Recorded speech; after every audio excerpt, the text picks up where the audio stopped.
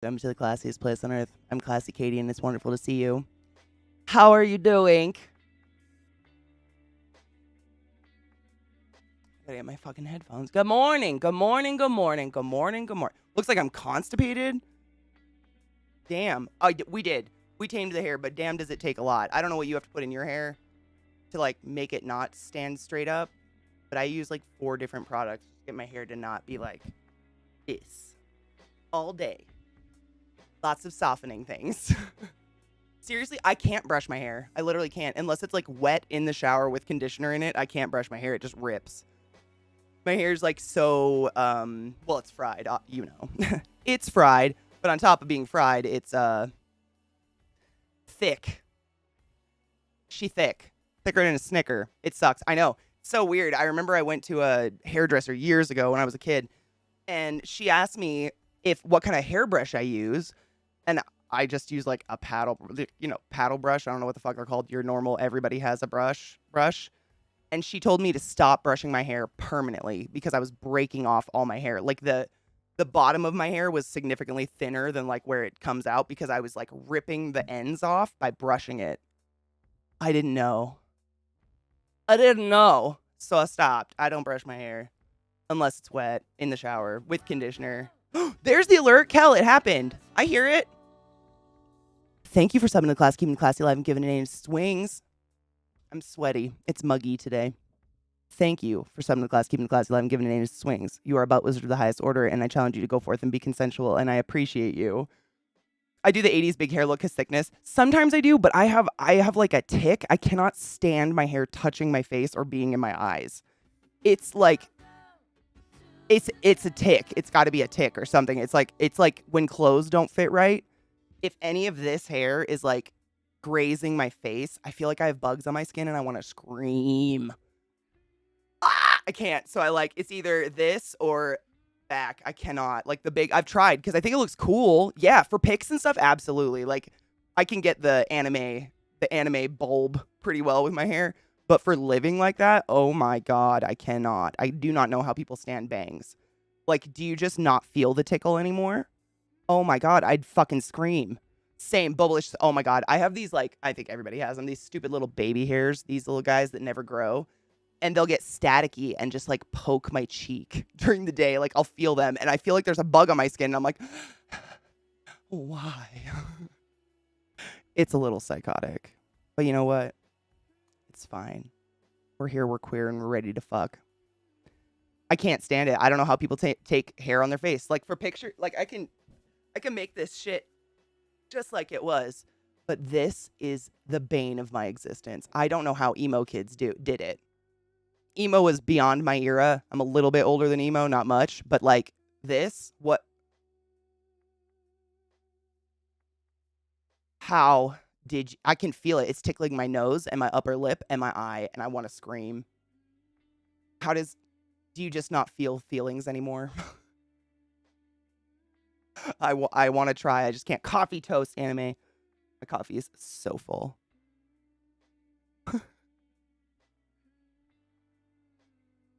Which one's Ali Sheedy? Hold on, I gotta look it up.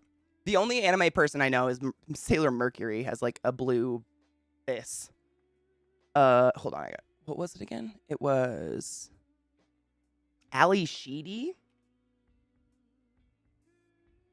Shadidity. Oh my God, yes. Oh, the basket case? Yeah, I didn't know her name. Sorry, bad with names. Yeah, basket case, 100%. 100%. The moment I saw that for the first time, my mom was like, oh, there's Katie. And I was like, I don't have dandruff. Can you get out of my life like that? Thank you. I came in to see what my wife's bedhead looked like. This. I do. I round brush it. I sit there with a blow dryer and a round brush, and I round brush blow dry it because otherwise it just all grows forward in my eyes, and I can't. I want to scream. I go crazy. I can't stand it. Actually, yep, the basket case.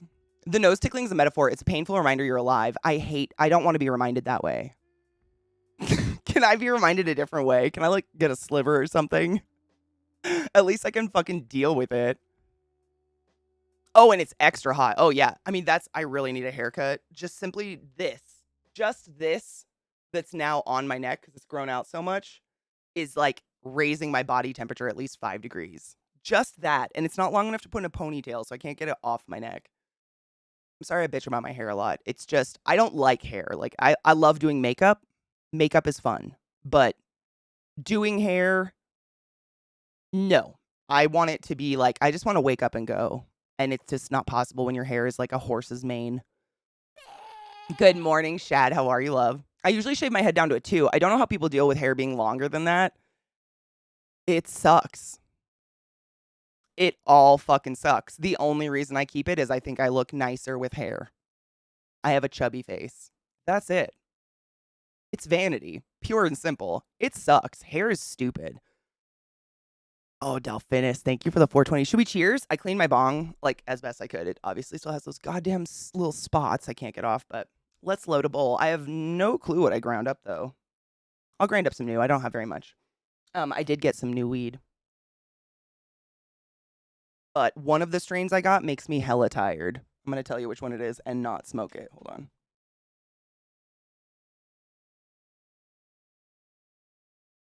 I have an undercut, but dude, that's the undercut. Like the only thing that stops me is I had a friend who got an undercut and I watched the grow out and it was the fucking weirdest like backwards mullet bullshit I've ever seen in my life. I don't care what it looks like. It would drive me crazy. Like I just don't like getting my hair cut. I haven't had my hair cut in over a year and a half now. Probably more than that, to be honest. This longer than this grow out. I did this bleach job myself. So like goddamn, I have no idea. It's been a very long time since I got my hair cut, but I honestly just hate doing it. And when you have something like an undercut, you kind of have to go get upkeep on it, and I fucking don't want to do it. I just don't like getting my hair cut. Anyways, the strain I got's called Cherry Pie, and it makes me so sleepy, and I don't know why. So I'm not going to grind this up. This is an end of stream, end of day strain. It's just called Cherry Pie. It says it's 20.2% THC. Nothing fancy, but it makes me like makes my eyes instantly heavy. So, not today. However, this is the new strain I got. It's called GAC Smoothie. Not smoothie, smoothie. GAC Smoothie number 5. Apparently, it's 17.85% THC. I don't know. We all know how legitimate that is. You put your weed in there. I have a stoner bowl. Dude, I didn't have a stoner bowl, which is weird, but I had to clean my bowl. I cleaned my bowl, too. It's as clean as can be. Cheers, Bubblicious. We're clean bitches today. My boo does the shaving. Man, I wish I could trust someone to do it. It's just vanity. It's just like insecurity. Hair is kind of like a curtain I can hide behind a little bit because I have big fat cheeks and a big fat face, and I kind of have always hated it. It's why I get mistaken for younger than I am all the time. And when you have hair, you can like cloak it a little. I don't know. It's just insecurities. But really, at the end of the day, it fucking sucks. Hair is stupid. I remember when I cut off my long hair, when it was like down to my ass. The moment she cut it off, I was holding it in my hand and I was like, dude, it literally feels like I was carrying around a dead animal on my head and like maintaining a dead animal on my head. It was weird. Like hair's really cool until it's not connected to your head anymore, and then you're like, gross. It's weird. It's an interesting. We'll put it that way. I have hair all the way down to my ass crack. I used to, not like a hairy back, but I used to have hair that long. You don't have a fat anything. My thighs are pretty jiggly. I guarantee there's some fat in there. But thank you. Did I say something was fat? Oh, you know what I mean by fat. It's the cheek. I got cheeks.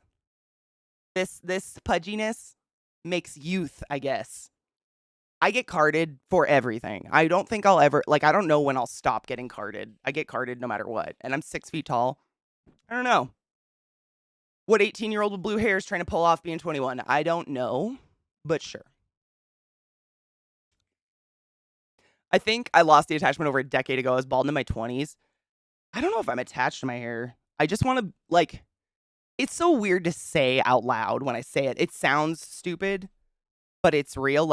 I just want to like myself when I look in the mirror in the morning. That's it. That's it. Base, I just want to be okay with what's there first thing in the morning when I wake up and go brush my teeth. You know what I mean? And when my hair is exceedingly short, like that fucking like little tiny pixie cut I did when my hair was red. I just didn't feel pretty at all. Like every day I looked in the mirror, it was almost like I didn't recognize myself and I didn't like who I saw. I don't know what it is. It's something psychological. I know it's inside me, but that was something I learned about myself. That short of hair is not a comfort zone for Katie.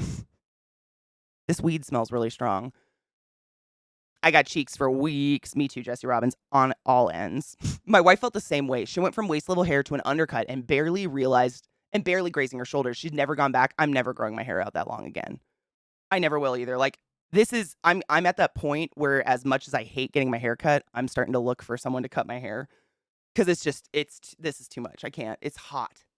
Like this stupid little bit makes such the difference if you get it the fuck off your neck. It's crazy. And I just want a bob again, like that inverted bob thing that I think is my favorite haircut because it's when they cut it, they leave it long enough in the front that I can get it out of my eye. I can put it in like a little ponytail and get it out of my eyes, but it's off my neck and it's so just way more comfortable. Never again. I have long hair and a hairy back and chest and shoulders. Oh, and a beard. Oh my God, are you Sasquatch though? I'm really sweaty and hot. But I have the AC on. Why am I so uncomfortable right now? What is going on? Please hold.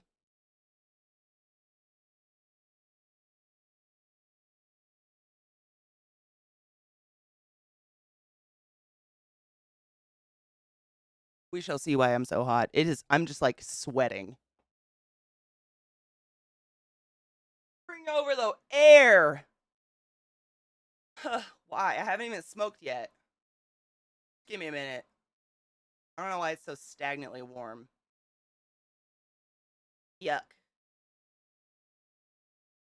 Come, sugar! I'll do it in 1 sec. I'm just cooling my armpits off. I don't know why it's just strangely warm in here. I don't know. Thank you. It's Black Craft Cult. Big shock. This is actually this pin.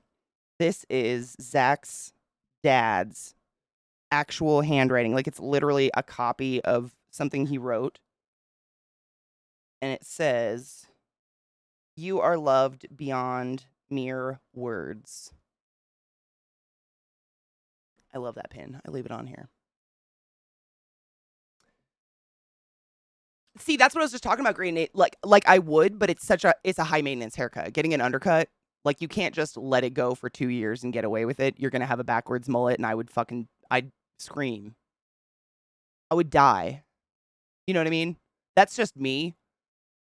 It's just my own psychosis. I would go crazy. It would just be me. I'm crazy that way. I can't. I just don't like. It's the same with like getting a pedicure or a manicure. Like everybody finds these activities so relaxing. And it is my worst nightmare to be forced to sit still and have my hands taken away from me for extended periods of time with strangers. That's my Guantanamo. I can't. I fucking hate it. I'd rather just look like this than do that, which is terrible. Hello, boy Will. How are you, love? Shall we cheers? I did a bowl. I'm hot and sweaty, but it probably will make me more hot and sweaty. We'll see. Maybe I'll even out. I don't know. We'll see. Cheers, everyone, to what was this called? Gak Smoothie. Cheers.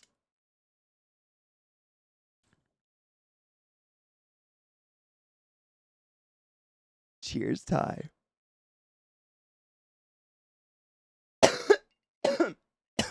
That's true. It'd probably be better. Well, I think Zach has offered to cut my hair. I just don't know if I trust him. I don't even trust professionals. I had my hair melted off one time a long time ago, and it gave me.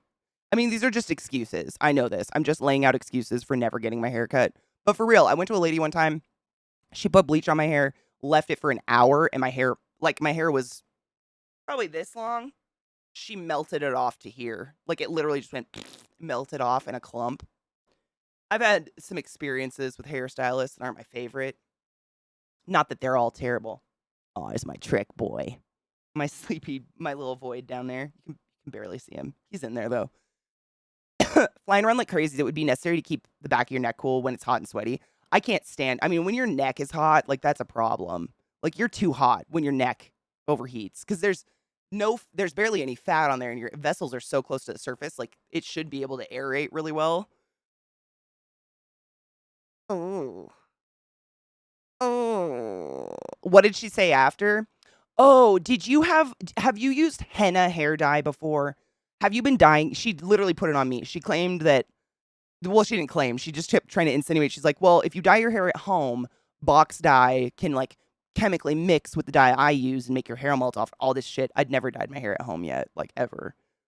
I was like 19, I think. I was a youth. She just tried putting it on me and I never went back. It was terrible. It was bad. It's one thing to cut your hair when you're ready for it, but when you're not emotionally ready to chop your hair off like that, yeah, it was wild. It was so weird. She was a really nice person, and I'd had my hair done by her multiple times before. She actually had a hair salon in her home, so she could work at a home, which was great. I kind of like that better. It's better than sitting at a salon where it's awkward and they try to play top 20 hits and make you feel cool. No, thank you. And every other time I'd gone and gotten my hair done, it was fine. And then this one time, she was bleaching my hair and like her kids were home and she left the room to go yell at them. And I don't know, fucking forgot about me, I guess. I tried giving her the benefit of the doubt, but I really can't here. And when she came back and pulled the foils off, my hair came out with the foils. Like my hair just... If you've ever seen bleach melt hair, it's pretty gross. It's like overcooked ramen noodles. Bad. And the smell. And she was like, well, you'll look really cute with short hair. I'm like,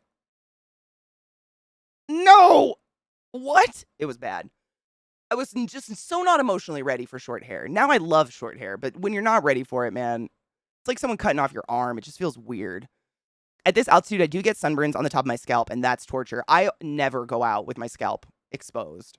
Ever here. Like, literally, if I go outside, I put, like, at least a little ponytail like this, because otherwise, my part will burn. Because the sun here, yeah, it's so fucking intense. My part, like, the skin that shows where my hair parts has burned and flaked. Like, it burned so bad, I was, like, picking flakes off my scalp. It was fucking bad.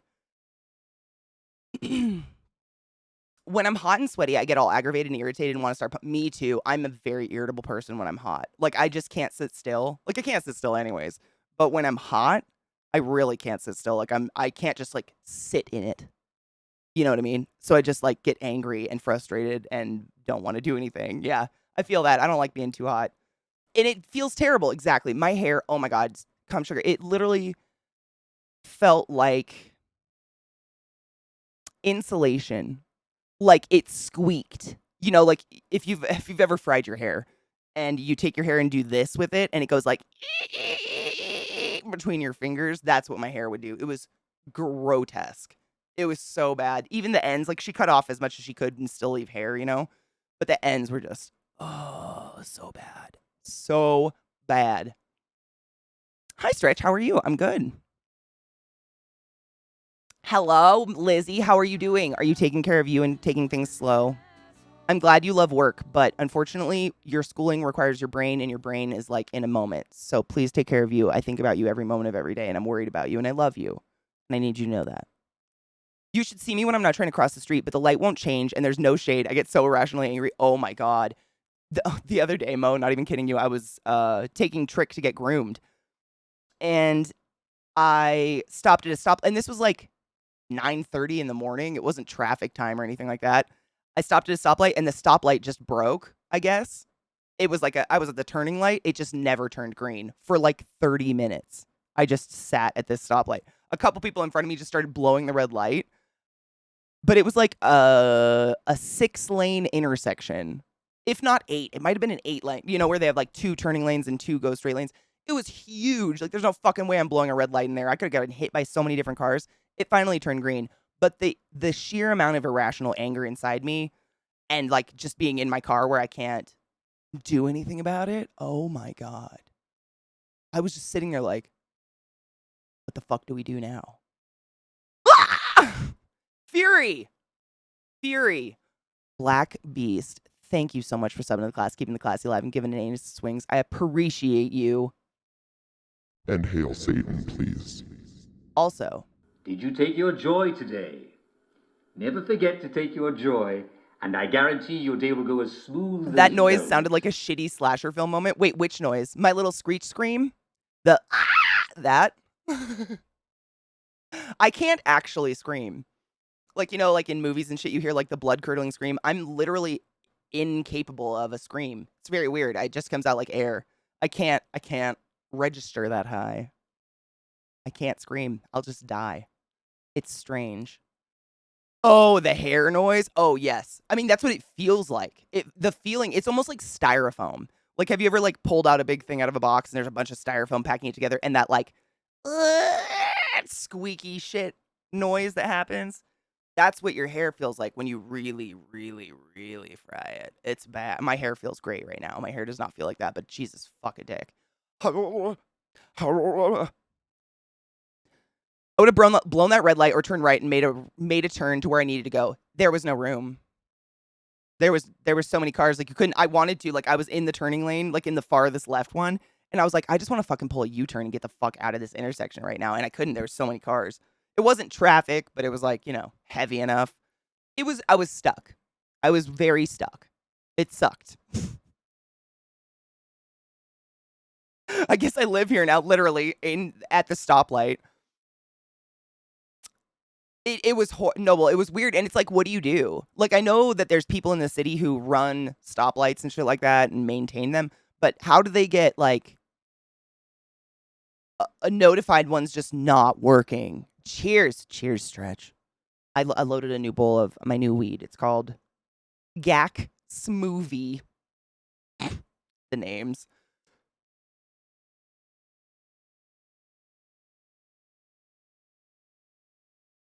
Knives. I was just so mad. I mean,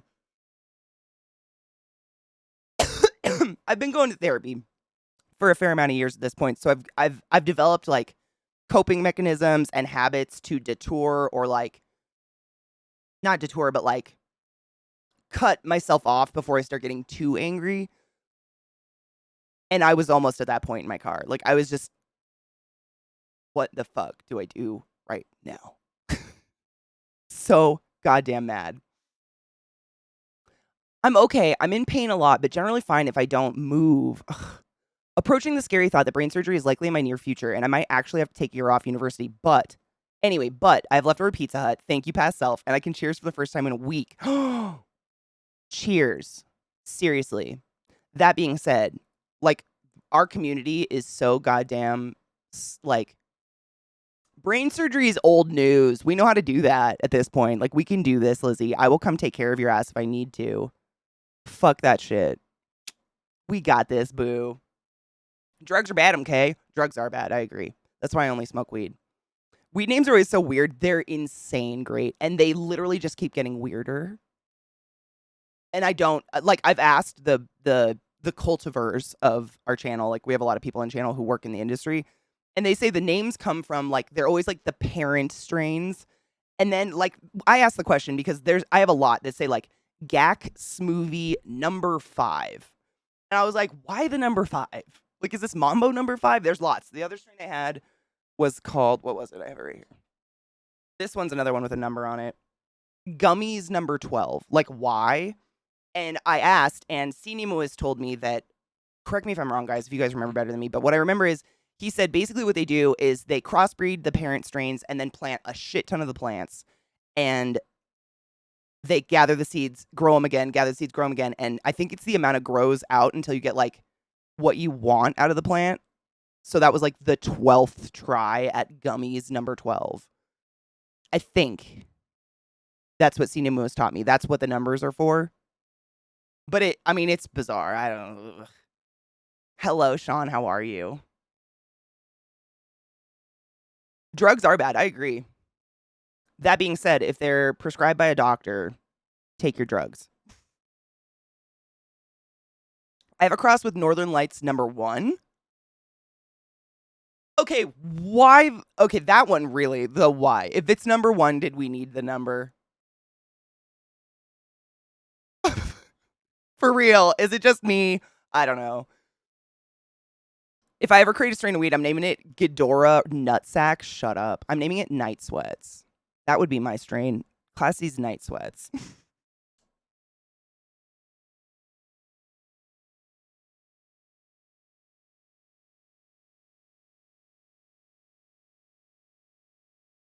Cheers. This strain is mellow. I like it. It's kind of fruity. Like, on the exhale, it's got like a blueberry something to it. I wonder, does it say the parent strains on it? No. Nothing. I don't know. But it's there's a berry. There, if you like weed that tastes like something not weed. Gax movie has some sort of like berry. I don't know. Just on the exhale, I tasted it. I can still kind of taste it. BOE, almost like it reminds me of blueberry, to be honest. Weird. It's good though. I like it. New strain. Never tried it before. I'm researching powered wheelchairs. Powered wheelchairs because I might get my license taken away because my vision's actually being affected. Oh my God, you are Eliza. See, I'm telling you, like, I'm not saying you're not special, but everything you're going through, like, one person or another in our community has gone through something similar. Like, we know how to we can handle this, Lizzie. We have the technology. If I can't drive, I'm fucked. But powered wheelchairs are hella expensive, and I'm hella poor. Would insurance not cover them? If you, are declared blind, like you can't, like if your license is pulled, but you still need to travel for work and whatnot, wouldn't insurance cover something like that? Because Jesus Christ, that's, well, strip your freedom and not replace it with anything. I mean, not that a fucking powered wheelchair replaces it, but you know what I mean? At least you can get around without fainting. I have a rainbow chip strain that has a minty exhale. Ooh, rainbow chip with a minty exhale. All right. I like the name, though. I love rainbow chips.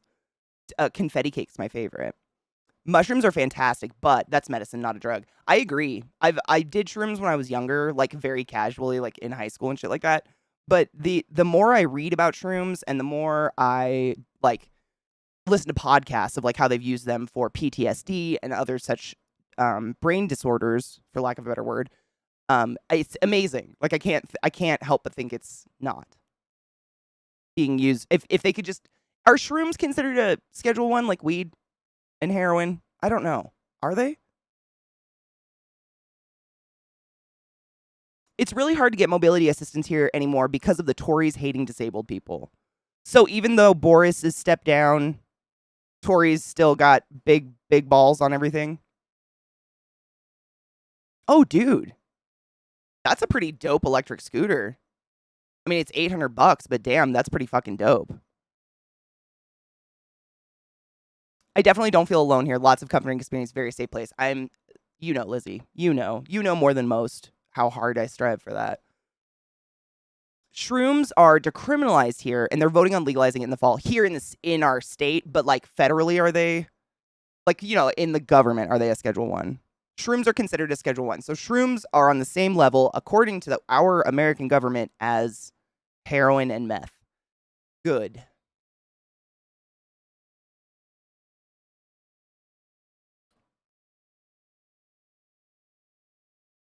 All right. Sick. Because that makes all the sense. The clinical evidence for mushrooms' effectiveness at treating depression and other mental illness is impossible to deny. Exactly. And the fact that it's still a Schedule 1 is kind of fucking disgusting. Are they knives? Yeah. That's cheap for a mobility device. No shit. Most of the powered wheelchairs are $1,600 minimum. I'm sorry, I just burped in your ears, but not. Wow. Anything that's considered a psilocybin is a Schedule 1. Wow.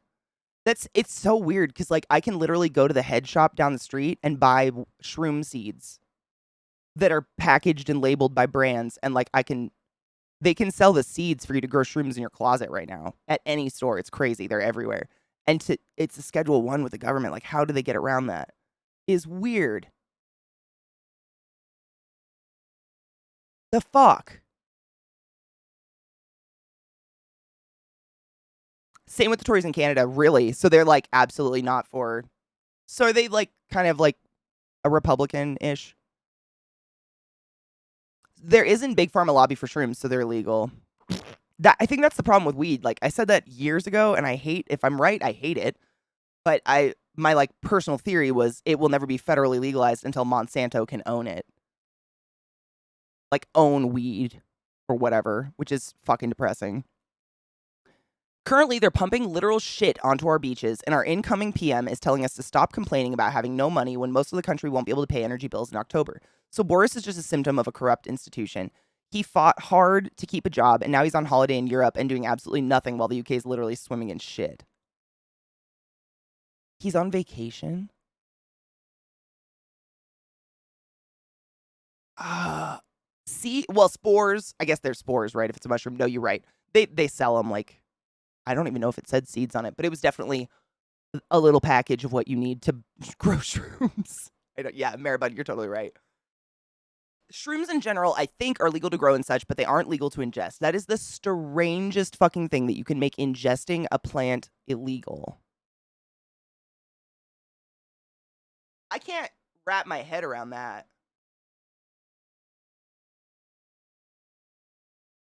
What the fuck? Our country doesn't make any sense, right? Oh, and it's going to be up in the air whether or not insurance is going to cover it. I see lots of stories of people needing money to pay for new chairs or donations for chairs. It's fucking sick. It's disgusting. If you, I mean, we could go on about this forever. I have so many examples from you guys, my own personal experience. Like Eliza had to fight for 2 years to prove she's blind because they kept sending her paperwork to read and fill out as a blind person. And then nothing would happen. And then they'd do it again.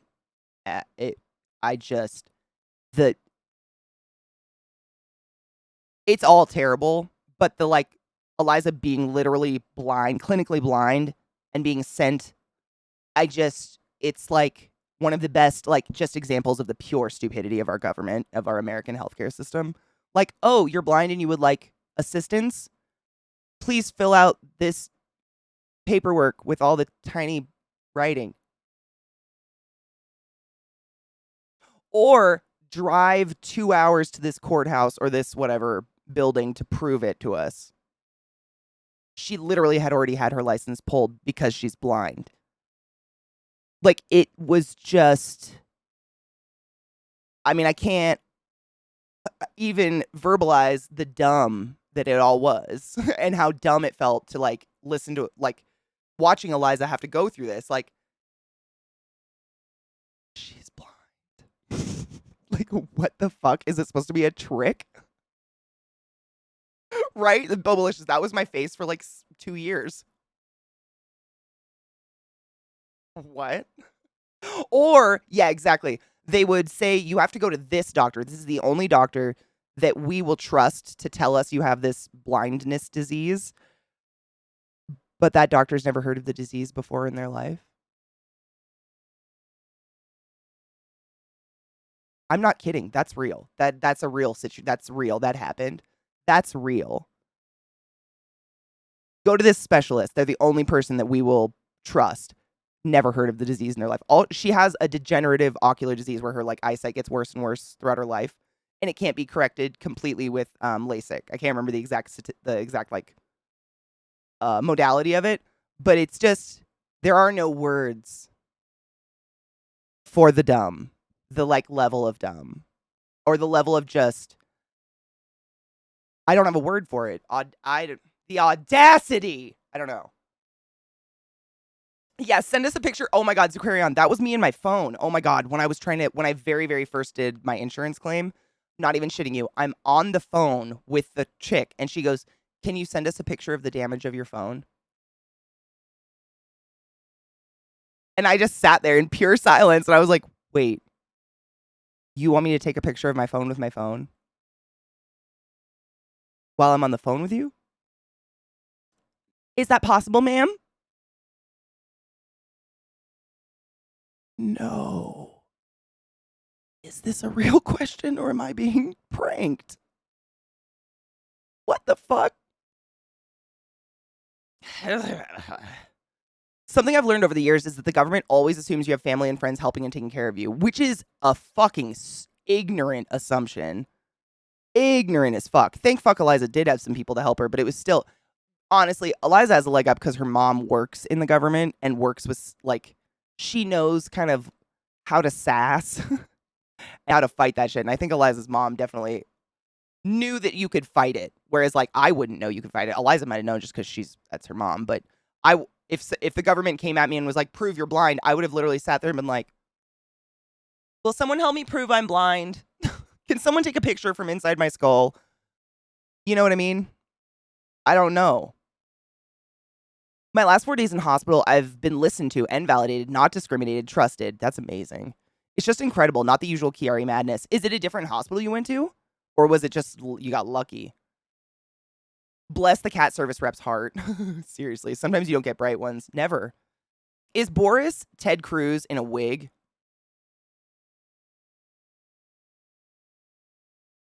Can we compare villains? I don't know.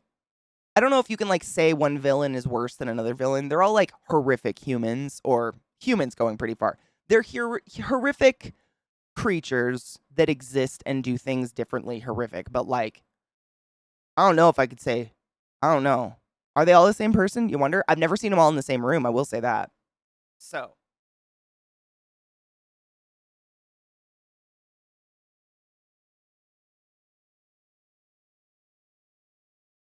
That's a prominent question. Prove it?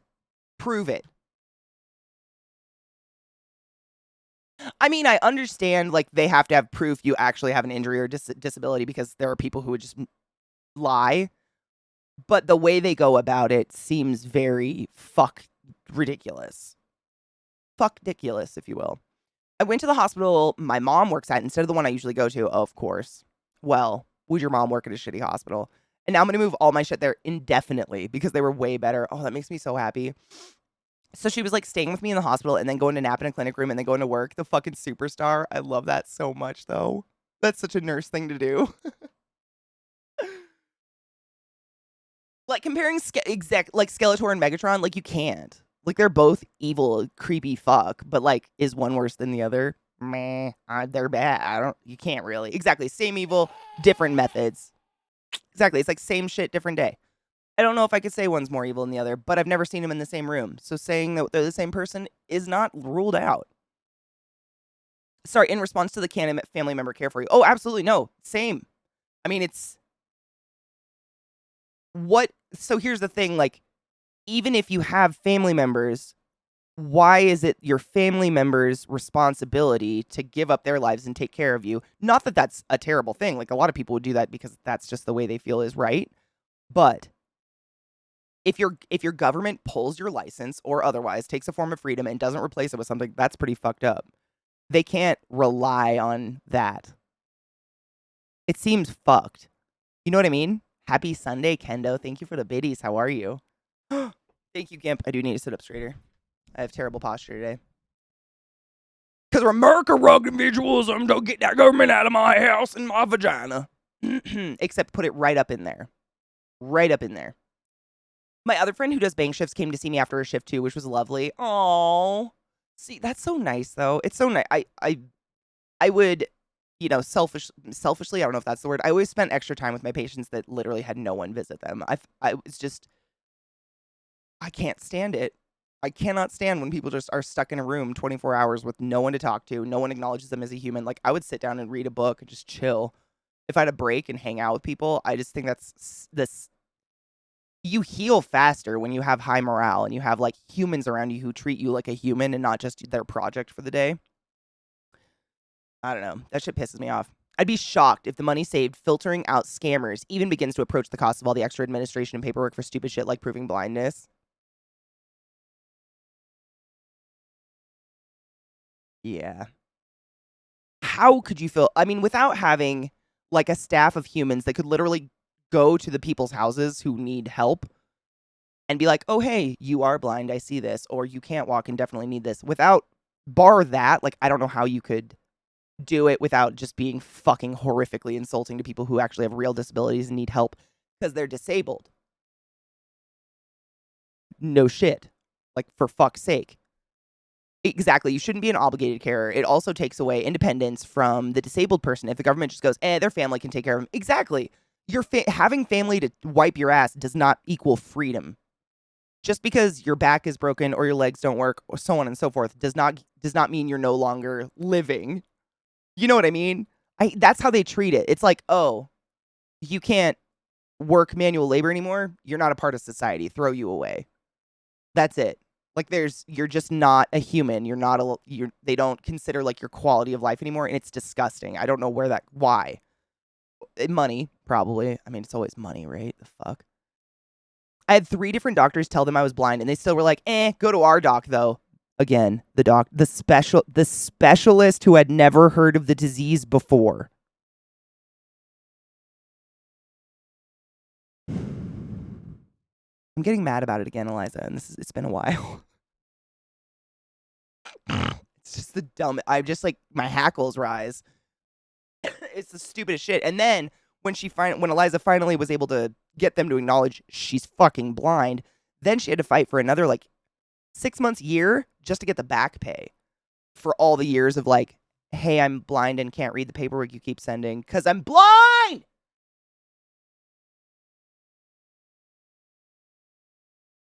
Know what I mean? Sorry, I get really upset for my friends. Mama Bear. Reminds me of Twitter Tumblr threads where non-Americans point out how weird it is that Americans almost never casually hang out with people for the sake of it. Hang out with people for the sake of it. What the fuck does that even mean? Help me, Sean. What does that mean? Hang out with people for the sake of it.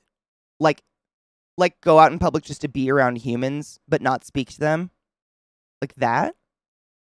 It's just me. I'm dumb. It's not on you. Those family members also have their own shit, and it's as much as they're willing to give up their lives to take care of their family member, I don't think it's fair to put that on them. It's like you could compare it to elderly. Like, what are our options with our parents when they get to the point where they can't take care of themselves? You can either afford a private nurse, you can afford a nursing home that's good quality, or what? You have another kid. Like, it's gross in this country that we don't take care of the elderly at all. Good morning, Trash Panda. How are you, love? Oh, Knives, it's horrific. I mean, it's laughable at this point. Like, I can laugh now at how absurd it all was. But at the time, it was very like a hopeless feeling. Because like Eliza and I became friends. I think she was able to drive to my house maybe twice. And boom, like she went and had an eye appointment. They're like, oh, you have this degenerative disease where your ocular nerve is fucked and you're going to lose your eyesight and go completely blind within a couple years. And literally within 6 months, like her text on her phone, like that is how big the letters are. I've seen her use her phone. The letters are as big as this screen, and she's still like this.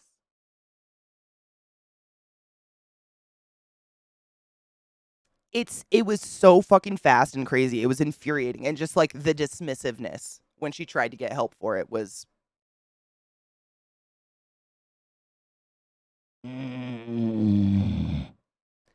made me mad.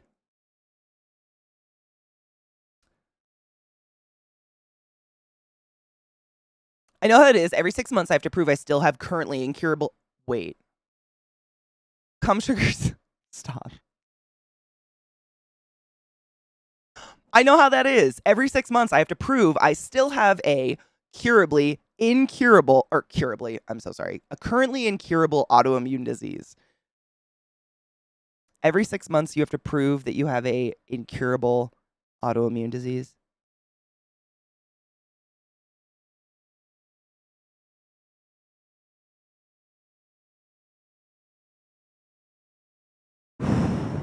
That is the reason to smoke drugs.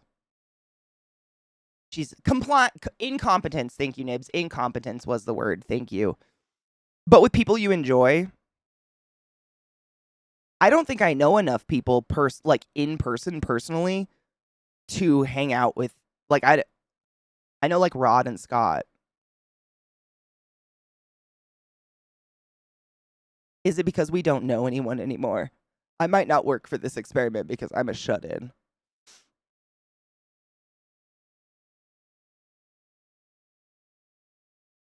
Hang out with people for the sake of it sounds like someone going to see someone for no reason. My mom does that. When I was a kid, we would be like out getting groceries and she'd be like, let's just drop by Nancy's house. No phone call, no nothing. She'd just drop by, come in, drink coffee for 4 hours and leave. And I'd be sitting there like, this is the worst ever. Those are my nightmare people.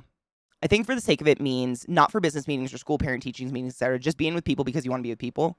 I do that, but I don't know. Personal, you can't generalize personal experience, but I definitely I enjoy having at least a few people locally that I can call up and be like, "Hey, you want to go see a movie or a concert or something?" I like having company when I do stuff. I don't know. As much as I am alone, I like to be alone in my home. But when I'm out doing stuff, it's nice to have someone that you can be like, "Hey, look at that thing. Look how cool that thing is." And that person goes, "Wow, cool thing." It's not as fun when you're by yourself and you're just like, "Cool thing." It's still fun, but not as fun. I don't know. I like company. But I'm picky about the company. Maybe that's it.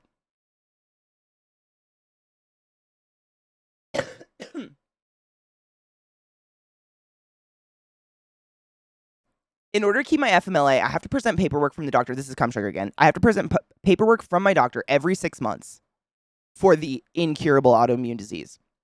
And it's random within that 6 months. And I only get 14 days to get it done. You can't get a doctor's appointment within 2 weeks. It just doesn't work like that anymore. That is, yeah, I was going to say the same. Doctor's appointments are like a 6-month wait out, if that. Don't throw water on Katie. She can't get wet. I mean, I can get wet, but I melt into a sad puddle and you wouldn't have content anymore. So, I mean, that's on you guys. And whoever threw the water would most likely be mobbed. I regularly go to my friends' houses just to chill and do whatever we feel like doing. I would do that too. That's how Eliza and I hung out when I still lived on the East Coast. Eliza would drive down from Jersey and we would sit in silence for 3 days and then she'd go home. But that's, to me, that's the ultimate hangout. Someone that can be good company, but I don't have to stop what I'm doing. If I'm painting my table or doing something, we can just chill. That's the best. But some people are high maintenance guests. It's not their fault. They weren't taught right. I like being alone with other people. Abso-fucking-lutely. Yep. It's being alone with another person. Exactly. We smoked weed together instead of alone or on a webcam. That's it. But I think that's how hangouts should be. If you have to do something extraordinarily fucking epic every time you see someone, what's your relationship really based on? If you can enjoy someone in your pajamas in silence, that says a lot. I don't know. I don't get anything wet. What's a lemon?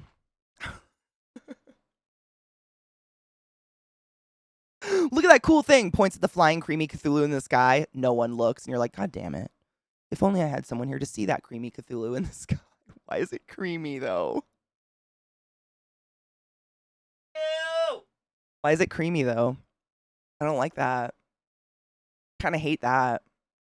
Every year I get a form that I have to send to the doc for them to say he can't work because of the brain injury from the stroke caused by the life-saving brain surgery. Wait, you have to do that every year? Is this assuming these things are they assuming they're just going to get better? Or is it they're hoping you die? They haven't figured out yet after 15 years to just send the fucking form directly to the doc. It's... What the fuck? I'm not the smartest person in the world, but I feel like some common sense should be clued in. I like small talk when people ask what I'm doing this weekend, knowing there's nothing for me to do here. Dude. That's every time I call my mom. So what have you guys been up to? I left the house once this month. So sick.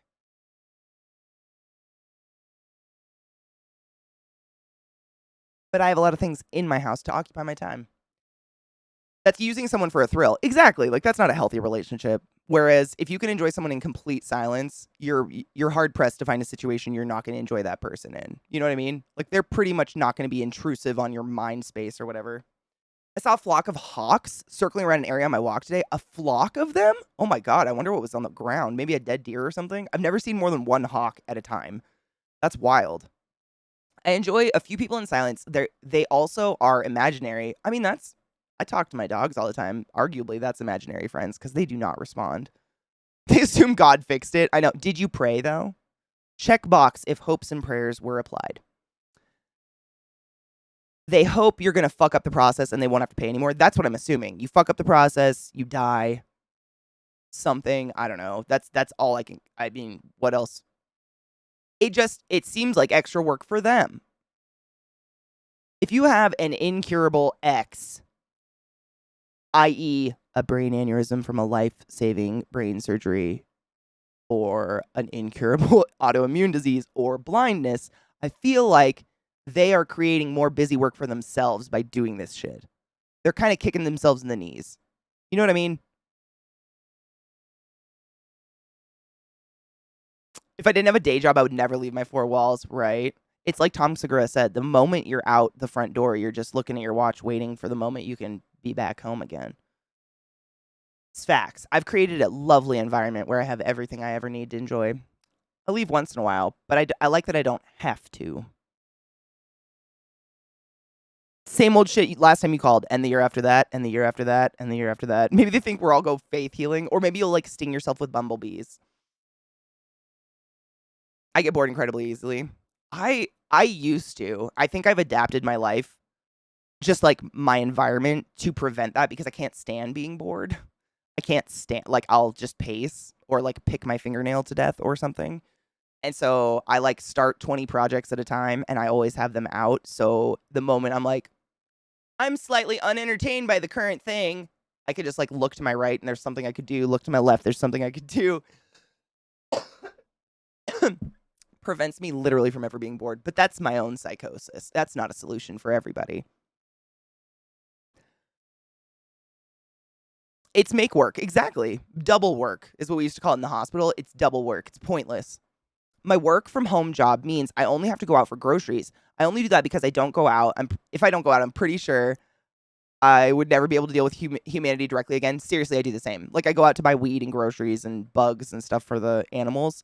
But, like, sometimes I go out. Like, I won't have to go out. Literally, I just don't have to leave my house for a week. And I'm just, streaming and shit. So it's not like I have time to drive far away or anything. And I'll go out and I'm like, did I forget how to socialize? Did I just over socialize with that person? Was I way too friendly just now with the gas station employee? Because I just fucking don't know anymore. I do. Is that considered going out though, Crimson? I do. This is true. I do walk around the dogs. I mean, I go out and run every morning and then I walk the dogs and stuff. Is that considered going out? I guess that is. Maybe. I leave the house to walk the dog. I mean, when I mean go out, I mean like get in my car and go somewhere and get out of the car again and like be that place for a bit. I don't do that a lot. I like to go on drives, but I usually like, drive and then come back home. I can't drive a car, but I can just ask Jesus to take the wheel. That should work. Absolutely. You know what? No, I won't tell you that story. Nah. That's just inciting unhealthy behaviors. When I used to know this person. A friend of mine used to drink and drive when they were young, dumb, and stupid. And the way they got away with it is they'd put their arms through the top hole of the steering wheel and just hold the dashboard and just line up their eyes with their knuckles and then do that with their arms. And that's how they would get home. I'm not saying do that. My friend was a stupid person. Not even my friend, really, just like this person.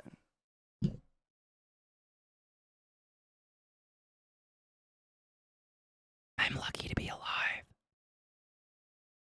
Oh my God, Lizzie. Imagine putting on your renewal form, quote, actually, I wore my rose quartz all year and now my heart disease is healed. Amazing.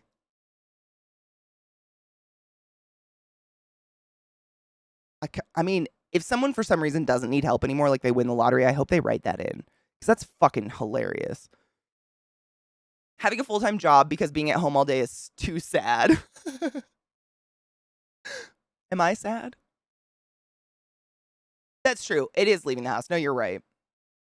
Maybe because I don't really have to socialize. Maybe, I don't know. I don't know why I didn't even think of that. I think it's because when I'm like running or walking the dogs, I don't necessarily see people or have to talk to people. I never have to talk to people, but sometimes you see other runners and shit like that. But yeah, no. I do that every day. That's like catharsis for my brain. We all did that. I'm glad my friend wasn't the only one. Because we were so sure we could function while drunk behind a wheel. Absolutely. It was just some like random like Did you take your joy today? Never forget to take your joy. Associate? And I guarantee your day will go as smooth as velvet. I don't drink anymore, if anyone's wondering. I had a friend who got struck by lightning twice in the same year. What the fuck? That's the worst luck in the world. What the fuck? That's the worst luck in the world ever. Oh my god, Glut, stop. Get it? It's Hello Titty. It's fucking good. You know, you could probably make the little frog from Hello Kitty look like a nice little moose knuckle if you tried hard enough. Just saying. We call him Sparky? No shit. Does he have scars or anything from it? And how did this happen? The fuck? That's wild. Hello, King. How are you? Thank you. Dude, I was bitching about my hair all day. Bless your heart. Right? Like, do they hang out in the middle of the ocean as the one thing poking out of the water? You should get an automatic winning lottery ticket if you get hit by lightning twice. Right? Like, you should get something. He's a park ranger. That's why. That makes a lot of sense. He probably has to go out during storms and shit, make sure other people aren't in the park and gonna get struck by lightning. And damn, does he have scars or anything? I saw on Reddit one time a guy who had a lightning scar, and it looked like roots because the lightning follows your veins. It follows the blood. So it literally looked like tree roots down his arm. It was crazy. He does? Oh my god, that's wild. Have you ever asked him what it felt like? And that was the day he stopped carrying that damned lightning rod all day through the mountains during storms. What a day that was. Got to get things done. We'll talk to y'all lovely people later. Knives, we love you. Have a beautiful day. Be safe. Don't let strangers lick or cough on you. Unless it's your penis. Maybe not the coughing. You know what's up. Have a wonderful day, though. What? Japan to introduce Hello Kitty in English? Wait. Really? Damn. That's interesting. Never thought that would happen. The first one hit his spine? What happens when lightning hits your spine? I don't know. And the second one hit his right knee. Jesus fuck on a dick. My asshole just sucked inside my body. Oh, I don't know what I would do. When we were young, we were stupid. We would go swimming in our lake, like in the middle of lightning storms and shit. But not because we had no idea we were going to get hit. We just didn't even consider, if you're the one thing poking out of the lake, you're probably the thing that's going to get hit. Never thought about it. But when the storms were going, the waves were huge. We'd go out there with little boogie boards and ride waves. It was fun. But I definitely should have died. It feels like molten. Oh my god. So this is apparently what Hellbound's friend said getting struck by lightning feels like. Feels like molten glass running through your veins. I imagine. It's amazing to me that people can survive a lightning strike. Because you guys know the paddles that you see in movies and shit. We don't use those anymore. Those are pretty superfluous at this point. But we do defibrillate people. And a defibrillator literally stops your heart. So if you ever see movies where they stick pads or any sort of defibrillation on a dead heart, like a not beating heart, they did zero research. Don't respect those people. It's like shocking a steak if you're doing that. You're doing nothing. Those paddles, literally, they have enough volts in them to stop your heart. So it restarts. Defibrillation literally means to stop fibrillating. Fibrillating is when your heart, instead of going lub dub, it goes because for some reason its little internal brain electrical nodes are misfiring. So your heart's not squeezing in the way it should to move blood around. So some people get stuck in weird rhythms, AFib, things like that, and we can shock them, stop their heart, and their body kicks it back into gear, and it will oftentimes come back in a much more healthy, normal rhythm. Sorry, that was a lot of nerd talk. So when you're hit by lightning, I would imagine it would fucking stop your heart. Like how many volts is lightning? I don't know. I imagine it's probably not like a 1 number. I don't know. It's wild to me. Like how a heart doesn't get stopped being hit by lightning. I just don't know. He was partially paralyzed for 4 weeks after being struck in the spine. No shit. But he has full functionality now, and he's a certified badass. Nature tried to take him out, and his body said, "Not today, nature." That's amazing. Have you tried turning it off and on again? I'm not kidding you. We say that a lot in the hospital. Not when people are awake, though. Hit that reset button. That's literally what those are. I cannot stand when people, I don't feel a pulse. Get the paddles. You're literally shocking a pork chop. What the? Just Google something. I feel like there's huge movies out there with these enormous budgets, and they really didn't think to search, like, maybe what the paddles are. Oh my God, is that what lightning is, Kel? 300 million volts is a lightning bolt. How? Your friend has a superhero heart. I know you don't get superhero powers, which is kind of fucked up. Did he at least send out a hospital picture saying, I lived, bitch? Yeah, he has awesome war scars, and what a story. I mean, is he afraid of storms? The record holder for getting hit by lightning was a park ranger. Could this suggest that lightning finds park rangers attractive? Which is, maybe that's like Mother Nature trying to like get naughty with park rangers, because park rangers are protecting the parks, yeah? They're like protecting them from people. So like Mother Nature would be like, oh, give me some of that park ranger. Oh, damn it. Did it again. And 30,000 amps. Jesus fucking, that's more than shock paddles. I know that's probably shocking. Honey!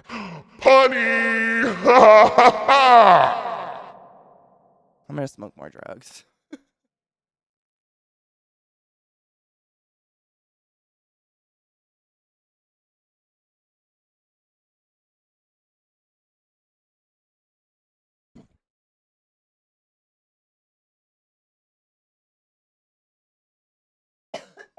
Cheers.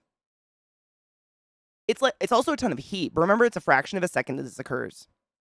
How long is it, really? Is it like a millisecond? I never thought about how long lightning hits, because it looks like a long time when you see it at a distance, but I think part of the time of what we're seeing is we're seeing it climb from the ground or come. I think it climbs from the ground, right, to the sky. We think lightning comes down, but it actually goes up. Oh, it's been a really long time since I took these classes. I don't remember these things as well. But I believe lightning actually starts at the earth and goes up and hits the cloud. I think. Man, correct me if I'm wrong. It's been a very long time. I don't remember anymore. I feel a little stupid. He's the most badass dude I knew. No shit. I mean, I think he might be the most badass person I don't know. Christ. Getting hit by lightning twice and living? My fuck. His name is Lucius. Shut up. He's a park ranger named Lucius. I mean, those nurses must have had a fucking kick. Oh, you just did CPR training because it's required for my job. We learned how to use that thing. It's pretty cool, isn't it? How it, like, I'm assuming you guys had the one with the 2 pads and it just tells you exactly what to do, right, Kel? Like, that machine, those little AEDs will walk you through step by fucking step how to resuscitate a person. It's incredible.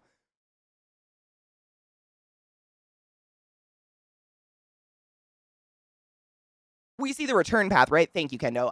I'm not by any means. I know very little about weather. I just took intro science classes. But it's been a while. That's the best interpretation. Getting struck by lightning is Mother Nature squirting all over you.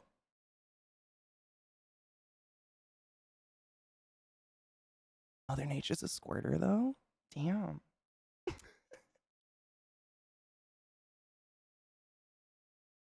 The nurses were dumbfounded. I would be dumbfounded. If that guy was in my hospital, I'd literally, when he woke up, I'd be like, why are you alive?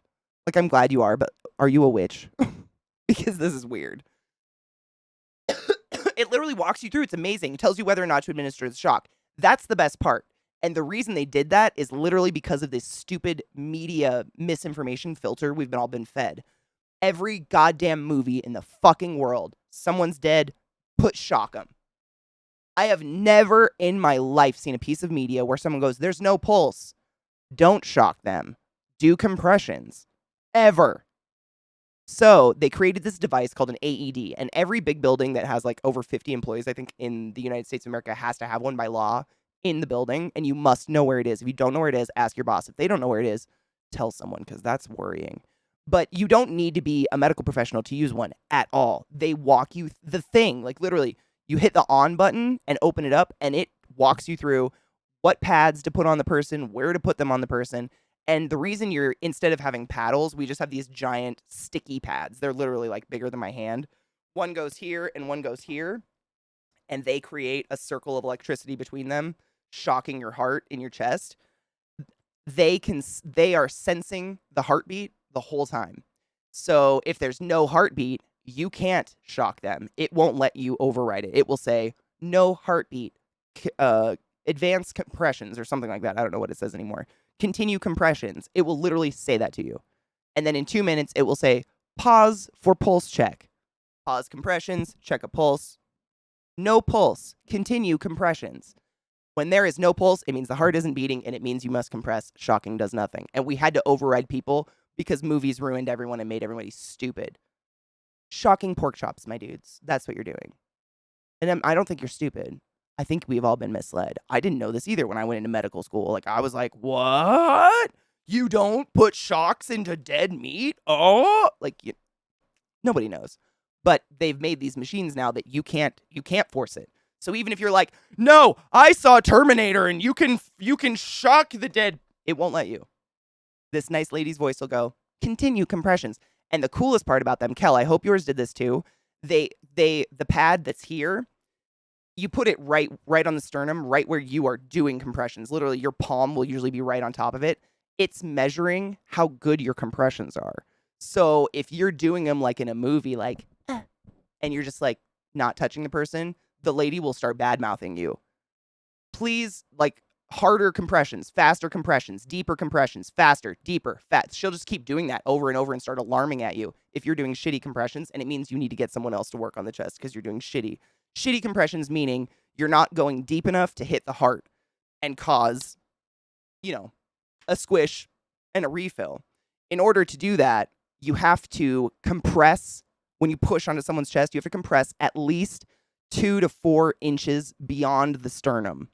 So 99.99999 repeating percent of the time, we shatter all your ribs when we code you. You have to do that deep. That's why, like, you don't use your arms to do compressions. You lock your elbows and you use your torso. Use your whole body. You're bending at the waist and you're laying on that chest as hard as possible. It's horrific. You don't want to be coded. You don't come back a whole person. You just come back a pudding, people. Blah, blah, blah, blah, blah. Blah, fuck your ribs, you're going to live, right? I mean, that's basically what we're doing. When we code you, we are taking the mental capacity that no matter what happens, your heart's going to be beating when we're done. So we'll chop you up to get there. It's fucked. Sorry for that lesson, but it's so important, and I'm so excited Kel got to experience one because the machine just walks you through everything and coaches you through the compressions and tells you exactly what you're supposed to do. It's amazing, and it's a life-saving device for real. My mom, for instance, this was like COVID ruined time. I think this was like 5 years ago now, actually, because it was when I lived in Baltimore. She got stuck in AFib for 2 hours in the middle of the night, ended up going to the ER at 2 a.m., and they couldn't stop her heart. They shocked her multiple times, couldn't get her heart to stop, so they had to give her atropine, I think it was. Is atropine the one that knocks your heart, kills it? They had to give her a heart-killing shot to stop her heart and restart it because it was in such a bad AFib. Like, this is shit that needs to be known by everybody. It can happen anytime, anywhere, and you don't always have your RT daughter in the room.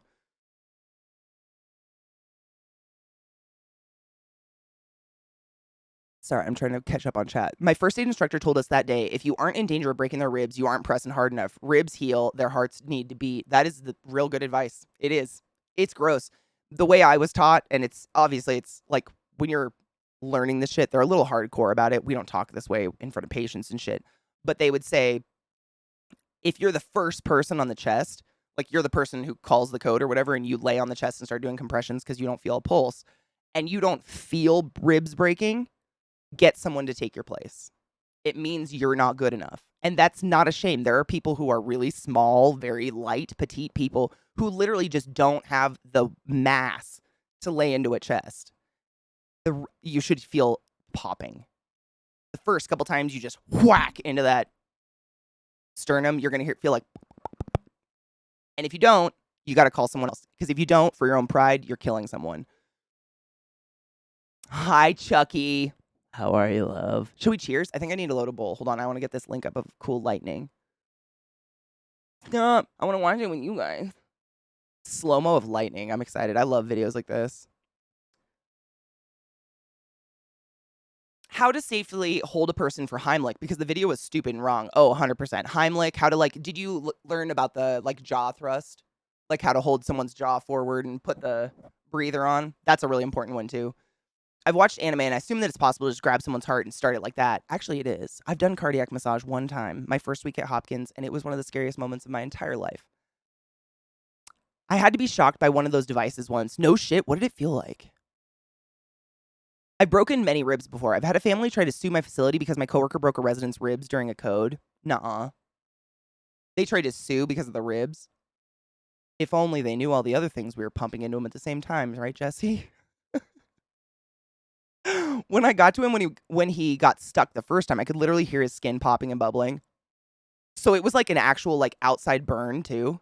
Oh my god, did he have to do burn wound care, go to a burn center? Oh my god, that's terrible.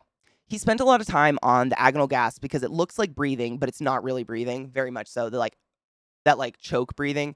Yeah, there's so much. I mean, I highly suggest if you're ever offered a free CPR class of any kind, take it. So many people that have just been given the class as a one-off one time, all comes back in a moment of emergency and they end up saving a kid's life 30 years down the road. It's crazy. It's like that what's the word? It's like your fight or flight brain kicks in and the information that maybe on a casual day you didn't pick up. It just staying alive, staying alive. Staying alive. Not bent elbows. This is terrible. Straight elbows. You know what I mean. Adenosine, thank you. Adenosine is the one. What did I say? Atropine. Atropine's good stuff. Atropine is good for the heart. Adenosine is the one that slows it down or can stop it, right? They use it sometimes for AFib. I am not a nurse. This is why I ask. Y'all know. I won't ever lie to you. I try not to. But it did happen to my mom and it was fucking scary. Being an AFib is that your heart will just stop after a while. All those misfirings going off. Because you guys know, I've told you, your heart has a little brain of nerves. That's why when someone's beheaded, blood will squirt out a little bit. Your heart will keep going until it's out of blood to pump because your head's been chopped off or something. Your heart's got its own mechanism of a brain, SA node, VA node, all these little nodes of clusters of nerves that go around the heart and cause those contractions. And it doesn't need your brain to keep going, which is kind of miraculous. Chucky, I'm pretty good. I got to go to a really cool reptile expo yesterday, and I saw some beautiful snakes and stuff. It was really cool. How are you? It was metal as fuck. When I arrived, it literally burned his shirt off his body and fused part of it to his skin. I hope he had a cool shirt on. I love muffins. Celine Dion was 100% right. Your heart will go on. She is. It's real. Your heart will. This is why people can be brain dead and be a vegetable. That's literally kind of the medical definition of a vegetable. Your brain had the oxygen cut off to it for one reason or another for such a long time that the anoxic injury to the brain made it non-functional. So you're brain dead, but you lay in a bed and you're still alive. It's because your heart doesn't need your brain to keep going. Your heart has its own shit. It's pretty insane. It's very sad. You don't want to be a vegetable. I hope to fuck all of the vegetables I took care of were not inside. I hope they were, mentally not there, because fucking Christ. Another one, that's the song I sings for Carry On. We weren't taught Staying Alive when I was in school, because it was so long ago. Another one bites the dust. Hey, but another one bites the dust. And another one goes, another one goes, another one bites the dust. But you do not sing that out loud. You keep it on the inside where the darkness lives. A Metallica shirt? Oh my god, Ride the Lightning. Go fuck yourself. Maybe that was the problem. He tempted the fates. Aw, Jose, bless. I always have a good stream. I mean, stream is always fun, I would say. I don't know what a good stream is, but stream is always fun. Tell me about the reptile place. I mean, it was pretty cool. There was I don't know how to even... How do I start with that? It was a convention hall full of reptiles and bugs. It was wild. I got to see a snapping turtle that weighed 450 pounds, and its head was literally a Godzilla skull. Like, I know where they got the Godzilla skull now. It's from the snap, not the Mata Mata, not the weird flat skull, the like monster fucking snap. Oh my god. I saw alligators. I saw an albino crocodile. Oh my god. I got to see a lot of Burmese. I got to see one Burmese python. I saw a lot of retics, a lot of tables of baby retics, which is like cool, but also scary and very misleading. I hope they tell people how big those snakes get because they are really cute and tiny when they're babies.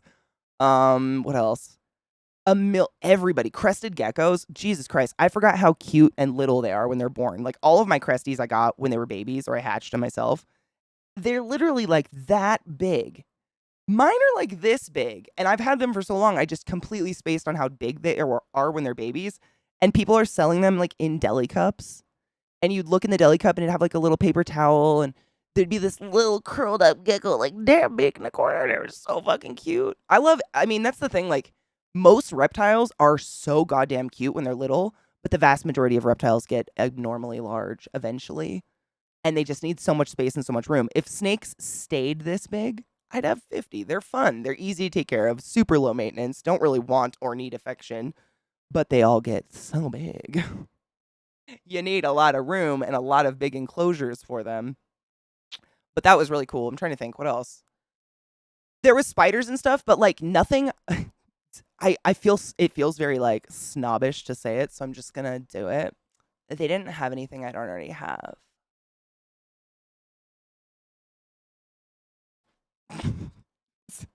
For real though, like I have more exotic spiders than any of the spider tables that were there.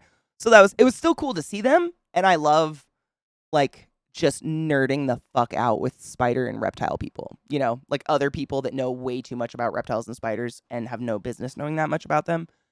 There are more people like me out there. They're few and far between, but they're out there, and I love just fucking nerding out with them like that. Like that's really fun to me. Just sitting at a table and like bullshitting with someone about they'll tell me about their weird tarantula and what it does, and I'm like, dude, I've got a Balfouri that does this. Isn't that funny? Ha ha ha. Nowhere else in the world are you gonna have a conversation like that. So that's fun. I'm trying to think. They did have a Mata Mata there in a tank. I mean, you literally I was pointing it out to Zach, and Zach goes, "What am I looking at?" I'm like, "The turtle." He's like, "Where is it?" Oh my god. He thought the turtle was like a rock in the tank, and he was looking for a little turtle on the rock. The rock was the turtle. Like I think Matamatas are from Africa or South America, but their face looks like algae. Like just look up Mata, Mata turtle. They're insane looking. Doesn't the brainstem area do the basic timing for the heart and breathing? Higher functions are further up to the brain, no medical qualifications. Yes and no. So higher functioning meaning like thinking about thinking is the way we usually just term it, thinking about thinking. That's your frontal lobe. Your instinctual brain, like hunger, feed me shit, is the back, kind of. But you have two different nervous systems that are controlled in two different ways. One is your conscious nervous system, so talking, getting up, walking, things like that. And then one is the nervous system you don't have to think about, and that's like your organs functioning, you know, and your heart beating and your lungs breathing, and that is more brains. That's more spinal involved and has more to do. It like kind of controls itself, which is why you can live with an enormous anoxic brain injury. Or some people will have like a really traumatic aneurysm. And the problem, I mean, live is, when I say live, I mean the medical definition of alive. Their heart's going. Live is a strong word. They ain't ever going to get up and open their eyes and talk to you again. But they're medically speaking alive. That's kind of what happens, and it's very sad. You hit my coffee. My needy girl. I got faded in gelato number 33. Oh my god. I got a strain like that too. I was just telling people about that. I got a strain called cherry pie. And I think I've had it before, but this order of it I got makes me so goddamn sleepy that I will not smoke it on stream. Like I smoked it a little bit yesterday and I got tired. Really tired. I tweaked my back at work today. Got any advice on healing other than don't get old? For real, Chucky, if you can afford it, going to a sports masseuse has changed my life. And I don't say that lightly. I'm not trying to be dramatic about it. For the first time in years, I can put a bra on without crying. My back was so knotted from like, little tweaks, little injuries here and there, and then me just being tense all the time. So I found a massage therapist who's not like, spiritual, like rubbing hot oils and stones and like, I mean, nah, nah. She just beats the shit out of me with her arms. And it has altered my life. I can sleep. Like I don't know why I just put up with it. I just have this thing in me that I'm like, what can I do? I'm not going to go to the doctor ever. I went through like a year where I would wake up at least 10 times a night because every time, while you're asleep, you're just subconsciously rolling around. Every time I would roll, I would wake up gasping because my neck would just be like fire immediately. I've never had a neck injury that I'm aware of. Nothing significant. But what I found out, this is the crazy part, Chucky. This is why I see a massage therapist. They're so knowledgeable of the muscles and stuff. I don't know the names, although I do know this one because chat helped me. So all of my fucked upness that I could feel was in my traps and in my neck. Like all these like tendinous shit and then my traps. I could feel balls in my traps, like actual physical knots. And this shit was so tight that if you pushed it, I would cry. It was so bad. This bitch pushed around on my back, was feeling parts, and she says to herself, I'm going to try something unique. She lays me on my stomach, drops my arm off the side, and starts pushing into this, which I learned from chat is actually your pec. This is part of your pec. This like, this fold over your armpit thing that can get fatty and weird. It's part of your pec muscle. And she just, I mean, it was gentle, but she just had my arms slack over the side and just started going into it, just fucking like raking into it with her thumbs or whatever. And it only took about 30 seconds of that. It hurt like a bitch. They were so tight. I had no idea. So tight. It felt like needles, like she was doing acupuncture or something. I was just like, like focusing on taking huge breaths and breathing through it. And in 30 seconds, it was almost like I came. My whole body broke out in cold sweats in an instant. I could feel the sweat dripping off my fingers rapidly. Like it was pooling in my hands. And she like busted some fucking nerve or something. I don't know. They're smarter than me.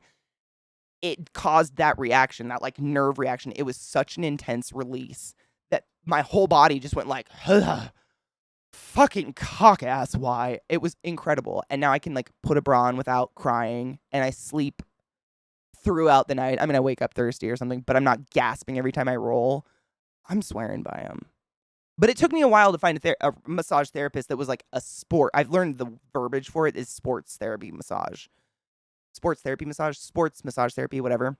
And it's because they're working on injuries. They're not working on your chakras. And that's what I just have, 34 years of minor injuries that I've ignored all building up into one, But goddamn, it's fucking incredible. They just do shit. I don't know. And they're okay with hurting you, and I like that. I don't like when people are like, are you okay? Like, stop asking. I'm here for the pain. Just do it. I live in pain. Like, just get rid of it for me. Do you like it, Kel? I still fucking love mine. It's such a weird pillow, but God, I sleep good on it. I think it, like, cradles my head, so I can't, like, sleep at a weird cocked position or something. Noble. It feels, I don't know. And like, when I went in, I told them, like, she asked me actually. She was like, so are we doing a full body or do you have an area you want to work on? So you don't have to sit in there for 90 minutes and have every inch of your body like oiled up and massaged. I sat for 90 minutes and she just did this area. That was it for me. And it's because how I work, streaming, I'm all forward, which caused my pec muscles to become super tight and kind of like constricted in the front because I was never doing this. Like when am I doing this? Ever. So now I do this a lot, or I'll just do this because I never want that to happen ever again. It was so bad. Bad.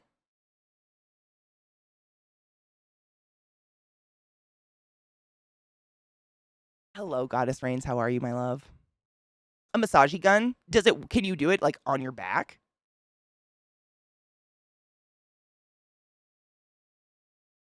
I think it's impressive that pop culture basically buried the benefits of kinesiology related stuff. They wanna there's a weird, like, I agree with you, Sean. It's like a weird battle between Western and Eastern medicine, for lack of better terms of it, like conventional versus unconventional. When I think most healthcare workers think it should all be together. Like, it's like the battle between, should you go to a chiropractor or a massage therapist? You should go to both if you're worried about it. And if you go to good ones, they'll tell you don't need to go here. You should go to the massage therapist, or the massage therapist will say this is a bone thing. You should go to the chiropractor.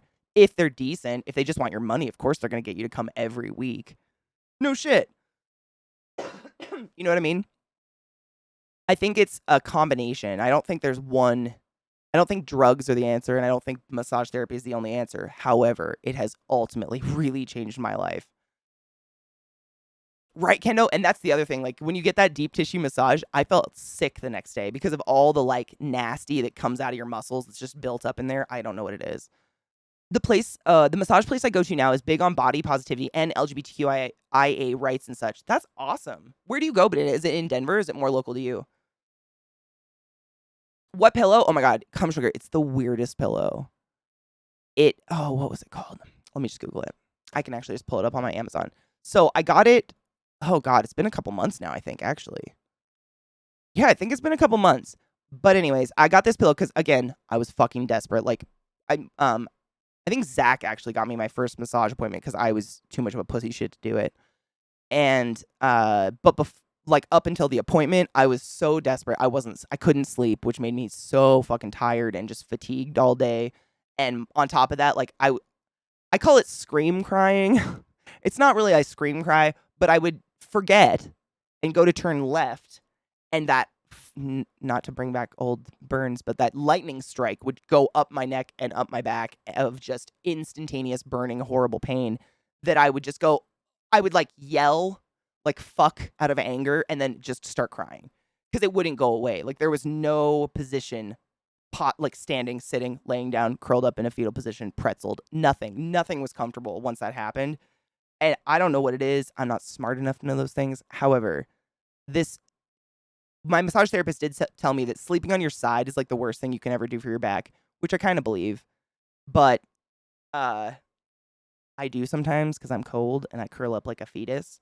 And what this pillow does, I think theoretically, is it helps cradle your head so you can't do this or like this shit or, turn your head at a weird angle, but it does it it's not like holding your face. It's not invasive. You know what I mean? It's not like a fucking head holder. Hold on.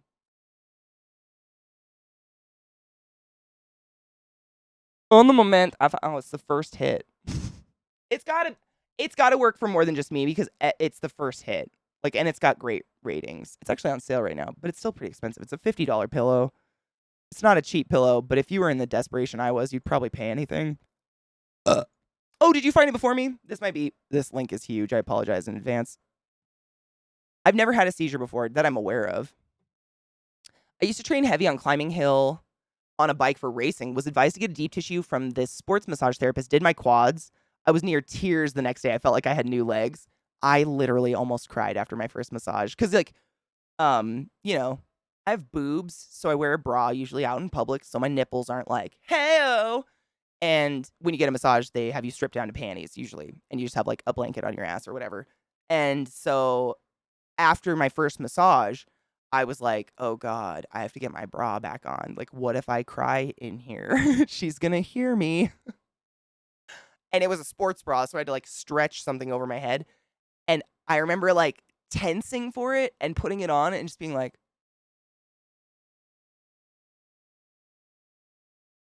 bitch is a fucking witch. Nothing. I felt not in monicum. And granted, not one therapy fixed everything. It was just like immediately afterwards, there was so much release of my shoulders and my neck that it was like heaven. It was fucking amazing. I don't even know. It was so good. I went out to the desk, actually, like pay her for the appointment and everything.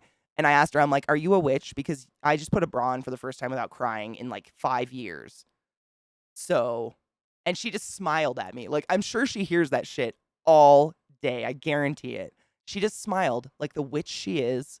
And I went on my way.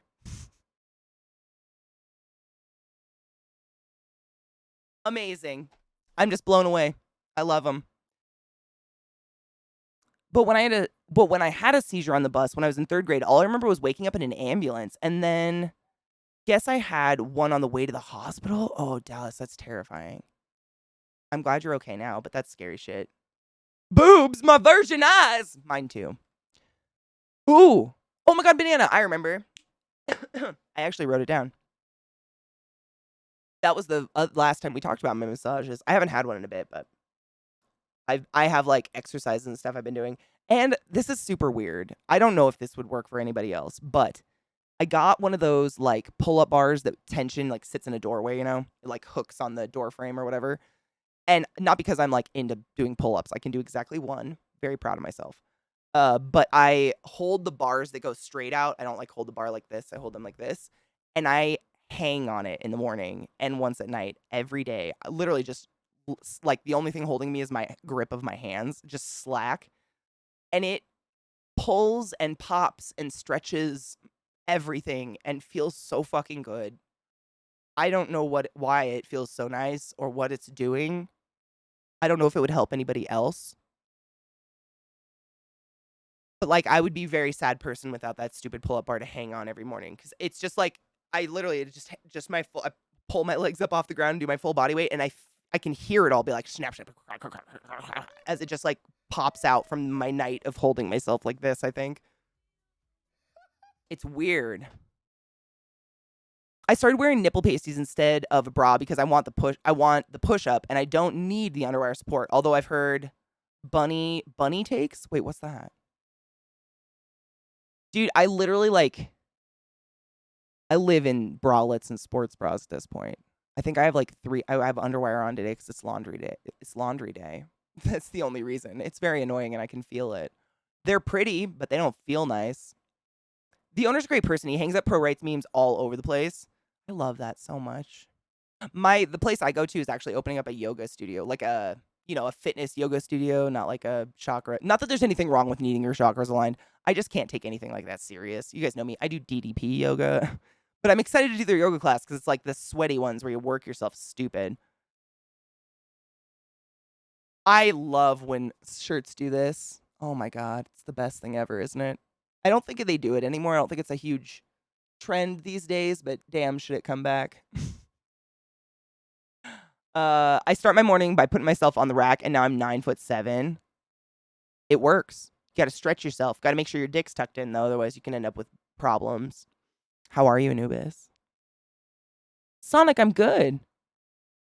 Tired, but good. I had a lot of social exposure yesterday. Thumb cuffs are everything. Remember when we had to make them ourselves? Like, you just had to get extra long sleeves and slowly scratch it away with your fingernail subconsciously for a year? I might still have a few sweaters from that. I have a sweatshirt from 8th grade volleyball that still fits. I've been tall for a bit. I wouldn't because my mom would not she thought it was so trashy. Like she would hem our jeans so they would hover off the ground. So God forbid they would shred or anything. Like she needed us looking like clean and proper all the time. So I couldn't do that. She'd know. But if I wore it through with my thumb, she'd be like, "Oh, dang it, another sweater ruined." And I was like, "Yeah, ruined. Definitely ruined." Ooh, nice. How many days were you there? Which fingernail though? The broken one? Thank you. I like it too. It's blue. It's a pretty blue. It's like periwinkle blue. Ruined. I chewed thumb holes in my sweatshirts. Then my grandma bought all of those motorcycle sweatshirts that had them built in. They're the best thing ever. These are built in. I didn't chew that in. This is from Black Crack Cult. Should be called that, but isn't. Black Craft Cult. Of course. My dad made me wear carpenter jeans because they last forever. Oh yeah. We lived in Levi's. Like I didn't have a cute butt until I was in college and was able to buy my own jeans. Well, like my senior year, my mom did get me a couple pair from Buckle, but that's because literally I was so tall I couldn't find jeans anywhere in the world. Like nobody had jeans my height. I have like a 35-inch inseam. I'm a monster. I've had a number of seizures after recovering from brain surgery. I remember only the onset, but not the seizure on Dilatin and phenobarbital daily for life to keep them at bay. Do they happen very often, Kendo? Like since all that's gone down, since you take the meds and everything? had some fishnets as a teenager, but I was so self-conscious of my legs. I did not wear anything but pants. Like, I remember going to Disneyland when I was like 12, and I wore long jeans. It was Disneyland in August, and I wore long jeans the whole time and a hoodie. So fucking self-conscious of my body. Buckle, It was the only place. I mean, name another place you could get jeans that long. I'm grateful to this day. I mean, I had to take care of my jeans. They had to last for years because they were like $100 for a pair. Seriously, not exaggerating. Buckle is asinine. But you could find a 35-inch inseam. And they were still, like, cute. It wasn't like, you know.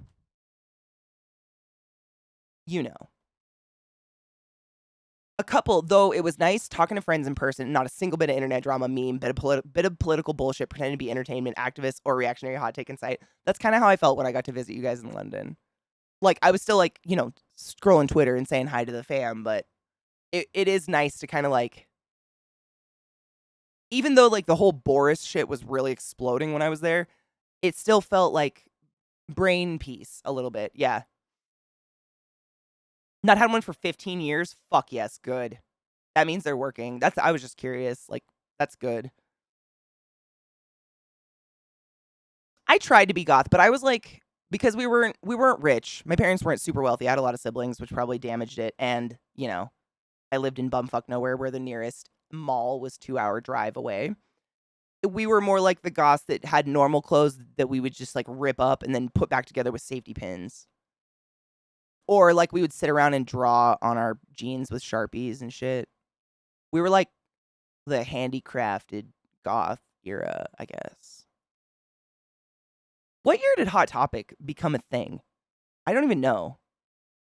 How long has that shit been around? I don't know. It used to be music, and then it was not anymore. It's very confusing what happened there. They were happening a few times a week. Was there anything that triggered them specifically, or was it just... a fuck. Hi, Allie. How are you, love? In 88? No shit. That's the year I was born. All right. Oh, Hot Topic, you glorious beast.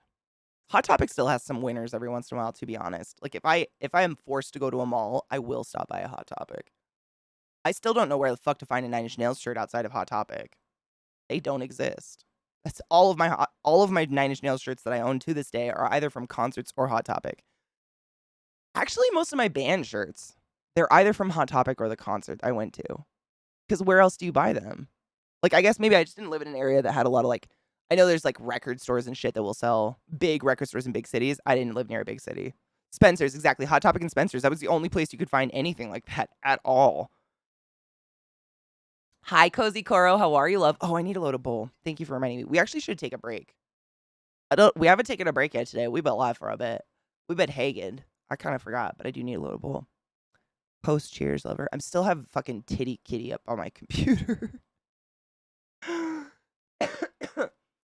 Is Spencer's even around anymore?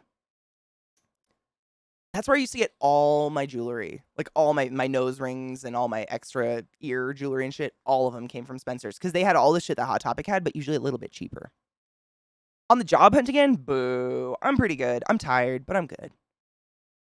Can't complain. I'm alive. I'm breathing. No one's actively trying to hurt me physically or emotionally that I'm aware of.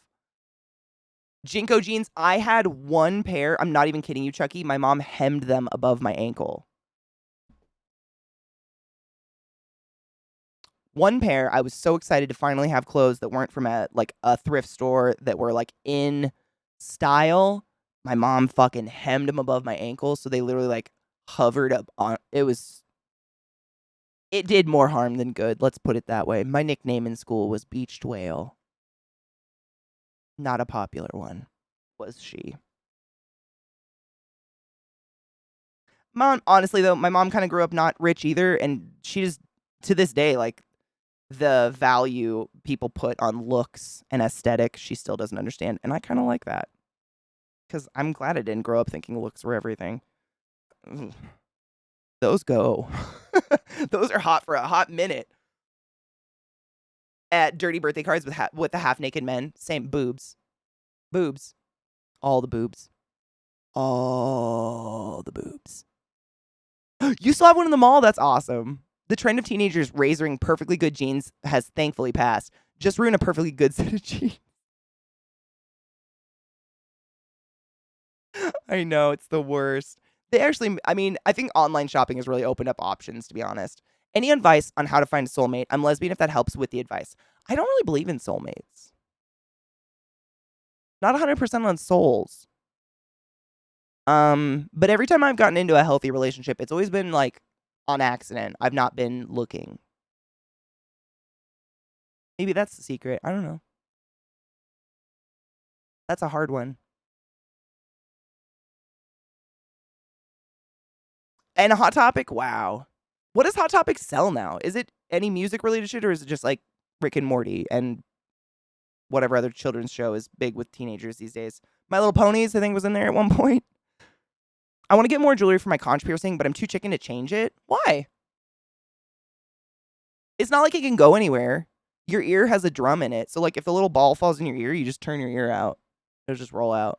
Seriously, I have all sorts of like I've got, oh, you can't see it because my fucking headphone. I've got these guys. And then I've got a ring. I did a ring on this one, but that one was a stud, and I had to take it out. And if the little ball falls in your ear, it's not like it falls in your brain. It just rolls right back out. It can't get stuck. Don't stick your finger in there. Just do that. Better case, when you unscrew it, do it with your head tilted. I change my shit all the time. Don't be scared. It's your body. You'll be fine. What up, Death Eternal? How are you?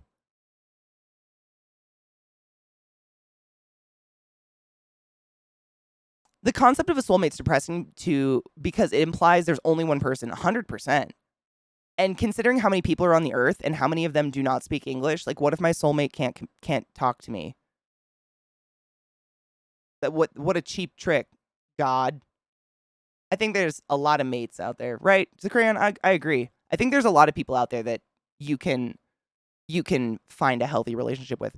Every single relationship, regardless of anything, is always all about compromise. So whenever I get in a relationship, I look at it and go, what are the compromises I'm going to have to make here? And can I still live a happy life making them? Awesome. There's no such thing as a relationship without them. Which I think is what soulmates also implies. Like you're supposed to find someone that doesn't do anything that annoys you, is just like the perfect epitome of your dream human. And it's like, that's not real. People suck and are annoying on all levels. All of them, even if they suck your dick. Still kind of annoying. But like, is it annoying you can live with and still be happy? Or is it one that's going to disrupt your flow? You know what I mean? Tilt your head like that. Literally, if you could move your ear, that's even better. I can't do that. Damn it. I have no ear function. Fuck. Oh, changing it makes you queasy. I understand that. Most people are scared they're going to lose that little ball in their ear. That's the only reason I said that. Everybody that gets this guy, what is this one called? Tragus or something? I don't want to lose the ball. I'm like, where do you think it's going to go? Where's it going to go? In your brain? The fuck? There's a lot of anime and band stuff still, and one side of the store is pure 80s, 90s nostalgia. The fuck? Like real stuff? Rainbow Bright? Oh, Sailor Moon and Care Bears? Oh my fucking God. That's incredible. You know, they had Tim Burton stuff last time I went there, which was many years ago, but I think Tim Burton's kind of a mainstay in there at this point. We have plenty of love, and there's, like, at one point in your life, you and another person might have been perfect for each other, but as you grow, you might come to a point in your life where you're not perfect for each other anymore, and that doesn't mean either of you did anything wrong. I mean, you might have, but it doesn't mean you did. And it doesn't mean it's wrong to, like, separate from that person and find another person that matches that point of your life. I don't know. I think the whole, like, people are very into finite things. Like a soulmate, a marriage, a husband, a wife. Like, that's it forever and ever, and you die. And it's like, it kind of puts this implication of, like, guilt if it doesn't work out that way on you. And I think that's why a lot of people stay in unhealthy relationships, marriages, etc. Which is sad. Like, why be miserable when you could both be out there loving? I don't know. You know what I mean? Shit changes. Exactly. Shit fucking changes. Country music's a hard pass for me. There's no compromise there. I grew up on it. It's kind of that weird, like, whatever your parents listen to, there's a part of you that's like, ooh, nostalgia. Like Tim McGraw era, like the hot Tim McGraw era, that was country I was literally just inundated with. I used to get a friend to change my nose and eyebrow piercings, but we haven't been friends. Wait, change your nose piercing? Wait. Girl, you got to stop getting piercings because there's never going to be always someone there to get out your nose thing. And what if it's what you gonna do with all that junk inside your trunk? You know what I'm saying? Girl, you can't be getting nauseous with your own body.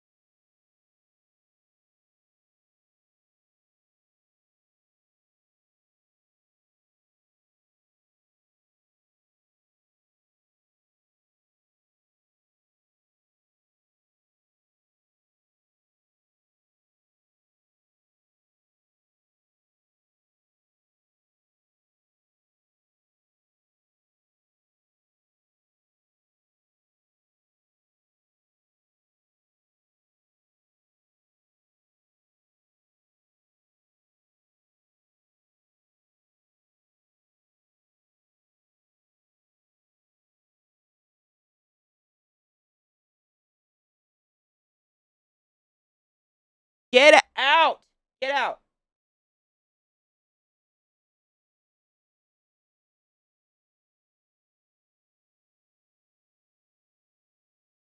Am I back? Yelling? I was yelling at my dog to get out from under my desk. There was a small pop. I'm scared now. Audio is the worst. Audio is my nightmare. It's my kryptonite. It is the technology that breaks when I'm around. You can still hear me, right? I don't know what happened. I'm gonna slit my dog's anus is open. Weird, but I mean, well, there's no cables available to get loose. That's what makes me nervous. Like, what would it would be it would be a cable going bad. Audio is so confusing. It's the most baffling shit when you have to use technology with it. Yeah, we have to make a break. We have to take a break, honestly, anyways. We haven't taken one all day. So let's take a break, and I'm going to go, like, double check all my cords and make sure they're okay, because that shit scares. I fucking just... Why? You know what I'm saying? Why? What did I do to deserve this? I don't think I did anything. And yet, here we are. Living through it.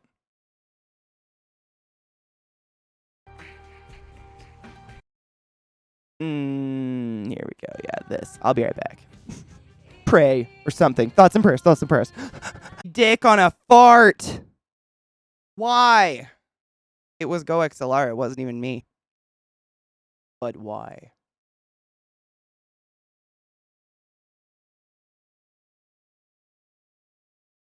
Bless it. I am so sorry about the silence and that. It was Go XLR froze and then just crashed and went non-responding, and then I had to do like Curl Alt Delete and Task Manager shut it down, and then when I opened it up again, it froze again. I opened it up 3 times, so I just like left it off for a minute and then reopened it, and it's working, and I'm not touching it. I apologize. I think after stream, I'm gonna rip up my setup and try to figure out what the fuck's going on. Visually tripping in silence. God, I hate the dead silence. I'm so sorry for that. That was weird. I really thought it was me or the dogs.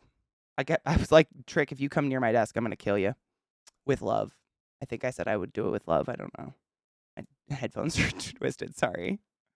Hail Satan. Thank fuck. God. I hate audio stuff. Mickey DK just gifted a sub to Def C. Def C, use a bow wizard of the highest order. Thank you so much for being here today to accept these wings upon your anus. Thank you, Mickey. Yeah, fuck audio in not the fun way. God, I mean, honestly, like, I have the Necronomicon. I was looking for it. I have the the book, the Dark Brotherhood book, contract book. I thought about grabbing that. I don't know. I looked for a chicken to sacrifice. Like, I was going through options. It's the worst. God. It's just mind-boggling because it can just be fucked for no reason. Like, I feel like I'm fairly decent at troubleshooting at PC at this point. But when it comes to audio, I just... Ugh! There's no troubleshooting. It's just like, what do I fix?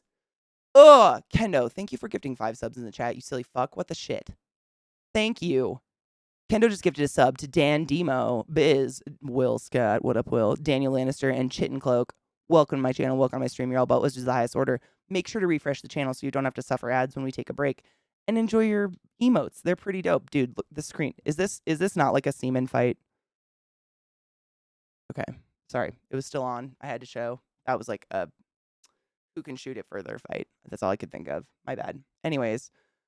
Whoa. Thank you, Kendo. You generous fuck. Hi, Mickey. How are you, love?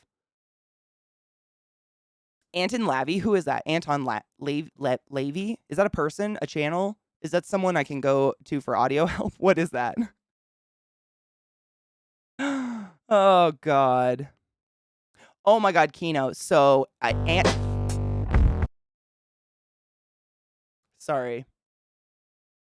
Apparently, audio decided to come back at that exact moment from that app. Jesus, fuck, that scared me. I apologize. That was not fun. No. Stop. You just shut the fuck up. Anyways. Oh, God. Yeah, Anime has been doing some Midjourney, like putting stuff into Midjourney and making some really fucking cool paintings. I've only seen the nightmares that have come out of it. I haven't been able to make one. Oh, the church. Sorry. I'm really bad with names. It's the worst. I usually call people by like what they are in a movie if it's a celebrity or something. And if they're not a celebrity, I'm just terrible at names. It's the worst. It's my curse. I can remember faces forever. Like, I still think about people I went to like first grade with. I'm like, do they think of me? But names? My brain gave up on that, I guess. I don't know. It sucks. Lift Control, thank you so much for subbing to the class, keeping the classy alive and giving it anus swings. You just flipped us into a fucking hype train. Thank you. If you don't know what a hype train is, it's a way to get free emotes from chat. From Twitch. But that's it. Like, no pressure. It's just a thing. But thank you. I've never got a decent one. I literally get pure nightmare fuel out of the thing. It seems to not be able to handle mythical creatures well. Is that what it is? I mean, I was putting in like names of people. Kendo, thank you for the 1,000 biddies, you crazy fuck. What the shit? Thank you. Thank you. Thank you. Thank you. Thank you. I don't know what else to say. Thank you. You're too fucking kind. Thank you. Jesus. Now let's cheers. I packed a bowl before I left, so I'm ready. I'm glad I packed a bowl before I got angry at audio.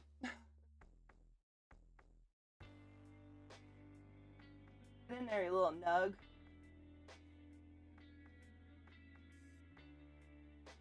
A nug fell out. It will be the first to go.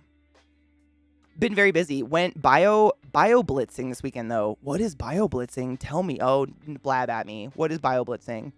Nerd with me. I nerded out hard over the heart this morning. Like, I taught everyone what compressions are. The first 2 hours of stream were literally me like living the nightmare of coding a human. So please give us something interesting that's not death. Unless it's like death, but in a cool way, you know? Cheers.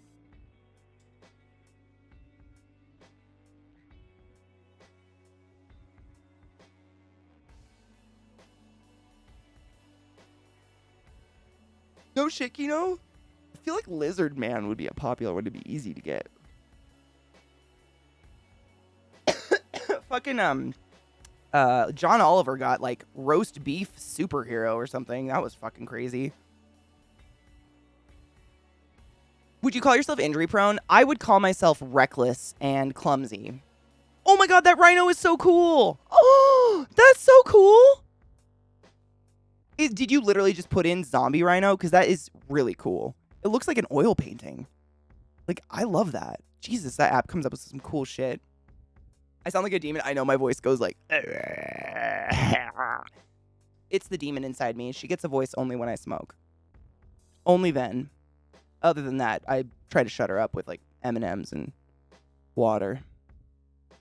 It's not an app. It's just a website you go to, and it's called the best one in my opinion that has like come up with like you can put it. You can. There's a potential for actual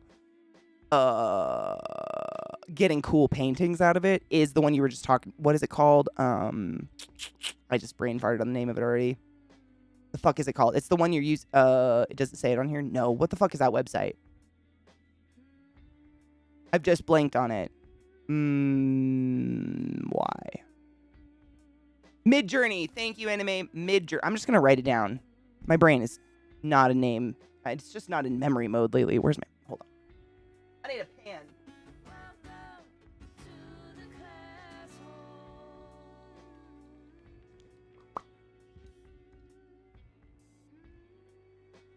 PayPal. Mickey, thank you for gifting a sub to Kino. Why? Thank you. I don't deserve that. Kino does, though. Thank you so much for gifting a sub to Kino. Kino, you know what's up. Consensuality. Emotes. No ads. Fuck yes. Don't forget to stretch. Mid-journey is what it's called. Oh, that does not write on there. God damn it. Where did I put my little notebook? I set it down recently. Hold on, I gotta grab it. I'm gonna go crazy. I gotta write shit down, otherwise it's just...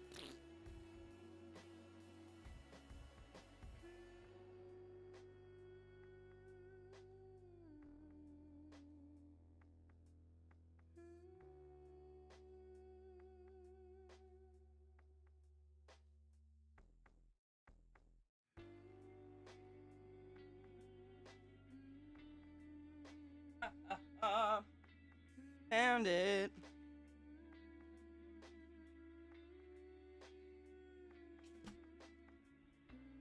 Sorry.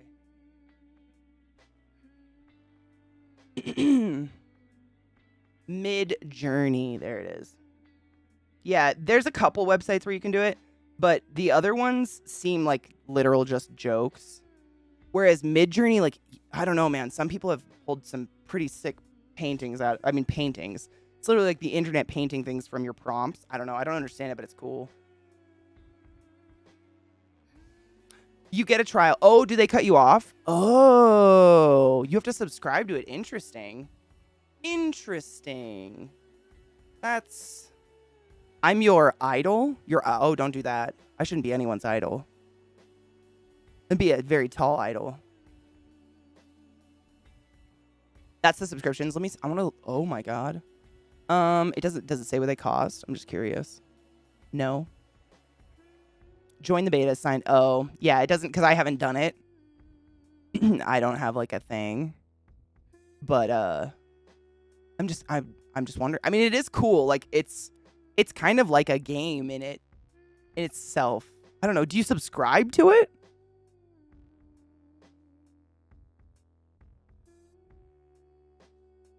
$10 for 200 image renders. How long do you think that would go? Because I feel like you have a lot of failed image renders. I would. I mean, that's all I got was like a couple nightmares, and I was like, okay, I can't do this. Bio-blitzing is when some of the uber nerds go out to a specific area and log all the species they can for 24 hours straight. Oh, that's so hot. We went to an area here in DK that's off limits to the public. Oh my God, was it wonderful though? Did you see anything cool? Mickey, side note, I went to a reptile expo yesterday and there was a stand that had velvet spiders. I was so excited. Like, a couple walked up and I was like, you should buy a velvet spider. I almost tried selling them to people. I was like, these are the coolest spiders ever. You guys should get some. Oh, I'm so jealous. That was probably wonderful. That's kind of like what I do when I just go into the mountains for funsies by myself. Your mama sews socks that smell. Okay, hold on. I have to do it now, otherwise I'll forget. Your mama sews socks that smell. Your mama sews socks.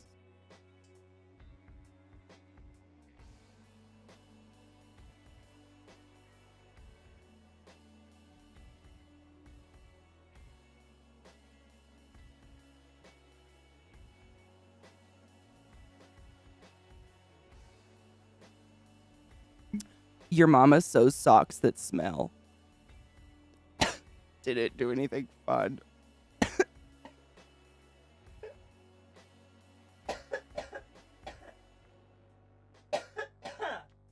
I'm fine. You're fine.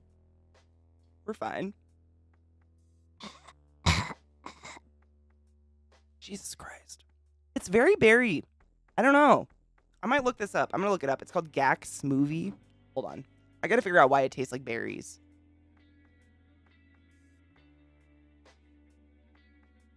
Gak Smoothie.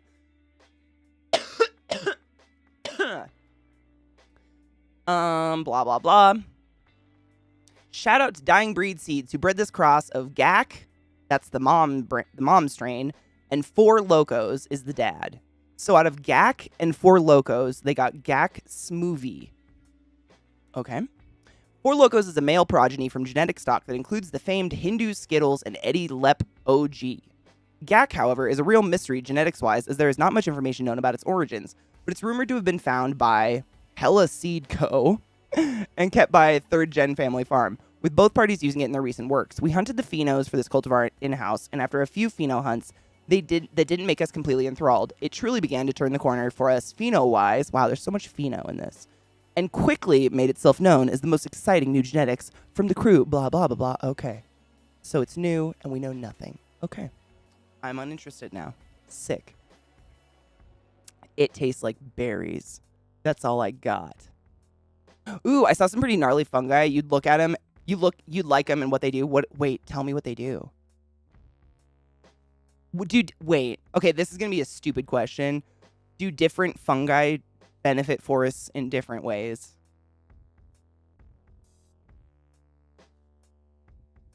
Is that a dumb question? It feels like you're going to say, yes, absolutely, Katie. Don't. Yes. Yep. Okay. Can you teach me like I'm 5 how?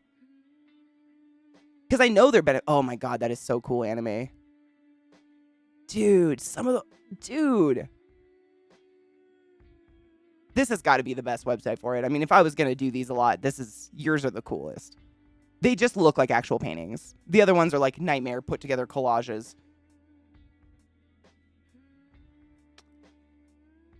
Basically, I looked up to you as a person. Oh, well, thank you. You got to get some tarantulas. I'm just kidding. Thank you. I'm just awkward. I don't know what to do with compliments. I saw some, but this is not about that. Oh, what do you mean then what they do? Like, I've seen funguses that, like, bleed and shit. Like, I know there's some crazy-ass mushrooms out there. Yeah, I know how most parasites are, like, tiny little things. Oh, my God, is there going to be some giant, scary parasite?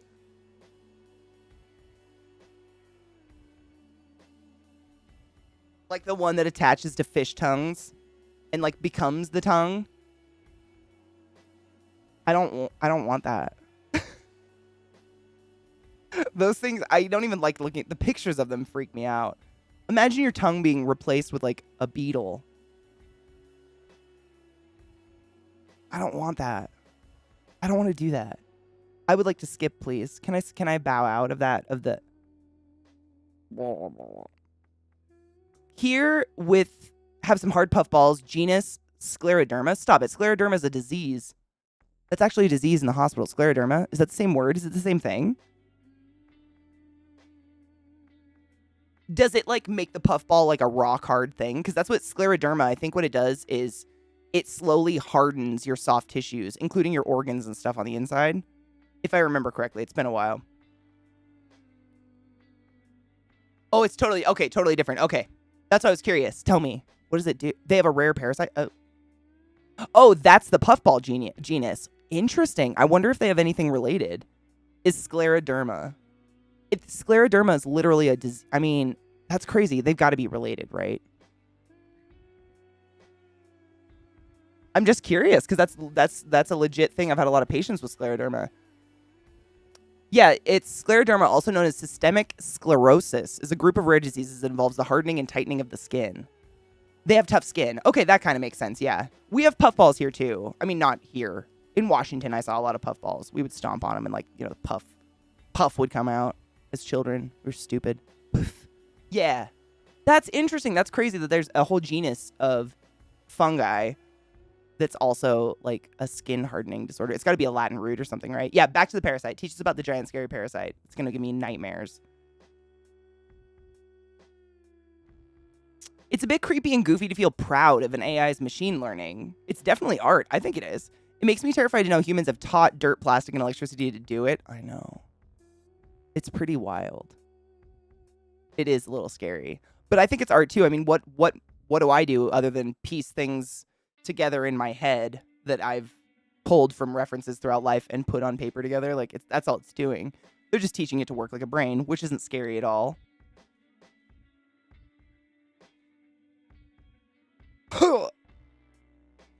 This parasite is a bolete mushroom, an actual okay, I gotta look it up. I gotta Google it. I gotta hit that there, Google. Doe. Wrong keyboard, my bad.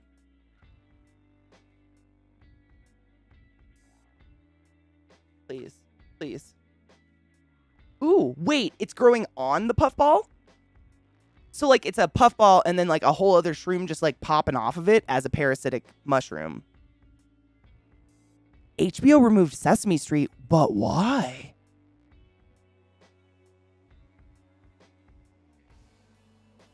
Porcinis, yep, I just had to look it up. Yep, I don't trust myself. Like, I thought I knew what it was, but I always second guess myself. Are they evil? What did they do, though? See, I don't know. I don't keep up on these things. I don't have kids. I watched Sesame Street in the 80s. When it was, like, racist as hell.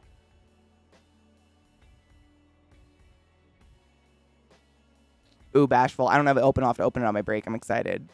And nervous. Is this... Oh, I'm excited. Shut up! That's kind of adorable. It looks like someone placed it there. Look at this. It's a like, you can see the little mushroom growing just straight off the puffball. Like, I own this bitch. That's amazing. So it is parasiting off of the puffball. That's amazing. And scary as fuck. But mostly just amazing and really cool. Science is scary and amazing all at the same time. They're almost mycorrhiza mushrooms. That's really scary and really cool, though. I didn't know that at all. They merged with Discovery, and the new CEO is a total bag of dicks. Oh, no shit. See, I didn't know any of that. I read a couple weeks ago that HBO was pulling all Harry Potter related shit off because of the whole, like, you know, turf bitch not, I don't know, dying. I don't know, still being alive. I don't know what the fuck. Because of the turf bitch. I knew they were pulling all that. But damn, I didn't know. Oh, bashful. Thank you. My computer just had a big ol', I don't know if you were still here. My computer just, like, had a fart and all the audio went out and a bunch of apps crashed. And so I just don't want to open any unnecessary apps at the moment. That's a me. Plants are the new pets. Pets are the new kids. Then what are kids? Kids are now, like, exotic animals. You've got to be a little bit crazy or rich to have them. Oh, my God.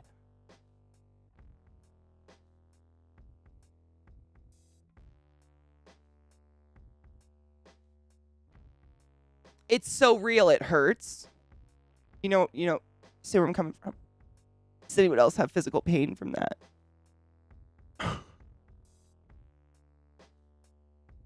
Oh, you can eat them. Oh, no shit. So this is the first one you've seen? Hi, Zoe. How are you, love? HBO had the license for the HP stuff, but WB has Peacock now, so that's what they're doing.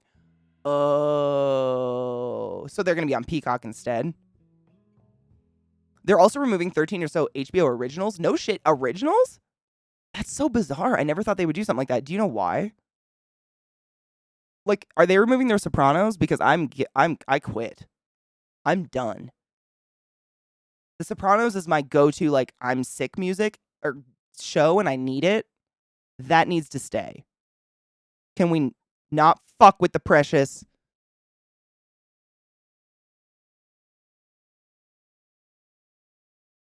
Please.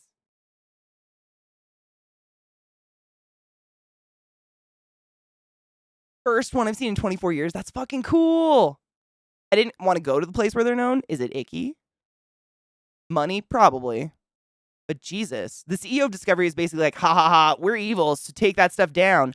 Is that what John Oliver was, like, joking about in his last episode? When he said, hi, new, like, corporate daddy? They're removing them from A, for tax purposes, and B, so they don't have to pay residuals for those shows. Bastards. Bastards. No shit. They're doing almost everything they can to get people to drop HBO. I mean, honestly, who the fuck pays for HBO? I wouldn't. That's what Tunnel Bear is for. I'm a nerd, Katie. I want to find my own. I feel that. I've never, ever in my life been like, I'd love to see a moose. Google where to find moose. I'm just like, I'm going to go where I want to go. And if I find a moose, I'm going to feel special about it. And I did. Did not stop my car. Get out. Don't do that. That is stupid. You will die. Oh, it's a tax break. Wow. They're also doing all this at the same time House of the Dragon is releasing to mitigate the subscription losses. Who here is excited about House of the Dragon? Because I am not. The last season of Game of Thrones that we don't acknowledge that didn't happen but happened killed any Game of Thrones boner I ever had. No matter what these prequels do, Bran ends up king. So, nah, I'm good. Cheers to the bowl that's over here. Wow.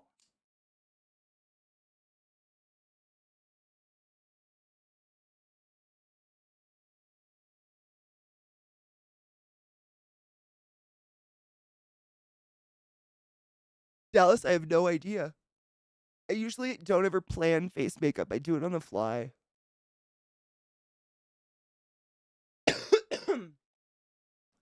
It died because they named something and didn't have license for it. Oh my god. Ghost Exorcist? No, I didn't see it. That's a bummer for them, though.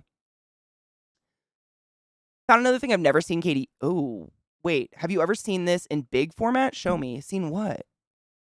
Probably not.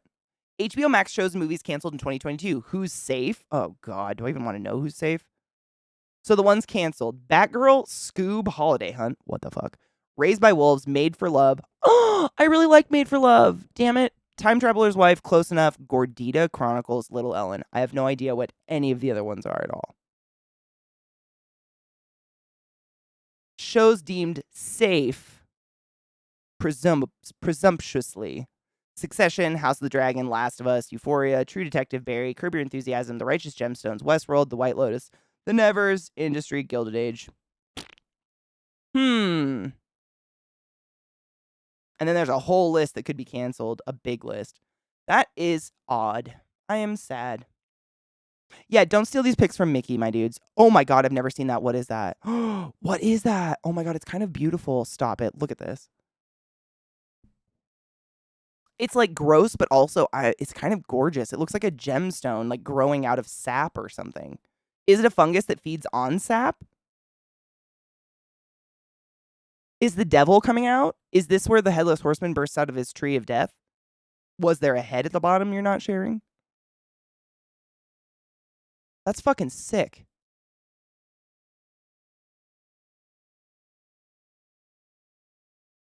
No. Audio. Sorry, it's flicking in and out. I'm just trying to get a little background music going on so my own brain doesn't die from silence, but my audio is a fuck today and I don't know what's going on. Why?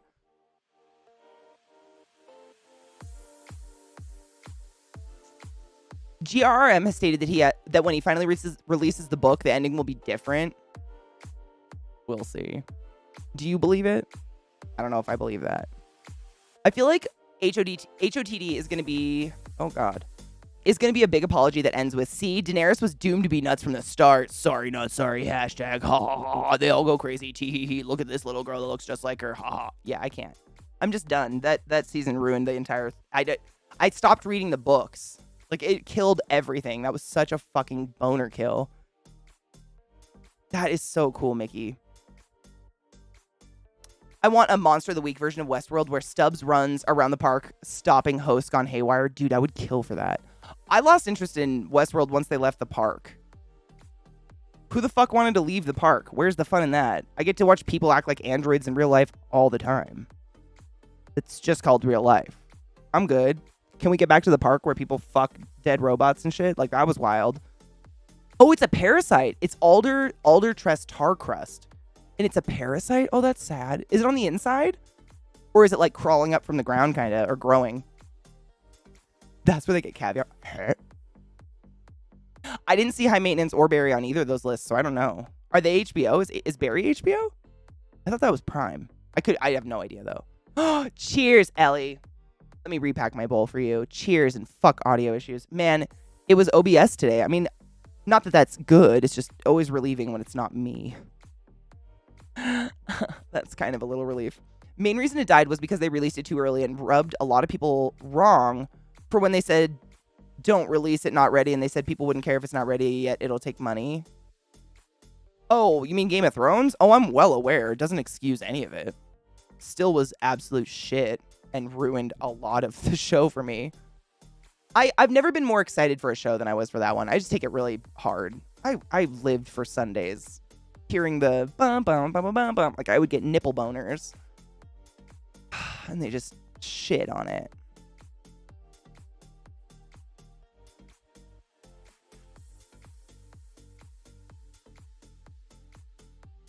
He kind of has to say the ending will be different if he wants the books to sell. I mean, Westworld was peak hard sci-fi, which I really enjoyed, but most people fell off after season 2. Me too.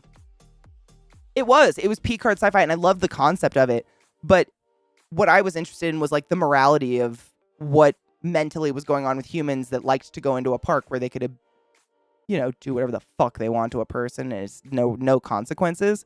That was more what I was into, not necessarily like the dramas of robots and the past lives they lived. And like, okay. So that's just me. I'm not into gushy shit. I want to watch people get fucked up. I joined into fucking dead robots on brand. Classy, what can I say? Cheers.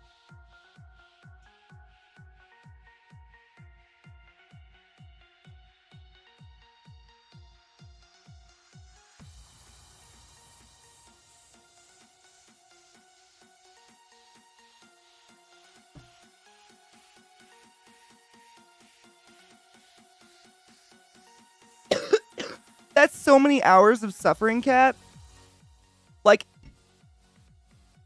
how many episodes are in each season? Think of how many hours of my day to suffer for like, is it that good for that many hours?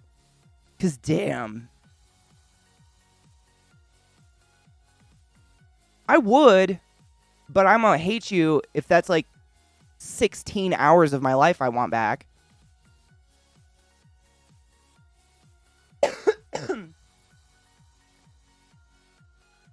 Hello, Mayo. Oh my god, my soundboard's not working. Go XLR is fucked today. If my stream crashes, I don't know. Wait. I can be Satan. Can you hear this? Can you hear the voice changer? Tell me. Awesome, thank you. All right, but none of my sounds or anything work, so that's good. If you like really solid existential science fiction, I say yes. Also, in season 4, you basically get a bunch of the Man in Black. He's a treasure. I might watch it. I mean, you've inspired me. I trust you. I know you don't have bad taste. It just... I hate to say it, but the whole Maeve thing it fell off. And I like Maeve. She was one of my favorite characters. Her and Clementine. Clementine was my favorite character, obviously, but I really like Maeve. And then it was just like, I don't know. I don't want to spoil the show for anyone, so I'm trying not to say specifics. But it just got very, like, not cool sci-fi shit anymore. More about, like, her developing emotions and shit. And I was like, okay.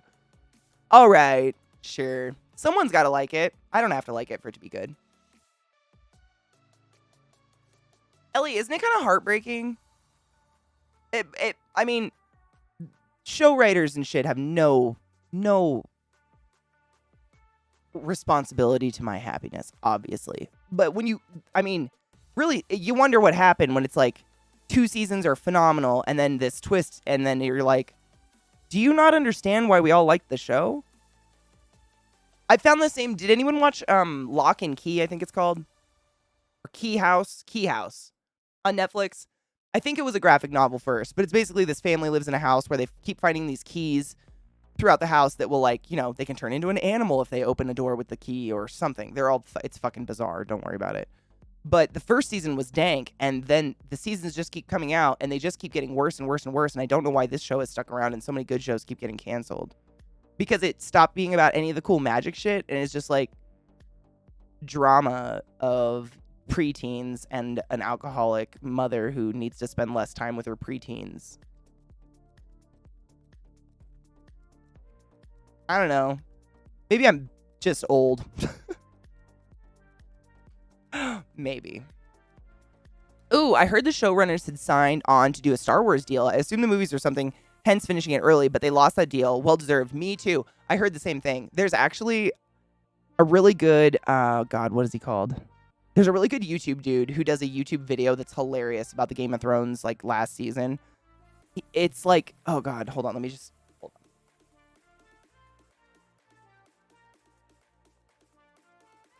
I found it.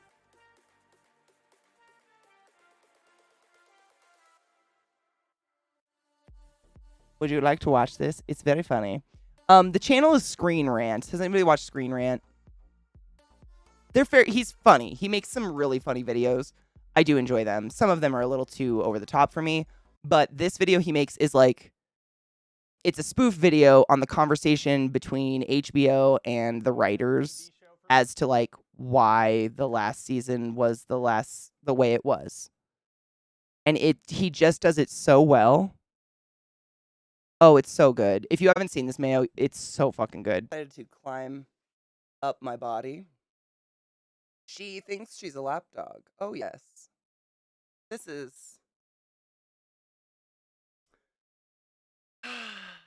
Oh, yeah, Adam, don't. Honestly, like, don't. There's better TV out there.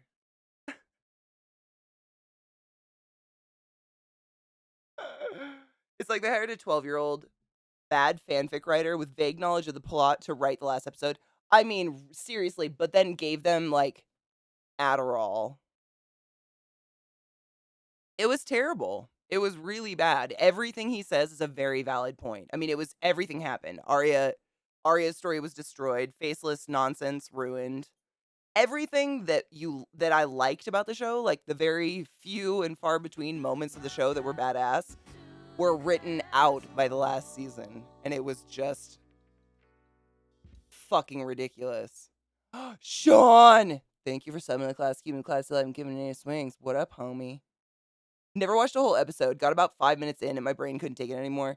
Yeah, it was a lot. It was very much like the emotional roller coaster of like hope and then so much sad. Those weddings they were talking about, holy shit.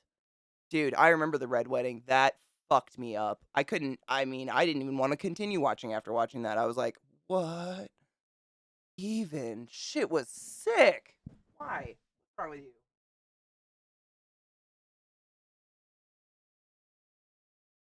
What are you doing? You see her bottom feet? She's rolled. What are you doing?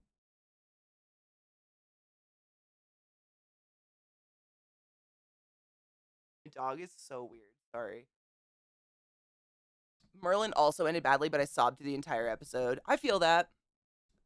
I kind of felt that way about Big Bang Theory. I know people are very polarized on it. I loved that show. And the end made me cry like a bitch, but also I was like, is this the end? All right. Ma'am. Ma'am.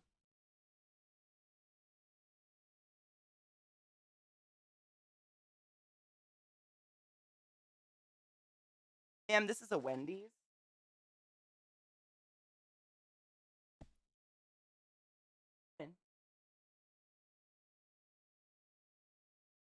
You're a streamer now? Hey there, Gav. How y'all doing? Hi.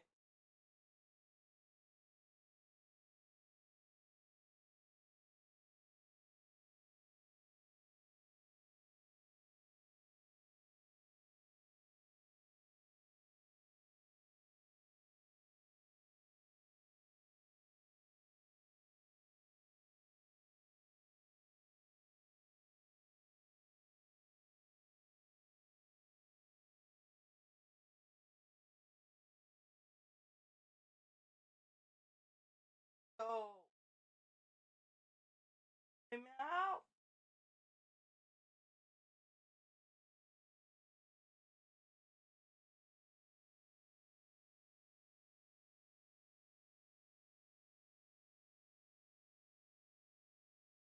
Look at, look at me.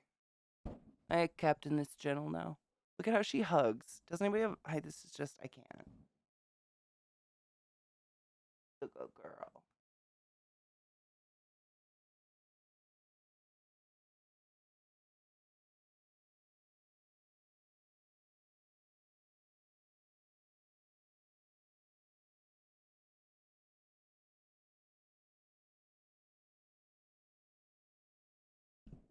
I don't know what she wants. Probably to shit. You want to go potty?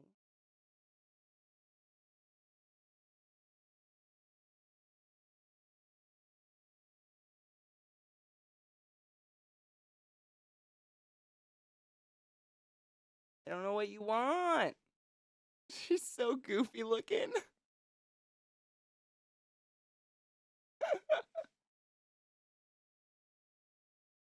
Are you goofball? Pretty teeth. Aw. It's because you let mom clean them, huh? She has a tooth stuck.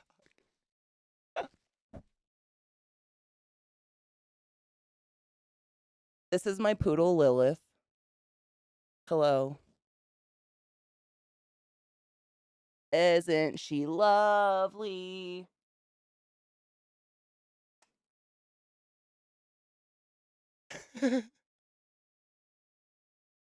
I know. No, I totally get like heroin chic. Like Kate Moss in 98. All right, I guess maybe we should take a break. I'll take my weird dogs outside. They really are precious. It's like they frustrate me a lot, but I can never be mad because they're just cute as fuck and they never do anything nefariously. They're just annoying to me personally, you know? That doesn't make it better, but you know what I mean. All right. I know it, Adam. I was noticing that, like, I'm gonna try to get a picture of it this week sometime. But when she's just out in the daylight and she looks at me, she has like diamonds. That color on her eyes it looks like a diamond. She looks like a harlequin. It's so bizarre, and it's so rare that you can get her to just sit still to look at it that I couldn't. But you know what I mean. Anyways, she's real. It's like mom speaking to something inside the computer. I swear to fuck, she knows. And the killer is Zach gets her to try to kiss him on stream all the time, and she refuses. But she would suck my face off on stream if I let her. Like, I just fight it. It's so weird. I'm like, maybe you need to, like, deny her the kissing. Because she won't. He gets upset about it. Look at that girl. Oh, that clip. Oh, I love that clip. She's so precious. Oh. She's just so big. It's astounding. Margot, for real. I'm going to try to get a picture of it because it is pretty cool. Don't you fuck your sister in the house. All right, break time. We haven't taken one yet. Let's take a break and stand up. I'm going to let my dogs shit or whatever they need to do because now she's digging in the couch. Lilith's having a moment. So I'll be back. You be back. Stand up. Stretch your legs. Pee after sex. Load a bowl. Get a beverage. Whatever you want to do. I'll be back in a few after I poo my poods. Wow. Sorry, that was loud and absurd. But damn, their shits are so big. That was a 2-bagger. Like, I couldn't fit it in one hand. That's just incredible to me, personally. Anyways, welcome back. Thank you for listening to my narration of my dog's enormous shits. I don't have anyone to tell them to about, and they're incredible. You should pee after a wank, absolutely. So the reason you pee after sex or after self-loving is because what happens is, unfortunately, our love gear is also our pee hole, or where our urethra is. So if you have a vagina or something similar, what happens is the friction of penetration or of rubbing or anything like that can actually push bacteria from the fingers or the toy you're playing with or just the air or your leg, really, from anywhere up the urethra. And that's how UTIs happen. UTIs usually occur because we hold our pee too long or we're peeing ourselves and not changing our pants or whatever. And so what happens is long sex, like your fluids are getting shoved up there, their fluids are getting shoved up there, finger stuff's getting shoved up there. And peeing is just a way to flush out the urethra to ensure you're not going to get a UTI after sex, which is usually the main cause. And it's just anatomy. There's nothing dirty about it. It's literally just anatomy. I've never had a UTI in my life, but 2 of my sisters and my mom suffer with them chronically. Like anytime they fuck, they have one, and it sucks. I've never had one. It's just anatomy. It's like nothing. But peeing after anytime anything happens around your privates or your urethra is a good idea. Pee is sterile and flushes it out and cleans it out. It's good. It's great advice. It is astounding. I've tweeted that multiple times, like as a haha, I'm going live. The amount of people that, like grown adults, will be like, why do I pee after sex? Why should I pee after sex? And I'm like, oh bitch, let me educate. I'm on you. And I get excited to teach people about it. But it's crazy that, I mean, that was like the number one piece of advice I was ever given by my mom. Once you have sex, pee afterwards. You don't want to feel like you're peeing piss bricks. And rap tools. Diseases are rampant. Jesus. Especially with monkeypox and shit like that. Fuck, man. I'd be like literally doing the saran wrap my whole crotchal area and been like, good luck, rub it. Can we send up a small rodent and cleaning supplies asking for a friend? Only if their names are Lemmy Winks and you have an S&M master at your disposal. Judith Craft. And jellyfish strings. Hi, Zippy. How are you, love? That fat first pee is like a half orgasm. For real, though. I fucking love pee. Like, just, it's, yeah, agreed. Although, I don't have to deal with, like, the post-fuck pee of a penis. I can't even fathom. I've seen the results of that. It's wild. LZT, how are you, love? How is the new studio? How is the hide? And how is the new apartment? Are you liking it more now that you're getting, like, more of your stuff put out? I've had one UTI once after not peeing after sex. No shit. Like the one time you didn't pee after sex. That's my worst. I'm not even kidding you, Jackie. Like every time I fuck or rub one out or anything, I'm like, I'm lazy and tired and in bed. I don't want to get up. But this will be the one time I get a UTI. And that's what forces me to get up and go pee. Because I always have to pee. Like literally, I'm drinking water constantly. This bitch gets emptied multiple times a day. Literally the one time. I'm so honestly, like, you telling that story ensures I will never not pee after any of that ever. Because it's my worst fear, but it's never been realized. That you realized it. I'm so sorry you did, but also, thank you. Sorry, my allergies make me a mucus farm. Things are starting to die and mold, and I don't get spring allergies. I get the fall allergies. The, like, mildew allergies, I think. I think that's what they are. Not many things, like, are blooming heavily this time of year. Also, if you wield a penis, there are circumstances where man jam can get stuck or not completely come out. So P can just make sure. This is absolutely fact. Sorry, I stumbled through that. Again, dry mouth. I'm gonna read it one more time. Hold on, let me hydrate. That was like a stutter. I'm sorry. If you wield a penis, there are circumstances where man jam can get stuck and not completely come out of your urethra, because they're the same thing, unfortunately, if you're a penis wielder. Facts. And that can make sure. And you don't want that shit clogged up, because if it gets, like, gunky, like, semen is kind of miraculous. It, like, comes out of liquid, and within 30 seconds, spiritually, it coagulates. And if it coagulates in your dick, like, you're going to have to shoot out a little noodle of quag cum.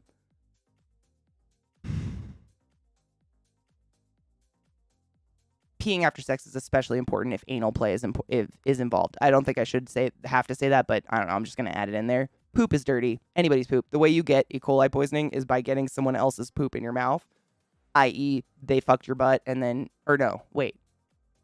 I don't know. We won't go into the details. You know how it happens. Or getting someone else's poop in your eye is how you get pink eye. Everybody has E. coli, their own specific E. coli native to them in their rectum. It's when you get someone else's E. coli in your system that you get sick. So you want to be careful.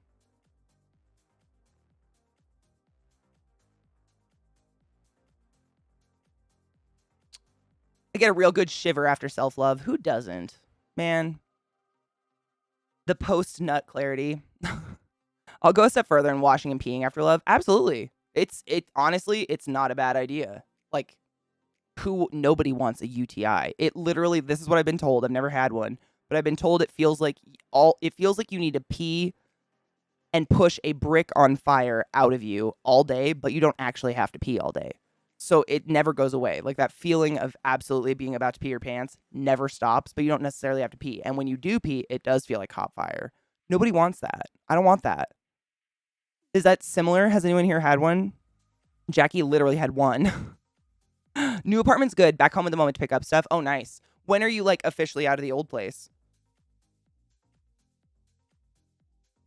I would add that guys probably don't pee enough because they have to hold it in if they're having sex.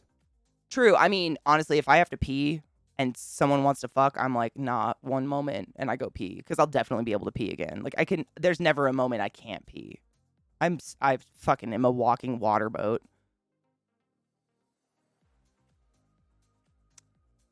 Tom Jones is said to have dipped his knob in mouthwash. What? Don't do that.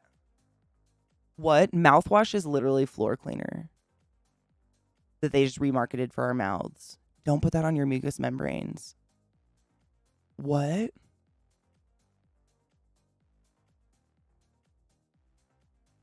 I don't think there is an over the counter dick wash. I'm not sure. They do. There is a brand. It's called like, I think it's called Summer's Eve, like Adams and Eve, and it's marketed mostly to women, and it's like wipes and scented powders and stuff like that like rejuvenate the natural pH of your vagina, because soap and any of that can be horrible for the biome of anyone's genitals. Really, like, you have a natural biome that's healthy for you. It's when you get someone else's biome mixed up in there.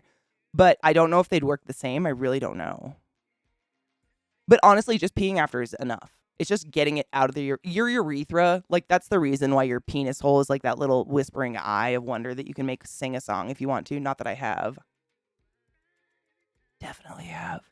But that's the reason it is that. Like, it is closed and blocks things from crawling up your penis as long as you're peeing often enough. Like, you don't want to pee once a day. I don't know if there's a number. Like, there's usually a normal of how much you pee a day. But peeing every couple of hours is a good idea. It flushes your urethra every couple of hours. Like, that's literally, it's built to protect you. So stuff on the outside isn't as dangerous. It's just like the friction of all of it shoves shit up there. And it's not necessarily that the other person's dirty. It's just, it's their biome getting mixed into yours. You know what I mean? I don't know if you guys ever experienced this. I get this every time like this has happened a million times. But each time I've gotten in a new relationship with a man who has a beard, when we first start dating and making out and sucking genitals, I break out so bad because their hair oils from their beard getting on my face I'm not used to it. But then after like a couple weeks of all the naughtiness, it all stops and like my skin adjusts and gets used to their hair oiliness, which is weird. I don't know if anyone else gets that. It's super bizarre. Happens every time, but only if there's facial hair involved. And it's just like different facial oils. But my skin literally does it for like once, like a couple pimples, and then it's over with. But I just know it's going to happen every fucking time. I used to get them frequently in middle school, ages, and I would attest that it's terrible. Does it feel like a hot brick? I just can't get over that. That's what my sister and my mom told me it feels like, and I just don't want to do that ever. I had one as a kid. It wasn't fun, but we dealt with it before it got too serious. That's good. I think it only gets to that point when it's like you don't really know what's happening. Like little kids will just pee hot fire bricks all day and not really say anything to mom and dad. I think that's when it gets really bad. I don't know. There's like, you get like a 30-second warning that you have to pee. I already kind of get that, but I think it's because I drink so much water. Like, I'm a fish out of water right now in the desert. I literally, like, sometimes I have to pee and it's like I can't think about anything. I can't think straight. I have to pee now. It's gotta happen. Don't talk to me. I ain't gonna know nothing you say while I need to pee. I definitely have that moment sometimes. Truly Seltzer and Verizon ads. Is that what you got, Sarah? Oh my god. How are you, love? Like, zing, peeing now, whether or not you're on the toilet. I feel like I was that way when I was a kid too, though. And like, my little sister could hold her pee for like 6 hours. She was terrified of porta potties and like public bathrooms for a bit when she was a kid. And we used to go on a lot of road trips. She'd hold it for the 6-hour road trip. It was incredible. I could not. I would pee behind a bush. Like, I'd be like, pull over, it's happening. I gotta pee. But is that an overshare? Maybe. Good Satan, I love this woman in her stream. Mutual. I love you guys. You make smiling worth it. Oh, you got a haircut? I need a haircut so bad. I was bitching about that at the beginning of stream. Do you like it? Now I'm thinking of when my sister brought home lice from school. Oh, I've never had lice, thank God. I've never had like a bug. For as much of a dirty little forest mongrel as I was, never had like lice or scabies or anything. Knock on wood, cross my dicks. I don't know. Maybe because I didn't like touch kids. I wasn't out there getting physical with other kids. Just my siblings. Although my brothers did bring home ringworm one time, but I didn't get it. My little sister did. They were all wrestlers, and apparently that's like rampant among wrestlers because the wrestling mats get blood on them. They try to wash them, obviously do a shit job, and then they all like get ringworm. Is that familiar with anybody? Did anybody else wrestle in school? My brothers all did, and I guess ringworm is just a thing. And one time my sister got it, like just a ring on her arm, one, and my brother had them everywhere. It was sick, and it was from the wrestling mats at school. In high school, fucking gross. I would not use the school bathrooms when I got into high school. I had like peer fee. Oh my god, Mandracan, thank you so much for gifting a sub to Sarah. You lovely love. Thank you for gifting a sub to V8 Gamer Girl. I appreciate you. Sarah, you know what's up. No more ads, emotes, being awesome and consensual. Thank you. I had pee fear for so many years. Honestly, living in dorms like killed it. I had to like turn a sink faucet on to pee in a school bathroom or in a public bathroom. I couldn't pee in a silent bathroom. I literally, my body wouldn't go. Like I'd just sit there and be like, I have to pee so bad, I'm gonna die right now. Thankfully, most bathrooms have like music or something playing so I could pee. But in high school, I'd turn on a faucet and people would come in while I was peeing and be like, why is the faucet on? And turn it off. And I'd be like, bitch, from the stall. Oh, God. Terrible. Oh, I mean, Lizzie, when I'm walking around in 90-degree weather, so can I. Oh, it's terrible. Kendo just gifted 5 subs in the chat. Sorry, my nose. It's just so bad. Thank you, Kendo. I feel like do I look like a cokehead? I wish I was that rich. It's just allergies. Not even that exciting. Kendo, thank you for gifting 5 subs in the chat. Yet again, I appreciate your generosity. Dragon Pollyanna, Anna Jean, I am ugly. Japita, and Momo Cristo. You're all but wizards of the highest order. Please go forth and be consensual in every way. I appreciate you being here to accept these wings upon your anus via Kendo. Thank you very much, Lards. I would pee first thing at home and then just not pee until I came home again. I used to do that all the time. I mean, I used to go like a week without shitting because I had so many like extracurriculars and I couldn't shit at school. It was terrible. I wrestled but never got that. Maybe it was my small school dirty mats. Who knows? It did feel like I was pissing fire and constantly had to pee. Ugh. What I mean by before it got too bad is that the guy in the hospital bed next to me when I had a kidney stone, he was screaming and had a UTI. Well, get this. So this is like a scary. The leading cause of death in women over the age of 65 is urinary tract infections. The leading cause of death is urinary tract infections in women over 65. Like, they are some fucking serious shit. I can imagine they get pretty goddamn painful. We didn't pee at all. I think we just like breathed and sweated it all out. Those were some scary days. My pee at the end of the day was like brown. Spent a lot of years learning not to pee lying in bed. Oh my God, Mandracan. I literally very recently had this conversation with someone IRL and I don't know who it was. Or was it on chat? It might have been with you guys. You guys feel real all the time because you're my friends. But anyways, to this day, it baffles me that people can shit laying on their back. Like that I could just slide a pan under their ass and they shit. Without move. Like they're just, all right, I'm done. And to this day, I think about it, and I haven't worked in a hospital in like 3 years. My brain is fucking boggled. It's insane. Was it? Yeah. I mean, I've probably said it IRL to many people because I think about it way too often. Like, how does one shit while prone? It's mind-boggling. Yeah, literally, today you learned drink your water and pee when you need to pee. Seriously, UTIs are terrible. Well, that's the thing, Bubblicious. I guess I don't know the exact specifics of it. A nurse could probably describe it better than I could, or a doc. But the infection reaches the bladder, and once it's at the bladder, I guess it can go to the other. Or it can become systemic really quickly, and basically these people go. I just lost the word. Help. When more than 3 organ systems are infected. Why? Why are brains like this? Septic. Thank you. God damn it. It's just septic. I don't know why my brain does that. It was like right there. Yeah, septic. That's it. Septic literally means the definition of septic is three or more major body organ systems are in total shutdown. That's septic. So when you hear someone dies of sepsis, it means 3 or more organ systems fully shut down, but because of something else. Like something else was going on. But that's what it's called, a sepsis or being septic.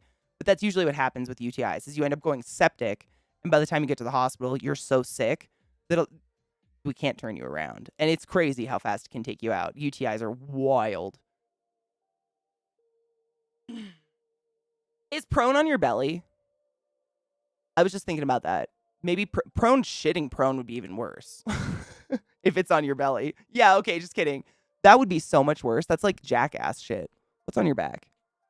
Just on your back. Regardless, shitting while laying down flat. Either way. I just don't even know. Nurses have the best stories. They injected me in the stomach so I didn't need to shit. Ow, ow, ow. What? Ow. Supine. Thank you, Seagull. I appreciate you. It's been a really long time since I've had to use any of these words, so I appreciate when my brain farts. You guys are there for me.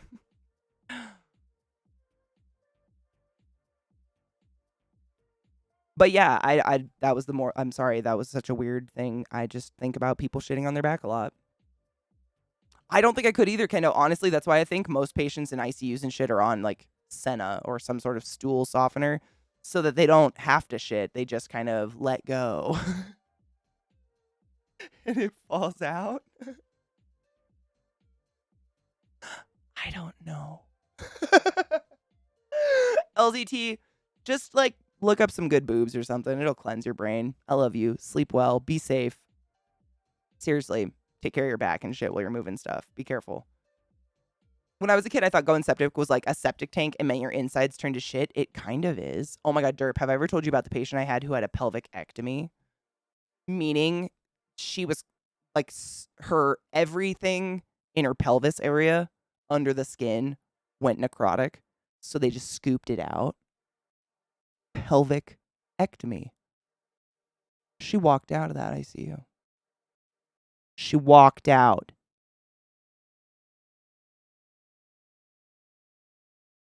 Cheers to that.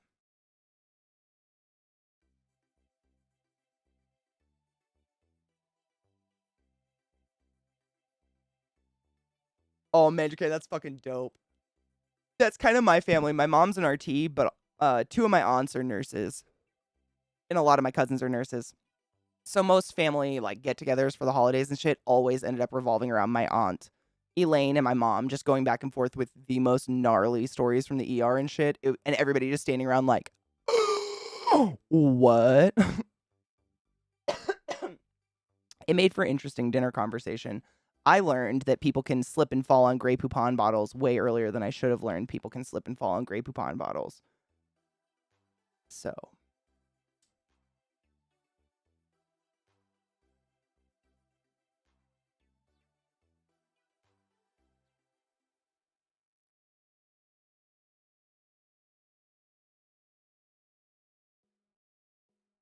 They hit the buffet before getting tagged to the hospital. Oh my God.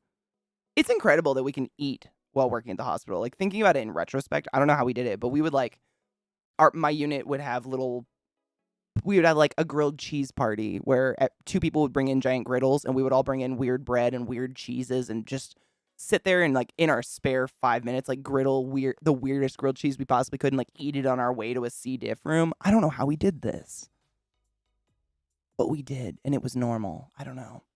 Feels like a different life. Hi, Skin. How are you, love? Cheers, Angel. I told the nurses that I need to pee and the catheter wasn't working, but they didn't believe me. When they finally took it out, I filled 2 bottles. Why wouldn't they believe you if you weren't filling the thing? The fuck? I mean, it's one thing it's weird. When you put in a catheter, people always start saying, I have to pee. And it's like, just let go. That's the catheter. It makes you feel like you need to pee at first. But if the bag on the side of the bed isn't filling with urine, I don't know. I'm not a nurse, but I know my nurses weigh their patients constantly and are looking at pee and poop like nobody. They're more concerned with what's coming in and out of you than anything ever. And I can't imagine a nurse like looking at an empty bag and a patient's like, I can't pee, and being like, no, that's normal. That's bizarre to me. That's wild. I'm glad I haven't worked with one that dumb yet. Johnny Scar, thank you for resetting the class, keeping the classy alive and giving Nana swings. How you doing, love? Ezekiel _ I. I. My voice is still so dead, I can't do it. Thank you for subbing to the class, keeping the class alive, giving Nana swings.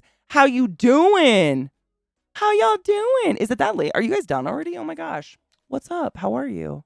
Thank you for the subscriptions and the love and the friendship. How are you? We're talking about catheters and how those feel. So, welcome to that. I don't know what happened today, but it just went medical, and now it's become weird. I saw a man once pull the head of his penis off by trying to remove his catheter without permission. So, I'm the most rested I've been in a long time. Ooh, awesome. Hope you're having a good day. I am. I feel rested as well. I slept in a little bit late, but other than that, I feel good. Like, rested. I took a good shower this morning, fucking blew dry my hair. Feeling all fucking floofy and shit. Oh, skin. I mean, no shit, dude. I don't even know. Like, what happens if you're overfilled? I don't even know. Again, not a nurse. That's a bad thing. You don't want too many fluids. You start getting, like, labias looking like nuts and shit like that. Oh, God. What can you get me for 34? That's how old I am. How about that? Thank you for subbing to the class, keeping the classy alive, and giving Nana swings for 34 months. I appreciate you. Remember to refresh so you don't get the fucking ads. Did you guys put us in another hype train? Is it the third hype train today? What the fuck? Vitruvian, don't give me that face. Don't look at me with that tone of voice. Why, oh, why have I come into that sentence? I don't, because that's the way the day started, and it just keeps going that way, and I don't know what else to do now. I had to relive these things, so you get to. You're welcome. You didn't have to pick it up. He woke up and wants to thank you for Nocturne. It's his favorite. Oh my God, fuck yes. Give him a fist pound for me. It was probably one of my favorite. I can't say it's my favorite. It's really hard to compare them, but it was one of, I definitely had a lot of fun. It was one of the most fun I've had. That cast was just hot piss magic. No one can explain it. Kendo, thank you for the 1,000 biddies. Yet again, you generous fuck. I appreciate you, you crazy beach. The shit. How are you, Johnny? Is it hot where you are? Are you cooking? I wish I could say this is the first Katie stream where a man's penis being ripped off was discussed. That's the thing. When you work in a surgery, like a surgical unit, you really get to see like the darkest side of humanity and what happens. No one talks about this. Like, no one's going to like be at a dinner party and be like, you want to hear about the one time I was so hopped up on fentanyl, I ripped the head of my dick off in the hospital. No one's going to bring that up on their own. So I'm here for you. You're welcome. I think. Hope you're not eating. Thread. I saw that on Reddit one time on accident. That was a bad time. To be fair, anytime that anyone enters this channel, odds you're saying something fucked. I mean, it's like, I've honestly thought about that, C-Line. Like, I've thought about, like, with like books and movies and even just YouTube. I watch a lot of YouTube, but YouTube and stuff like that. Theoretically, you have to like capture someone's interest in the first like 5 seconds of them clicking on the video. Otherwise, they're going to click out or they're going to mentally click out. But when you're doing like 8 hours of live content a day, that's impossible to plan for or think about. And if I thought about it 24/7, like, what would this be? So instead, I tell you about catheters and hope for the goddamn best. Happy 420. Welcome to my channel. If you're new, I smoke drugs, pot. It's legal. It's fine. Working in a hospital is like fucking insane. Some of this shit y'all have to deal with is unfathomable, really. And I agree. What's the weird part about it is how normal it becomes. Like, the first 5 times you see someone have their dick surgically removed because they picked an ingrown hair too much and didn't get it checked out and it turned black with necrosis and rotted, you kind of gasp. But then after a while, you're like, oh, another one? And that's when you start, oh, God, Those are the ones that start to fuck with your head. Thank you again generously for helping me not do that for a living, because I don't know what that does long term. Does anyone? I don't know. What a fucking weird... I'm grinding up some weed, sorry. It's really pretty. Do you want to see a bud? It's very, like, pale and crystally. Look at that. Look at that pretty weed. Oh man, it's so pale. She pretty. I'm gonna destroy her in a grinder now. Like 200 years ago, I cannot. There's a in Johns Hopkins. Not I don't think Johns Hopkins like founded nursing. I think they probably had a nursing school. Who knows? But there's a part of Johns Hopkins where patients and shit walk through where there's a mural on the wall that tells like the timeline of Johns Hopkins, but it starts with like the birth of modern science, because Johns Hopkins is part of the timeline of modern science, I guess. Not neurotic at all. But there was some cool history on there about nursing. I don't remember all of it now. But I just can't. They were like the doctors a little bit. Like they would saw legs off. A doc sometimes would walk by and be like, yeah, that needs to be amputated. Get it. And the nurses would have to do it because there'd be too much to do and the doctor would have to move on or something. It was wild. Not that what they have to do now is any less or more. Kendo, thank you for the biddies again, you fuck. God damn, you sneaky bitch. What up, Gresh? How are you? CJ Wright? Me neither. I'm very careful about my genitalia after the things I've seen. It is. It smells nice too, and it exhales very berry, and I don't know why. We looked the strain up, and nothing in its past is like berry-esque. Berry-esque. I don't know. Berry. My mother was a graveyard ED nurse for 50 years. Oh, dude. Graveyard nurses are wild. She has a great sense of humor now with her third retirement actually stuck. Dude, Gresh, word. My mom just retired, and we're all pretty sure she's not going to stay retired for more than a couple months. She'll go back. It gives you a super dark sense of humor. It does. It gives you a really dark sense of humor, and also, like, I've seen two different sides. Either one side, it's like you kind of, along with that dark sense of humor and that hardened shell, you're like, why is the rest of the world so soft? Like, suck it up, pussy. Listen to my story. I had to deal with it, so now you do. Where I joke about that, but the darkest things I've seen, I will never, not in this platform. You never know whose eyes are going to pop in, and I ain't here to trigger shit. Like, I've told you guys dark shit, and it wasn't the darkest, and that's all I should have to say to frighten you a little bit. But you either do that, or it's like they become so cold, they're like a robot. Like, they don't feel things anymore. They like, I've worked with RTs and nurses like that, and it's like they don't see a human in the bed. They just see like their project or their assignment for the night, and they don't really talk to the patient, and they seem kind of dead inside, for lack of a better word. And it makes me really sad, and I don't know what happened because I've seen shit that no one should have to see, and I haven't died yet inside. But that might be the bipolar.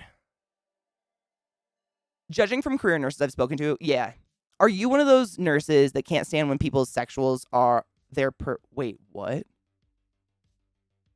First off, I'm not a nurse. Second off, I'm really good at getting through bad typos, but I don't know what to do with that one. Can you give me another try on that? I have no problem with sexualizing things at all, if that's what you're, yeah, exactly what Celine said. Like, sexualizing like murder and children. Like, those are my lines. That's fucked. But that's kind of common sense, right? Hurricane Carol, shut up, that's beautiful. Mine was Katie Kong. Or Walking Haldol. That was a weird nickname I had. My mom retired like 3 years ago and still catches babies. I think my mom will probably work like PRN or, as needed. Because she'll want to still be around those people all the time. She just doesn't, she's like 69 and she was a manager still at a major hospital. That's too much work. I wouldn't take it for granted. I've lived through some shit too. No abuse though. Like, I try to take nothing for granted because you can't compare. Like, I would never say what I've seen is worse than what other people have seen or anything like that ever. Oh, skin. Yeah. Yep.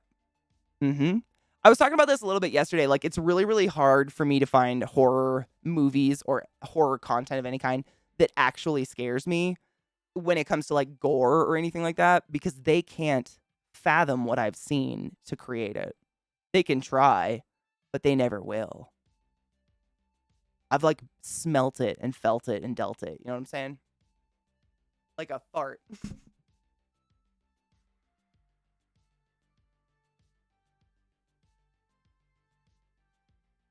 Walking Howldoll would be a really good one. Only one death that really affects you, and you could end up just switching off. I almost did it. Almost. Very, very close. Very, very, very close. I kind of mentally did, and then I started therapy and stopped that very quickly. But I had a child in the ER who died. And that was like, it shouldn't happen. Like your brain, even though I don't have kids, there's something in your animal brain that's breaks when kids die and you see it. Like it doesn't make sense and your brain is struggling really hard to try to logic the situation that doesn't make sense and is wrong in front of you.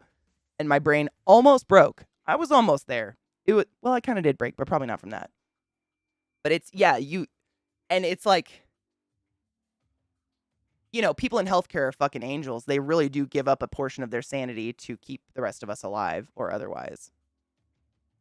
I'm really happy I was able to get out of it, but I'm also really happy there are some people who stay in it. And I hope they're not unhappy in it because we need them. I don't like sexual violence. Rape, I can't.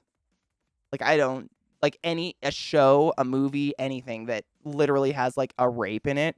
I cannot, I'm out. I can't watch the show anymore. There's a really popular one that was out recently. The motorcycle gang one. Fuck my dick. I can't remember what it's called. Oh, brain. What is the motorcycle movie? They like wore leather and shit. Sons of Anarchy. Thank you so much, Mark. Sons of Anarchy. I really, really wanted to keep watching that show, and then a very visceral rape happens, and I couldn't anymore. Like, I just bowed out. Couldn't. And that's just personal experience. That's personal trauma trigger. Like, I can't do it, and I get it. I'm glad that's not, like, a super prolific thing in movies visually. Because, goddamn.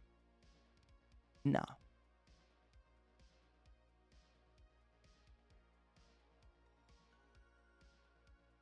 I'm a respiratory therapist. So if I was to list all of the different people in a hospital who wear scrubs, you would leave. It would be the most boring day ever. It would take hours. We would never get there. There are so many different specializations in an inpatient hospital and an outpatient hospital who all wear scrubs and look exactly the same. And we all are a nurse to every patient. Like that's, unfortunately, it's like the most common. However, we might be similar. We go to a lot of the same schooling. At one point, we fork off, and I specialized in life support. So if you've ever seen like a ventilator or a BiPAP machine or a CPAP machine or a Trilogy or any breathing, a trach breathing, that's where I went to learn in depth how to keep people alive that way. And nurses go off and learn a lot about everything. They have to know everything about the body, all the pharmacology involved in drugs and IVs and all that shit. Like that's where they go. So we're very similar, but also very respectful of each other's area of expertise. Like I ain't going to touch no IV pole unless a nurse is sitting there holding my finger doing this, and no nurse would touch my ventilator. You know what I mean? But we help each other out and shit. Like we have the same patient, we work together. Anesthesiologist is different. Anesthesiologists, they are in charge of literally administering anesthesia during surgery to knock you the fuck out. They're very, very specific. They have so much liability on their head, it's insane. For instance, just for my job, I had $1 million of liability I had to pay for to have over my head in case an accident happens. Fucking, I have no idea what they need. Hundreds of millions, billions, who knows?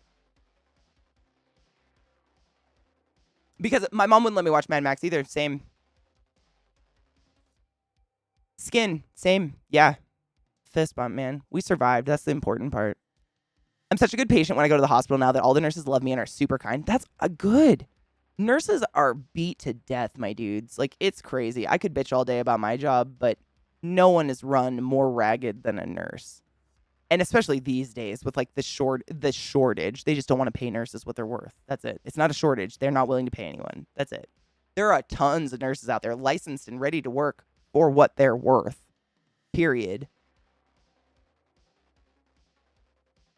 I'm such a good patient when I go to the, oh yeah, no, good. I'm glad. There's a lot of people who are frequent flyers in the hospital who have common problems, from injuries and shit. And they are like this entitled brat. Like I'm their fucking slave. They'll call me by my first name. Katie, baby, honey, can I get another applesauce for my brother over here? And I'm like, oh, absolutely not today, son. Oh, no. Mishy, I feel that way too. HBO has very much gone in a direction of like Not that it didn't really start that way, honestly. Real sex was like the 90s. But it's just like grotesque sexuality. Like it's like literally Game of Thrones. It's like boobs, blood, blood on boobs, arrow through the middle of boobs, dead, bloody boobs. I am sexually confused. Like that is HBO in a nutshell. Hi, Vile. How are you, love? Happy Sunday. I don't like the fake violence in porn. I don't like it either. I don't even like if someone's like fucking choking a woman so she's like gag vomiting and that sticky extra spiderweb spit that means she's gonna vomit comes out and she's turning purple. None of that's cute to me. I don't get it. I bow out real fast. Hi, Changeling. How are you, love? Oh my god, you just got over C19? Shut up. Wait, you're at 93? That's pretty good though. Honestly, for just getting over C19. Yes, I do. I own 49 tarantulas. Well, spiders. I have a few spiders mixed in there, but it's over 40 tarantulas. Literally a few spiders. I have 3. Yeah, I have 3.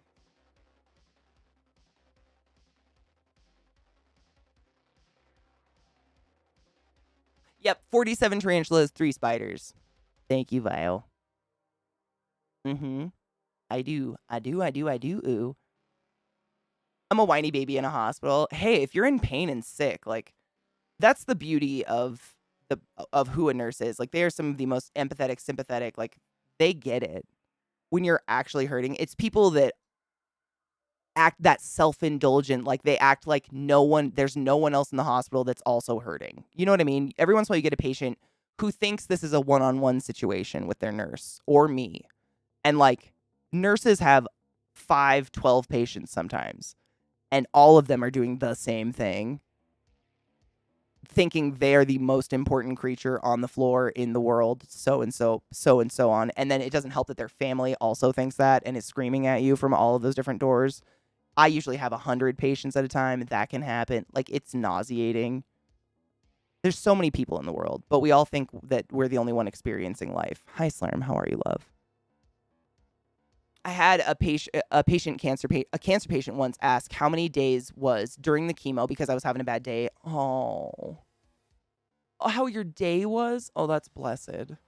Dude, I worked on, like, literally my unit was underneath our cancer ward unit, so I'd go help the RT up in the cancer floors all the time because they were always overflowed.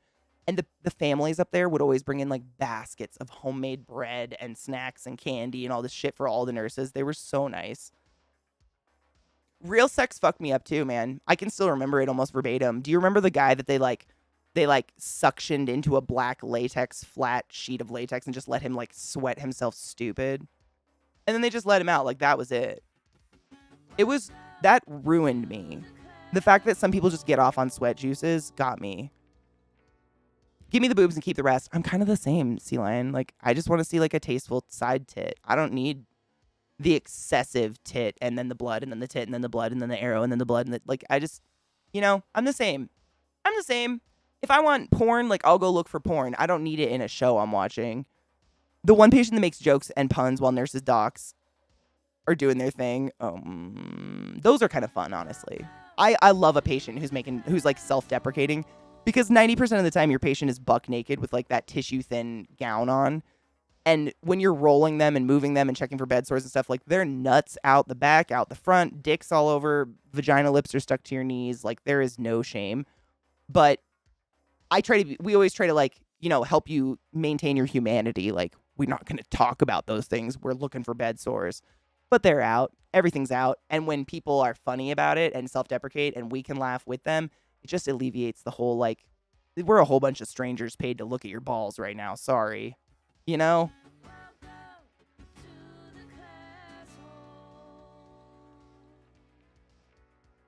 Skin. And that's, honestly, I can tell you already, if you actually say that, you're not the patient I'm talking about. These are like grown ass adults.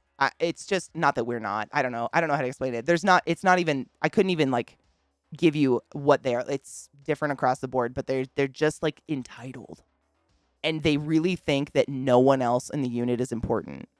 And I've literally had family come out and watch me, and they're like, we just saw you go in that patient's room. Could you not come here first? What was the priority? Was that an emergency? Like, they'll fucking stalk me through a hospital because I won't get their son applesauce or some shit. It's wild. And the amount of like personal skills you have to develop to try to tame that the fuck down and not get in a fight with families. And also help them realize, like, yes, your son is the most important thing in your life. Everyone here is someone's son, and they are also the most important thing in their life. Like, come on now. You can't go, that's just what I want to do. You can't do that. Don't do that. Thank you for gifting subs. I'm sorry, I was blabbing. You guys got me on medical shit today. Kendo gifted a sub to Thread and a Changeling Chain. You fucking nipple. Sneaky nipples. Thank you very much for gifting subs in the channel today, you fuck. I appreciate you. Don't forget to refresh the channel, you guys, so you don't suffer ads. And Chris resubbed. Thank you. Real Sex blew my mind up, too. Up until then, my porn sex experience had been, like, Emmanuel movies on Cinemax. Same. Skinemax. Same. Or, like, Gia or Gaia or whatever that movie was with Angelina Jolie. Same. And then Real Sex happened. And it was like educational TV, so it was totally on and totally okay, and we were all alone at midnight watching it in the basement, wondering why people are zip-tying each other into latex things. Kendall, I'm the same. I will always make jokes. I think laughter and smile, at least a smirk, always alleviates anything. I'm the same as the patient, but as the caretaker, like, most people don't have a very good sense of humor, and that's a weird thing to realize. Like, the vast majority of the world doesn't have a sense of humor. That was weird. I've worked retail, I've worked in food service and everything, but I guess the hospital was where I really got my most, like, diverse exposure to humans. And most humans don't have a sense of humor. I don't know. It's kind of weird. I don't know what that's like. They're very literal, very much just, I don't know. I don't know what happened. I don't know what happened here that gave me a sense of humor. I'm too young to relate to MTV Real Sex. I'm used to TRL though. I never saw MTV. This was on HBO. It was like HBO at midnight. I had bootleg HBO and Skinemax growing up. Oh yeah. They were the only like thing we had before the internet. The internet service sucks. Yeah, I know. I just work here. Let's see what we can do to make it suck less. Exactly. And you stalking me through hallways and following me to other patients' rooms, breaking HIPAA and being very annoying makes nothing go quicker. Anyone else want to show their age and admit to watching the fuzzy porn people on the only PPV channel in existence? Wait, are you talking about like the pterodactyl porn with all the hairy ginas? That one? Because sure, maybe. Or Pirates? Saw that one. There were some hairy ginas. Real Sex. Yeah, it was on HBO in the 90s. It was literally just called Real Sex. And every episode, it would go over, like, sometimes it was, like, some fetishes or fet stuff. Some of it was just, like, sex counseling or, man, I can't remember a lot of it. I remember the fet stuff the most because it honestly, it wasn't the most wild fet stuff I've ever seen. It was weird in the way they went about it. Like, it was always, like, in a well-lit room, like someone's, den or something. But then there was this, PVC square on the ground with stretched black shiny latex, and they would like slide a dude between the two shiny pieces of latex and zip it closed and like suck all the air out, and he had a tube, and he would just like be in it for an hour and sweat a bunch, and that was what he got off on, was like his own fluids accumulating in the like, with like terrible, I don't know, it was just, it felt like you were watching something you shouldn't be.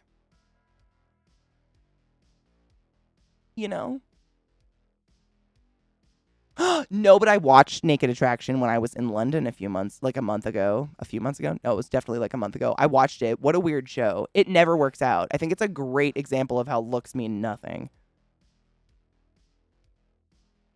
My screen name is from an episode of Taxi Cab Confessions. Shut up. Is it really? Skin Slip? Shut up. Also, my screen name appears in the Cybersex episode of Real Sex. That's fucking glorious. Lucky you. ClassyKatie will never show up anywhere. The Spice channel, where you got like a flash of a tit, and that was your fuel for the next month's fire. Just talking about the PPV channel that would come in slightly with the OG antenna. Oh, yeah. Oh, yeah. Yep. I remember those. The Sex Grandma. Saw that when I woke up a few times before. Wait, what was Sex Grandma? Wait, was that the like insanely elderly woman who did like a radio show and talked about dildos and stuff? What was her name? I remember hearing about her, and I think I like heard a few excerpts from her, but I've never heard like her show or seen her. But what a wild human to exist in this world. I'm kind of into it.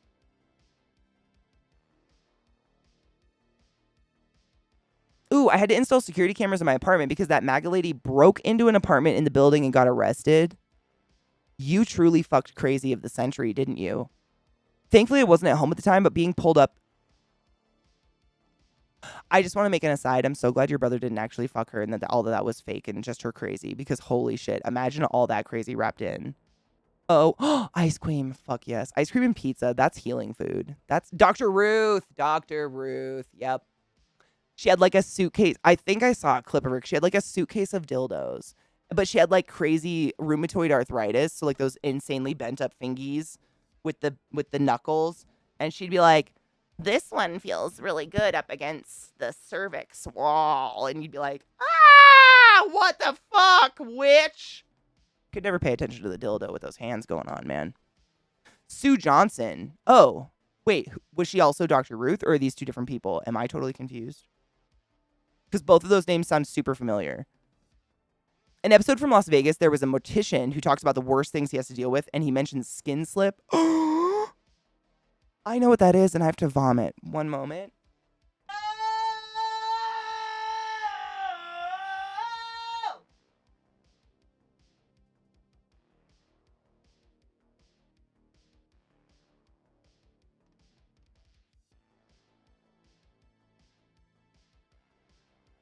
Welcome back to the classiest place on earth. My name's ClassyKatie. What's up? Feeling better. Just my daily scream into the void. They were preserved with the animal's vagina lips? Absolutely not. I didn't see that one, and I'm so happy I didn't. Oh my fucking absolutely no. No. No. No. Oh my fuck no! Was she actually pretty knowledgeable, or was it just like the gimmick of being like, see the hands? I cannot. Is it? Maybe it's because I kind of have a hands fetish. I like nice hands. My worst nightmare is this hand coming at me in a sexual. Can we talk about all the dick that boys suck? Why are we not talking about the dick dent in the back of man throats or the semen calcium buildup on their tonsillar area? That's not a word. I made it up, but you're welcome. I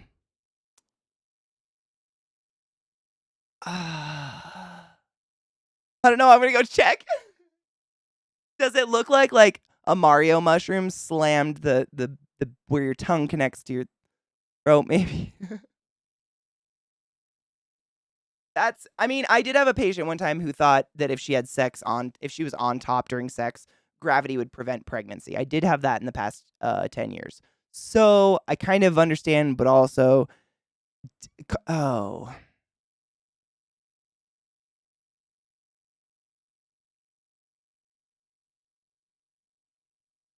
Damn. Just go to a truck stop.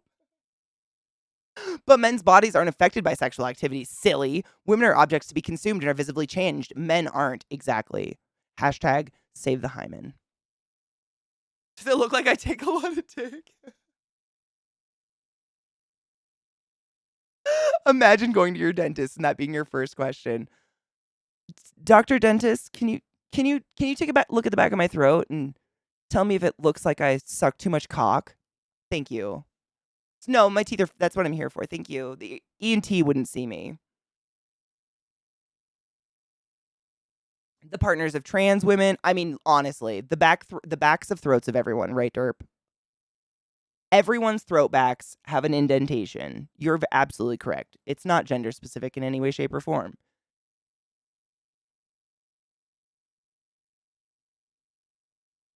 I go to the base too. Everything looks normal. I'll check mine on my break because am too a fan of the tonsil tickle, but as far as I know, it's never been commented on by a dentist or otherwise whether or not I have some mushroom cap imprint in my mouth, throat, etc.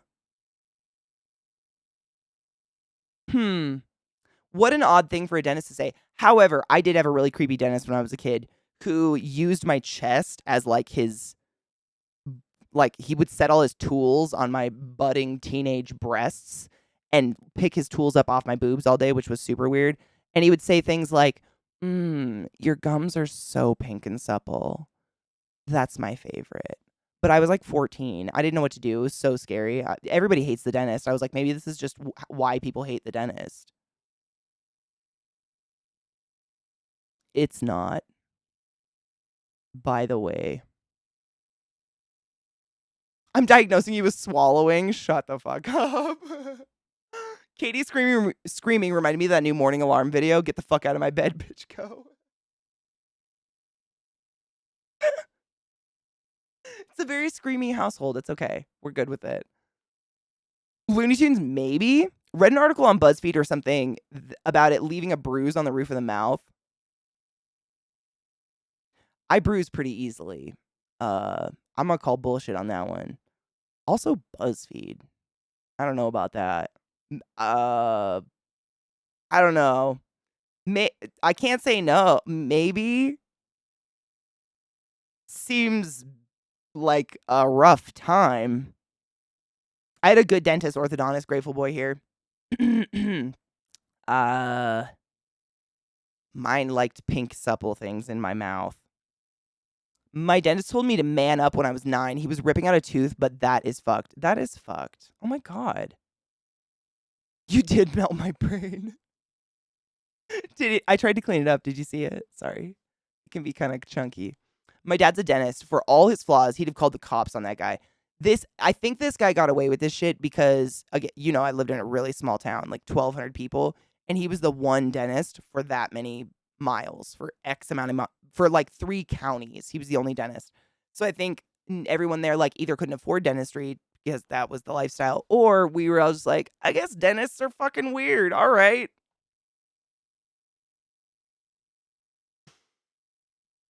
I want to say he got in trouble for touching someone later and was fired and extricated from the city, but I don't remember. Like after I graduated high school. I don't remember. What a time that was. I had teeth pulled without anesthesia. What the fuck? Mine is fucked, right? I didn't know at the time. As a guy, all I got was punched in the face by a lady dental nurse. Why were you punched? Jesus Christ. I'm guessing that caller was one of those evangelicals doing research. What are they researching? Because what? Like, is it how to, like, preserve their virginity or whatever? Just, like, anal, my dudes. Just, like, fuck a butt. Jesus Christ. Stop trying to find more. You found the loophole. What a weird thing that a doctor or dentist held such power in small towns. If you go back in history, that's happened a lot. We also had one doctor who did the physicals for every single kid in the school. Thankfully, he never ended up being a perv, like, well, that I'm aware of. He was my doctor for a long time. He was a great dude. Never felt creepy around him. Very nice man. But he could have had that very creepy power over the city, like the dentist. And the dentist office was like literally across the street from the middle school. So I would just go there on my lunch for like dentistry shit because a horse stepped on my face. Y'all know this. I was in the dentist a lot. I had my dentist numb me twice. The last time I had a filling, it was like on the bottom. And because of my horse act, not to bring up the fucking horse thing again, but literally it is because of that. I guess when you heal from something like that, your nerves will rewire or regrow around scar tissue and whatnot. And so normally I'm really bad with nerves, so I really don't know like where they are, but I guess they're in normal places where the dentist aims with the numbing Novocaine and shit. But because mine reconnected and grew all funny in my jaw, they have no idea where they are. The last time I don't remember if it was I've had a couple root canals because of the thing with the horse, but I think it was just a filling. I had to get 14 syringes. 14. And this was years ago. I'd brush my teeth like a neurotic fool. 14. Because he was just guessing. He would like literally go where it was supposed to go to drill my tooth. It would fucking hurt and I would scream. He'd try again. I'd fucking scream over and over. I was like sweating by the end of that appointment. It was so bad. But it's only on my bottom of my jaw where the shit happened, which is stupid. I'm the same. I don't get jumpy. I like tense my jaw so bad that at the end of the appointment I can't close my mouth. Like my jaw will be locked and it'll be like it's terrible. I'm the same. Like, but only with dentistry. Like I can get tattoos. I've had stitches on other parts of my body from injuries, broken bones and stuff like that. None of that freaks me out. But my like any kind of thing like drills and shit in my mouth makes me just fucking anxious. Babe, when a horse steps on you, it usually affects a lot of your medical life. I would like that to not happen. No one told me that as a child. Can I get a refund? No one was like, hey, 20 years from now, spinal fluid's going to leak out your nose and, you'll have some problems. No one said it. Like, it wasn't even in small print. No one told me. I would like a return. I can totally believe that. I had 4 anesthetic injections into a toe. Lee. Oh. Into your toe?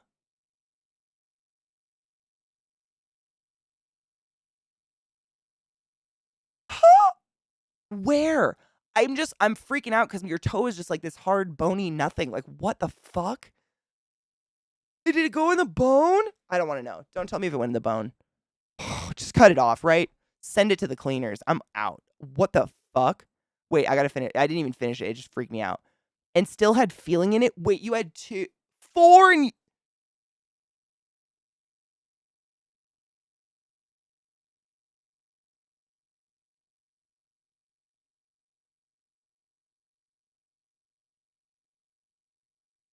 I have a needle phobia. So I realize my reaction may seem rather dramatic, but the urge to vomit all over everything right now is so severe and or faint or have a heart attack. That is my worst fucking nightmare. They gave up. Ended up going under general aesthetic for an ingrown toenail. I mean, you were already in like arguably other than like maybe a kidney stone, I don't even think you can compare them. One of the worst pains a human can experience is a fucking ingrown toenail. One of my brothers had both of his big toes would just ingrow constantly, and he told me he could feel them scraping the toenail off his toe bone when they removed the toenail because he was awake for it and anesthesia worked. You might be glad we're asleep because that might be in your memory forever. Abso-fucking-lutely not. Oh my god.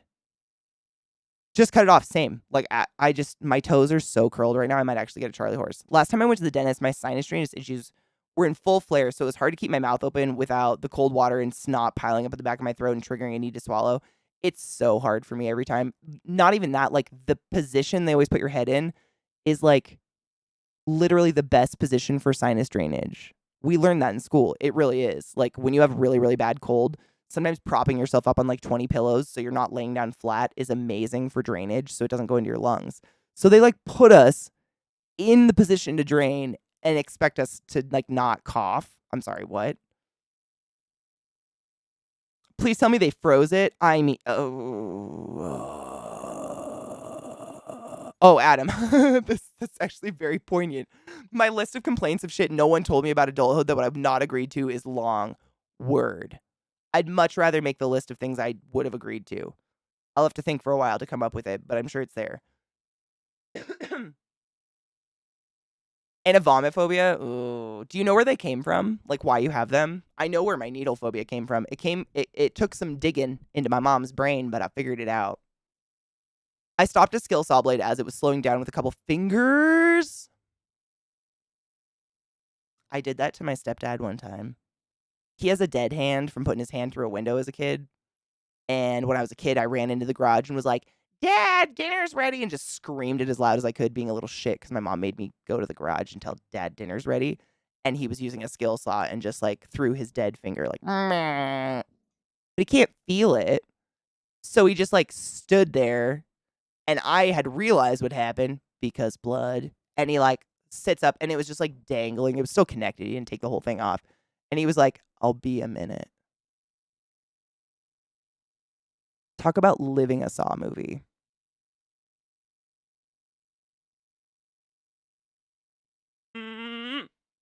No.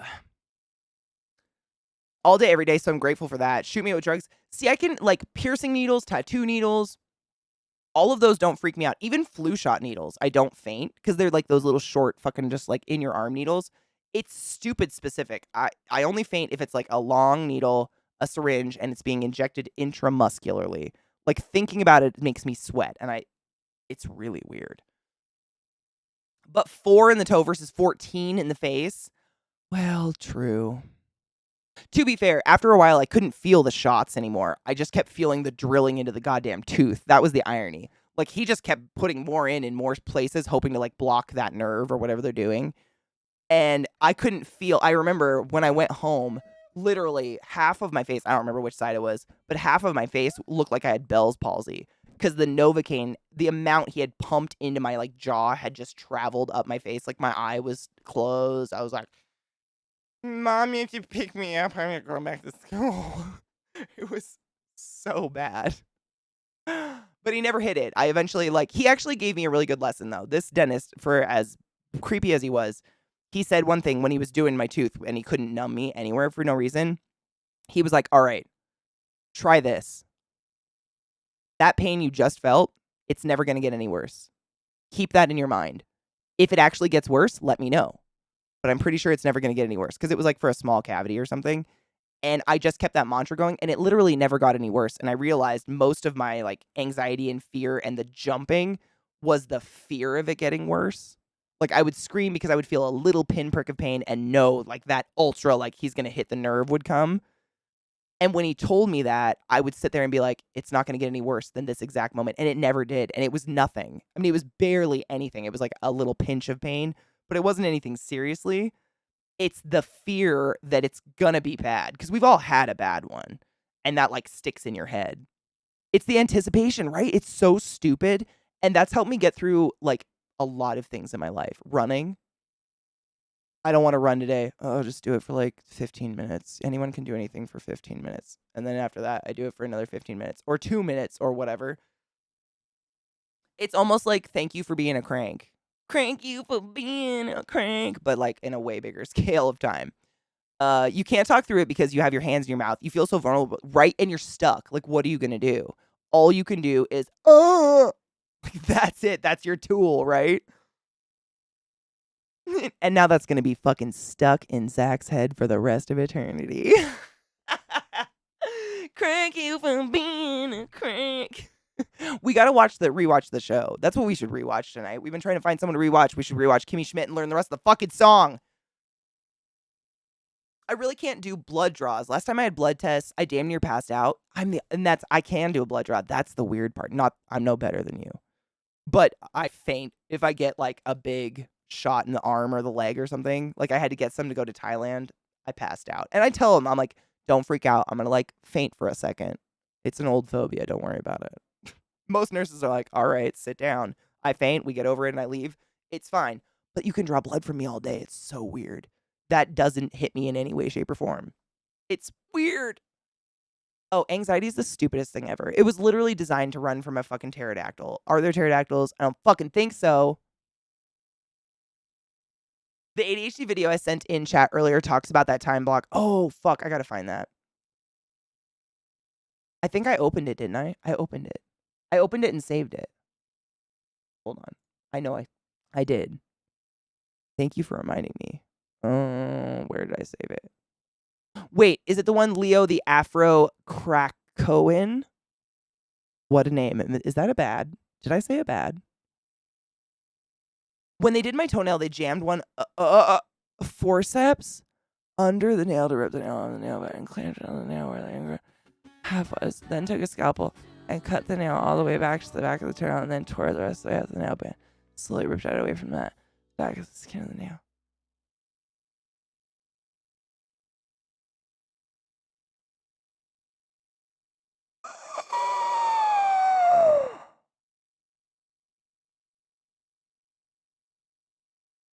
I don't want to be here anymore. Hail Satan. Is this how you guys feel all the time? Just like struggling to be my friend? I am so sorry. I might get an ingrown toenail literally from the amount my toes are clenching in my shoes right now. Jesus fucking Christ. Zuckus with that goddamn resub. Thank you for resubbing the class, keeping the classy alive, and giving a fucking anus swings. I appreciate you. Hail Satan. When I worked at a hospital and had to do maintenance on the blood bank's gear, I'd ask, how's life in Transylvania? They never thought it was funny. Oh my God, one of the ER docs used to caw like a raven when I came down to the ER when he called me. Because he said everyone died when we were there. Caw! Every time, and he'd soar around. It was hilarious and terrible. Nope. No. They numb the fingers with a needle, twisting it around, spreading the juice. The juice? Wait, why was there juice? What's the juice? Wait, what's the juice? Wait, what's the juice? Wait, what's the juice? Oh my God, the numbing juice. Okay. All right, we're better. They numbed the fingers with a needle, twisting it around, spreading the juice everywhere. Still did not feel it. I was like 16. The funny part was, I swear I heard a nurse say I was going to need an enema. What the fuck? I was so scared that it became a joke, me asking if they were going to give me I mean, honestly, when you're under like anesthesia and you're down and they're in your mouth, like what do you do if you feel someone spreading your cheeks? Like, do you clench? Do you say no? Do you wonder, did I sign up for this? I don't know. I'd have a lot of reactions. Hi, Sirska. How are you, love? Luker, the worst things in the world, and everything in me hurts. Ooh. The valves. Oh, my mom is the same, Lee. Seriously. Every time she gets like a small IV or blood drawn from her hand, they bust a valve and she gets like a huge knot in her vein every single time. And I don't know if she just has a ton or what. That's never happened to me. Well, it happened to me one time, but I had just a phlebotomist who didn't give a fuck.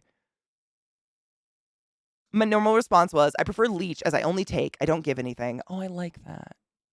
They used to call us vampires sometimes too, but we took arterial. We didn't take venous.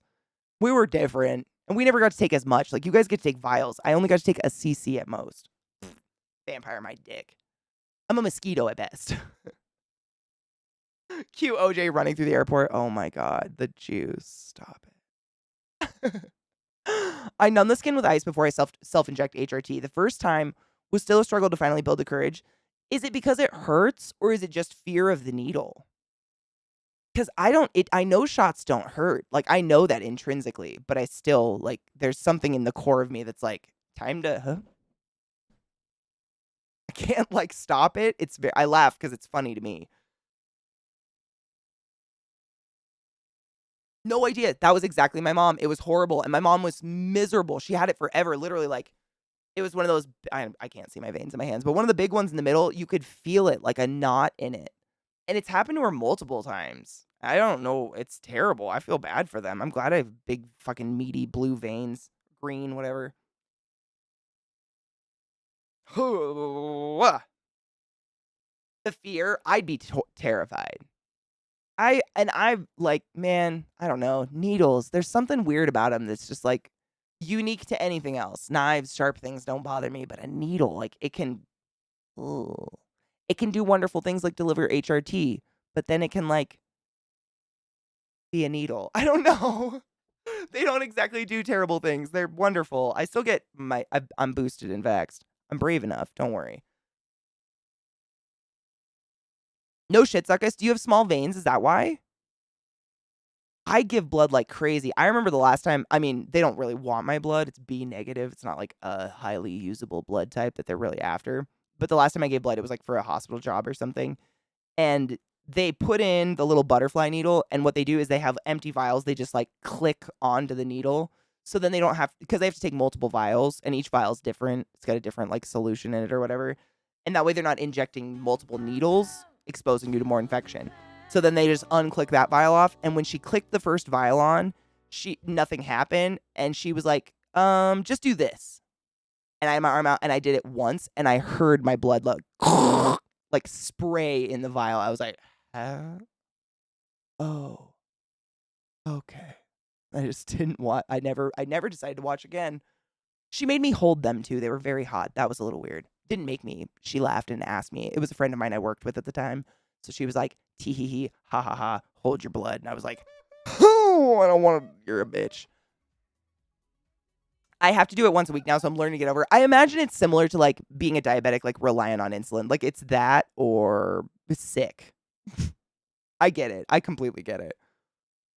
Deep, I can guess. I pump all day and you still don't see blue. It's got to be deep, I think. Maybe. Oh, you have rolly veins? Yours are the worst. I've never missed an art line. However, you are my worst nightmare. Nicktastic, thank you so much for signing to the Prime, Katie. Subbing to the... What? Thanks for the resub. My brain died. Did you see it happen? I felt a chunk fall out the side. It happened in that moment. A chunk just right outside. It's on the floor. The dogs lead it. Don't worry about it. Different stabilizers. That's what they are, right? I'm not a phlebotomist. Like, I literally take arterial and shove it in a machine. A machine does all the work. But, yeah, it's always got that gunk in it, and it does different shit. There's even a specific order to draw for them, so there isn't contamination of additives. Oh, no shit. See? I didn't know that shit. That's really cool. Honestly, it makes sense. You get the same ones, Mayo? Yep, that's what they did on me. It was pretty alarming to hear it splash. I guess normally, like, it starts filling slowly, so you don't normally get, like, that just initial spray. But because I was so tense, because I'm just naturally kind of nervous around needles, even though I was definitely a poker in the hospital, I would be tense. And when they say do this, I guess it, like, helps you, like, relieve the tendons that are causing the blockage of blood flow. So it was just, like, a lot of built up blood that... My blood's like, hello. And then as soon as the needle goes in, it becomes, no, oh, you're a worse one too. I've had patients like you. There's no trick. It's just terrible. I quit enjoy having blood taken for tests. I usually feel better afterwards, like a pressure's been relieved. What if you're like a 2 full vampire and you just don't even know? Joel Shanka, thank you so much for summoning the class, keeping the class alive, giving it swings. I appreciate you, boo. How are you? Thank you and hail the Dank Lord. My GoXLR has decided to fart out today, so I don't have any of my, like, sounds. I got Satan, though.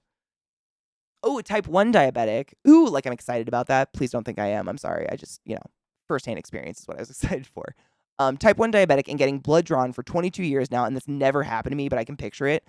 I wasn't even watching. I heard it. That was the gross part. Like, I never watched them put the needle in or anything because I've never fainted from the blood draw, but I'm just like, just in case this happens, I don't want it to happen. I heard it and then I looked. I didn't like that. I didn't like it. She laughed. She fucking laughed at me. The sound of the vacuum sucking your blood out. I don't know if the dog should be eating unpasteurized brain. How do you know my brain's not pasteurized? This could be Monster. This could be formaldehyde. You don't know. Some additives help it anticoagulate, and there are two main anticoagulants. So in the syringes for like an ABG, it just has like a little disc, like a little it looks like just a piece of like a cotton pad or something. It's just like a little foam disc. Is that's basically the same thing? What's in it? I know it's an anticoagulant, but I always wondered why your guys's was like a thick, weird layer of jelly, and ours was just a tiny. Maybe because of the amount of blood in it, right? Because we take a cc, literally. More if you're cruel, but usually no. Don't do that. The squirts hurt. Bio undergrad like 16 years ago now, pre-med, but I hate calling it that because it sounds douchey. No, I totally get it. I'm a pre-med chem major. Get it. Don't like to talk about it. It's a super expensive piece of paper tucked away in a closet somewhere. I don't know where it is. Totally cool. Feel you on that. You feel pretentious for having like lived in eternal debt and paid a school for something you don't really use. Yeah, I feel that. Yeah. Mm-hmm. Right in my soft places, I feel that. Yeah. I do too. But, like, I did go medical, so it literally was pre-med. But when you say that, it sounds like douchebags in movies who are like, yeah, man, I'm fucking pre-med. It's like, whatever. God, fuck off. I want to see one of those douchebags do OChem. Show me! What the fuck is this glut? If you struggled through an injustice and want others to struggle through the same injustice because you did and turned out okay, you did not, in fact, turn out okay. I could not agree better. I could not agree more. What a fucking poignant thing to say. Oh, is this someone being like, we paid off our student loans, so you shouldn't have to pay off your student loans? Me. Those people. Because fuck those people. You kidding me? Nah. Shit's fucking weird. Are heparin and EDTA. Yeah, I think heparin's the one that's in ours. That's in the art blood, because I think arterial blood is less likely to clot as fast. But honestly, once all blood hits air, it's pretty much the same. Like, I don't know. I stick it in a machine and it does what I say. But you have memories. What doesn't kill you makes you stronger. Bullshit. But it did make me kind of funny. The ones with gel are actually serum plasma separator tubes. Oh, no shit. And the gel is actually what separates the cells from the serum plasma. It actually does it in the centrifuge. Oh my God, that's fucking cool. Centrifuges are so cool to watch. I used to hang out far too long in the lab and watch them. My blood was rejected. They can't tell me why, but it's probably because the medical cannabis isn't listed in their system, so they can't accept it. Probably. I'm sure. Fuck it. Weed's worth it. It's basically the response to that argument. That is not even... I mean, Glut, is that even an argument? That shit is wild to me. What the fuck? Yes, everyone should be forgiven all student loans. Anyone who was scammed into signing up for eternal debt just to have an education we all were convinced is necessary to live a happy life should be forgiven. Fuck that. No. I went through a lot of years of misery paying my student loans before a wonderful human being gifted paying them off to me for my birthday present. Thank you, Zach. And regardless of all those months I actually thought about jumping off buildings because I couldn't afford paying my student loans, I still think they should be forgiven for everybody. That is such bullshit.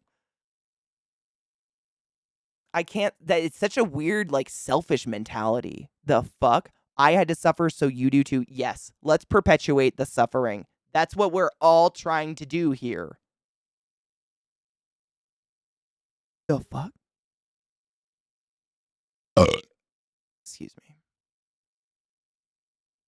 It doesn't make any sense to me. My brain doesn't wrap around that, like, lack of logic or whatever the fuck that is. Is that even that's not logic. Whatever. It's an excuse. My brain don't wrap around that excuse. Oh my God, the music decided to restart. My GoXLR is very funky. I'm so sorry. It is a very whack mentality. You gotta wonder. Like, I mean...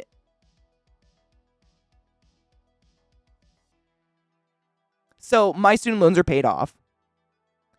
And if I was like, fuck those guys, they should have to pay them off too because I did, what am I getting out of that? If like my side of the argument prevails or not, what do I get out of that? Seriously, I don't know. That's where I'm trying to put my mind. Like, where do these people get off on trying to make other people's lives fucking miserable? Nothing. Right? A smug sense of superiority that other people, like, suffer. Yeah, I guess. Oh my God, thank you. This is the video. Thank you. I was trying to find it in my fucking links. I appreciate you pulling that back up. Thank you, Glut. I think this is the one. I clicked on it earlier, Glut, and I pulled it up and I lost it. I don't know why. I must have accidentally closed it. Or it got shut down when my computer decided to do fuck nonsense. The black thing's on my desk. Ooh, it's a piece of corrugated piping. I'm gonna make like a rope bridge for my geckos in their new cage back here, but I'm gonna make it look like Appa from Airbender. So it'll be like kind of like a caterpillar, you know, like multiple pieces. Because geckos like to hide. They're nocturnal, so during the day they love little tunnels, little nooks and crannies to hide in. So that's kind of what I've been focusing on, and I just cleaned these and cut them so they're drying. Capitalism, literally. Oh, it is a form of gatekeeping. It's like, you signed up to be our class. You better pay that off, or you're not our class of people. Our us and our bachelor's degrees and our superiority, something like that shit, which is stupid still. Yeah, when you were paying off your student loans of like 5K or whatever, a car cost 3K and a home cost 25K. Now our student loans are 100K plus. Cars cost 40K, homes cost 350K plus, and we get paid proportionally less than you did. Please go fuck yourselves.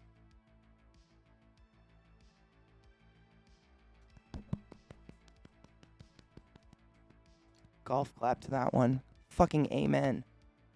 Amen. And if I ever hear anyone come at me with goddamn avocado toast, I'm going to punch their throat until it looks like a piece of avocado toast. Fuck off. All right, let's watch this video that Glut gave us because I'm excited. I had it up earlier and I closed it because I'm a dumbass. Let's cheers. Cheers, bitches.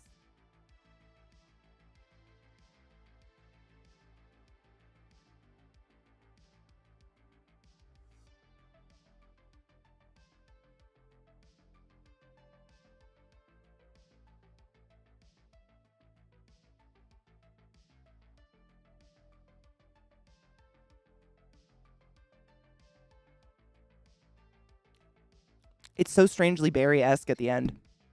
I don't know how else to explain it. Tastes like a berry. Doesn't have any berry in the title. Yeah, Lizzie, I know. I think you posted it earlier, right? And I clicked it and I had it and I must have accidentally closed the link. I am so sorry, but I have it now. We're good. We are ready. Bitch, Rob Insomniac. Cheers, love. Thank you for subbing to the class, keeping the class alive, and giving Nana swings for 16 fucking months. That's a really long time, and I appreciate you. I just cheers and I'm roasting, but cheers spiritually.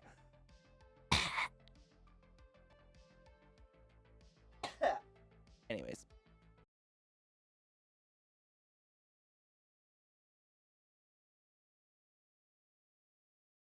My feelings are hurt.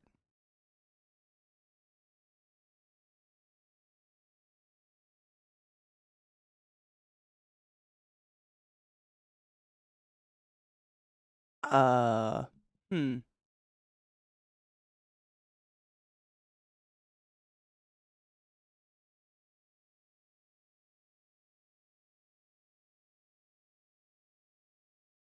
I'm gonna click that link. I wanna watch the rest of the talk later. I obviously can't watch it on stream because it's probably long and that's crazy, but I hope he goes over solutions.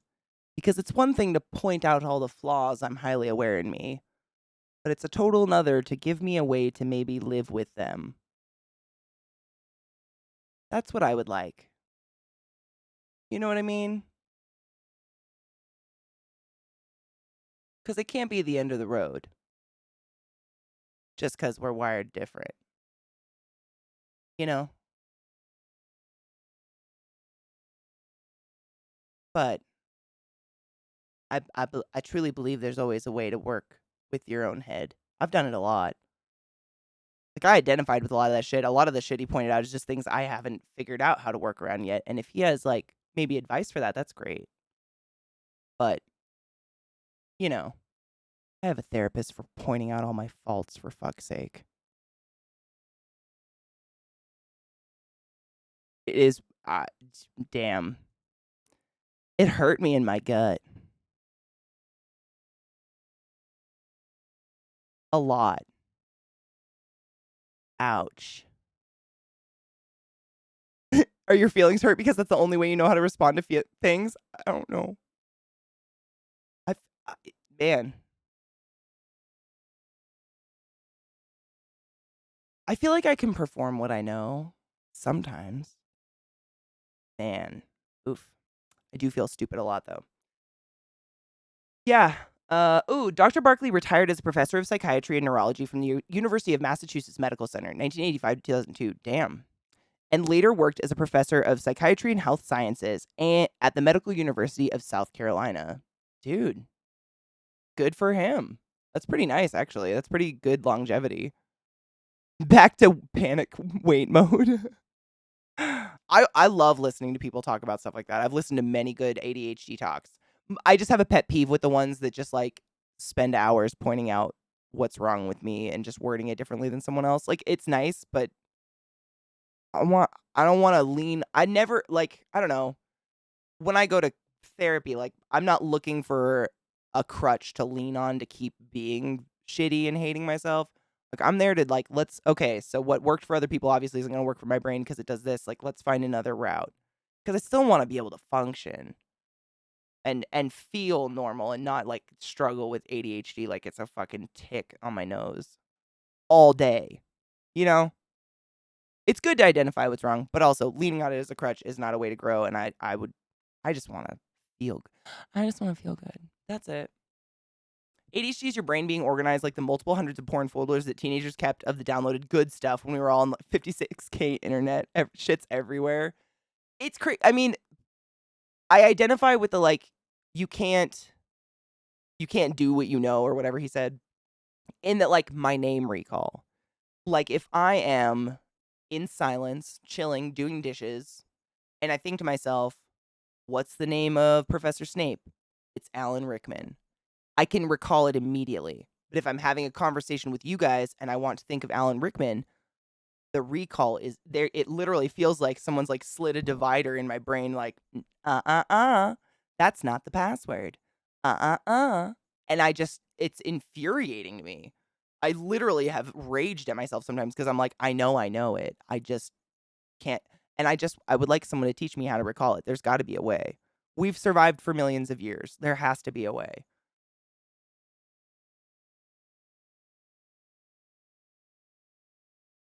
Really, I mean, he sounds very interesting to listen to, honestly. Limitations are not faults, Katie, and recognizing limitations is not hiding behind them. Truth, 100% agree. And I think you worded it very nicely. It's kind of what I mean by, like, it's not a bad thing to, like, recognize the faults, but I kind of would like some, tools to work with them at the same time. But that's just me. I've been going to therapy for a long time. Like, I'm well aware of my faults. 100% Lizzie, all the time. Things I am so passionate about, things that are drilled into me, I will forget. Just because I want to say it right now to somebody. My brain just goes, nah, It's so fucking mind-blowingly insane. It's insane. It drives me insane sometimes because it feels like I've been put blinders on. The biggest part is the moral. Oh, granted, I'm only minorly ADD. To me, the biggest part is the moral failing I place on myself for not accomplishing everything I want to do. Understanding that definitely helps me not be so hard on myself. 100%. I kind of came to, like, for me, I do a lot of art stuff, like this table's a never-ending project, various things. And for me, my biggest problem was I never know when a piece of art of mine is done, ever. Like, it's kind of like my fingernails. Like, I can just take it off and do it again if I don't like what I'm doing. Like, nothing's permanent. And that's my biggest problem. And I just had to kind of accept that when I'm bored with it, it's done. It doesn't have to be perfect to be done. It doesn't have to be exactly how I pictured it before.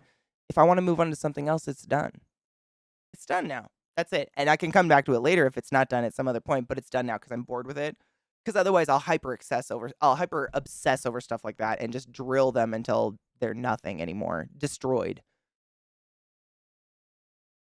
Any of the important dates or appointments, I literally live through my calendar. Same. A planner? Oh yeah. I remember birthdays all right. I used to be more physically hyperactive as a kid. Now it's mostly my brain going off the rails. I wish I could lose that hyperactive part. Did you do anything about that? I have a hard time sitting still. It's the just being incapable of doing things that I really want to do are really important to me. Shit drives me bonkers. Oh yeah. 100, like, just the inability to sit still to do something long enough that I want to do really drives me crazy. Like, I get that hard. Like, I want to paint, but my body is like, if I force it to sit down, I'll actually start to feel sick. When I need to move, if I'm forced to sit still, like, I'll start to just feel, like, queasy and really uncomfortable and sweaty and weird. It's like, I gotta go now. I ordered some new lower leg compression sleeves. They're supposed to fit my calves. Oh my God, please let me know. Seriously. I fell asleep thinking about that the other night. I was like, I hope I can find some of those. Video found some. Weird thoughts, but for real, they would help so much on plane flights. Legs are a curse. Limitations, wait, of? Oh, realizing limitations? Oh God. Is it heartbreaking? Wait, there's dogs though. Is there supposed to be dogs? Am I on the right thing? Recognizing that as a human, you actually do have. Bitch, she has one leg. Dude, that's sick. Fuck, I can't. Oh. This is probably the recognize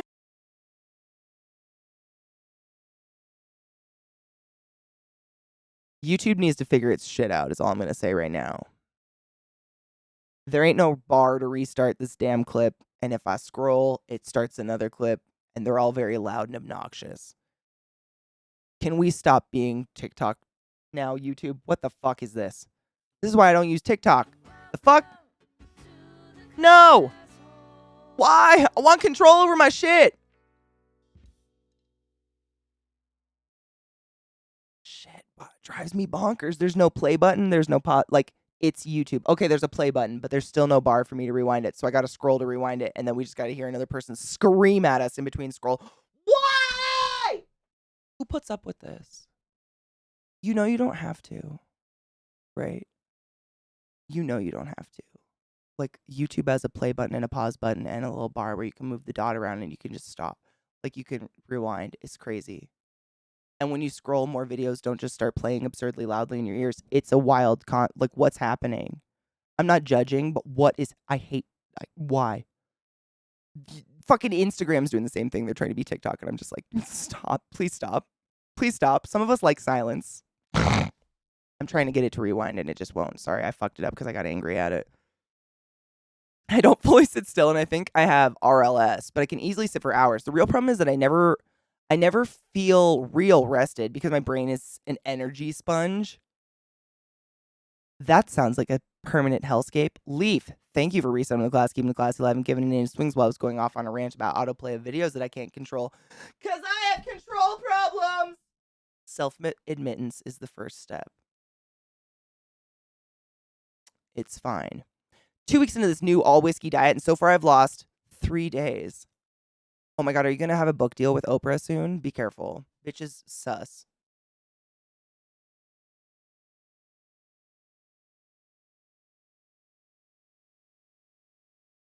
The video really hit when he mentioned the meat cleaver. I repeat certain things several things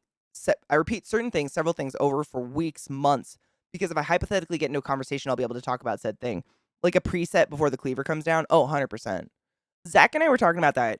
I don't know if it was last night or this morning, but both of us will get like hyper obsessed with a word, and we have to stop ourselves from using it. And it's just because it sounds nice or feels good in your mouth. It's a big word you haven't used in a while. Like, you just hear it again. You're like, wow, I love that word. I haven't used that in a while. And you just start using it every other sentence, and you can't stop. And then you realize you're doing it, and then you have to stop. But then you just stop talking because you're hyper aware of what you're saying. I do it constantly. It's so bad. I can like break words that way. Vegetable, ruined forever. Oh my god, they're bad.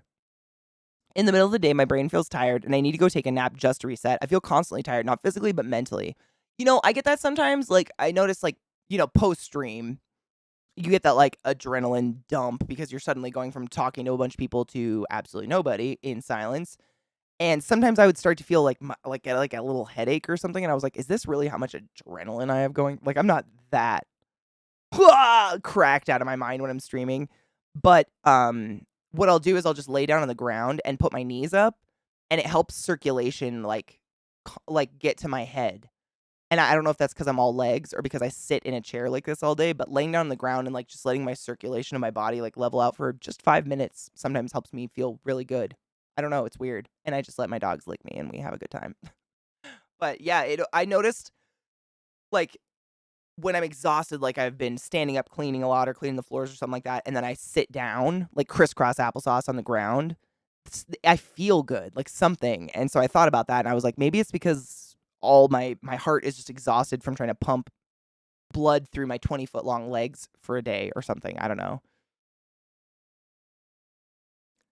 With phrases, oh, for 100%. Yep, same. It's terrible. My most recent one is the word modicum. I'm really trying not to use it as much, but I read it in a book and was like, I kind of forgot about the word modicum. It's such a good word.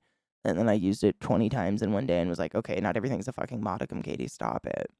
But it is a good word. I gotta get like obsessed with 5 at a time or something. Like switch them up.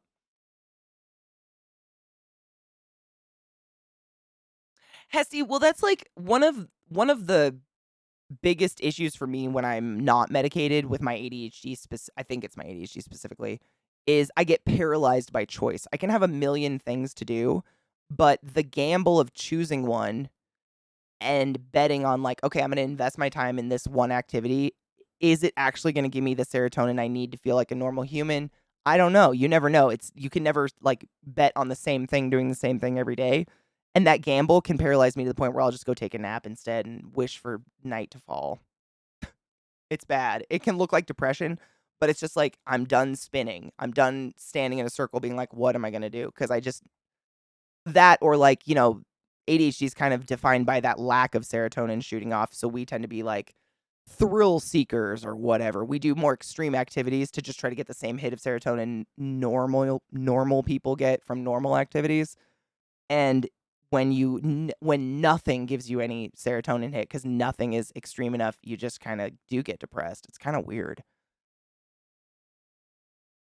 Bananas is a good word. I like pickle. Thankfully, you have a modicum of willpower to stop yourself. This is true. I try to be self-aware, though. I think that's an important part of being an adult, is trying to be self-aware and not just, this is the way I am, and you gotta deal with it. I'm a boss bitch. Like, being self-aware and caring about, I don't want to sound like I only know the word modicum, you know what I mean? And I'm going to kill it for everybody, and people are going to be like, the fuck? Lists. I have lists too. Speaking of which, I need to put up these clothes on the hanger. Get it, beach. I need to do laundry too.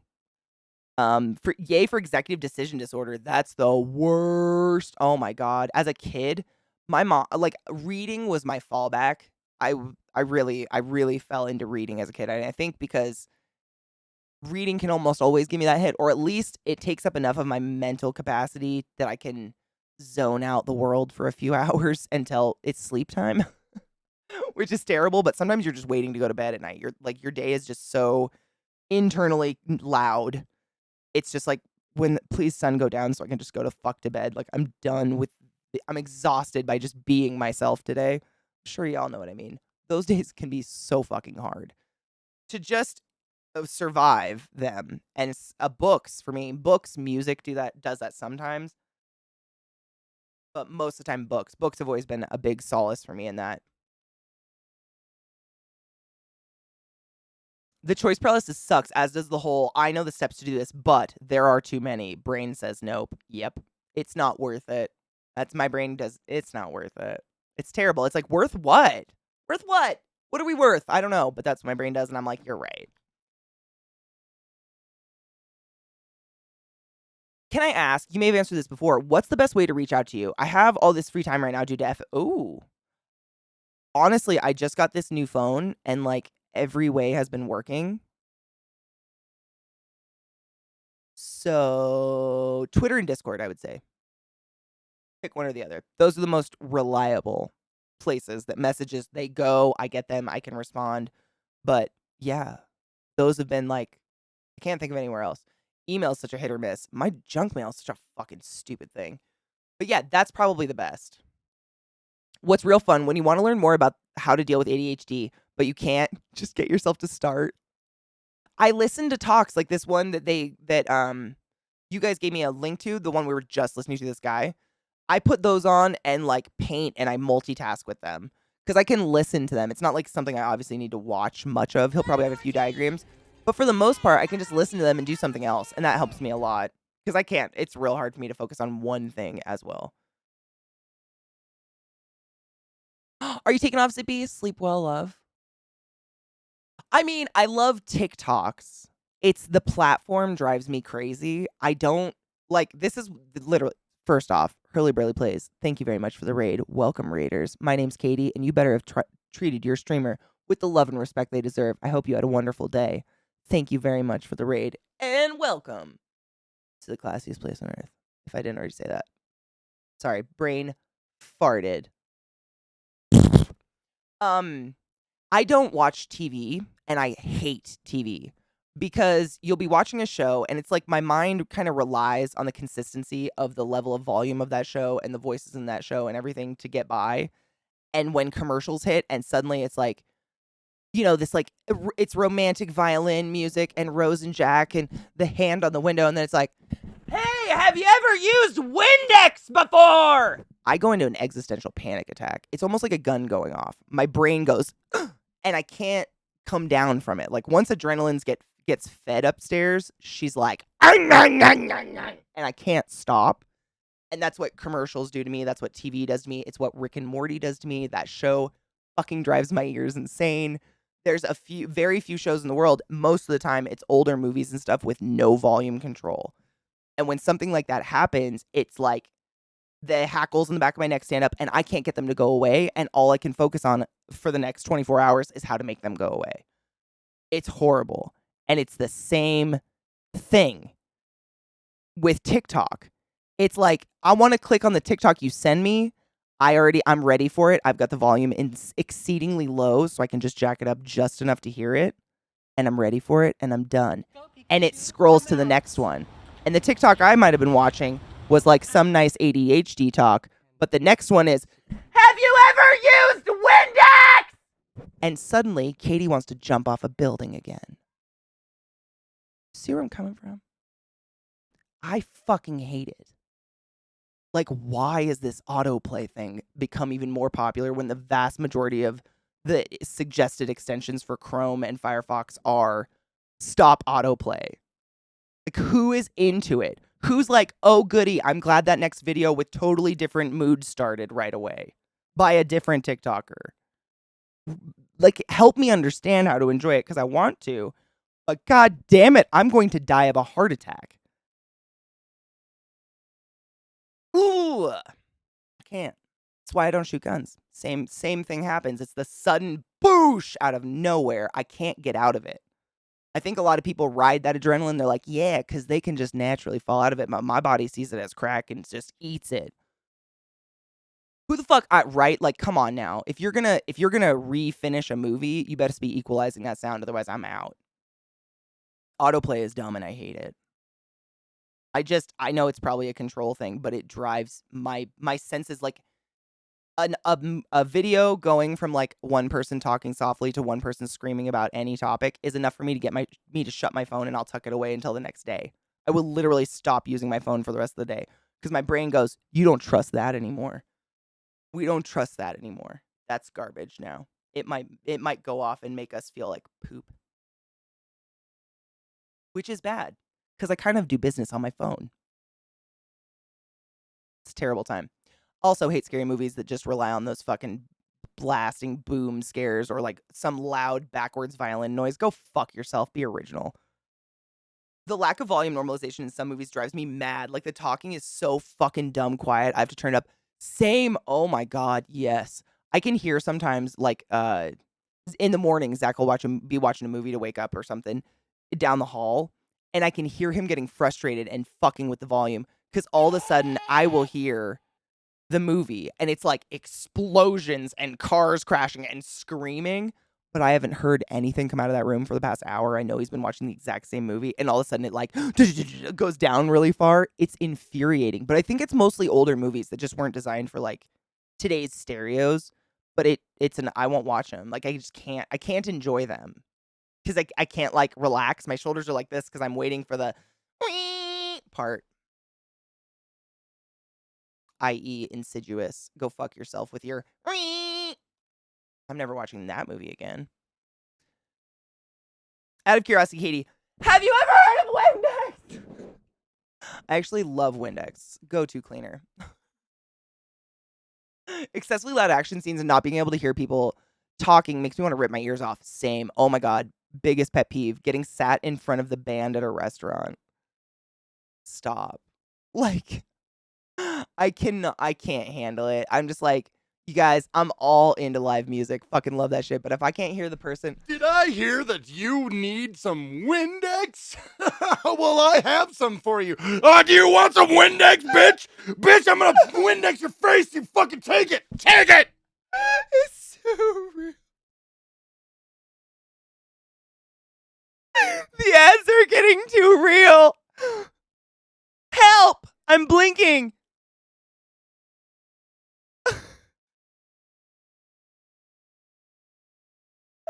Which, have you heard of Windex though?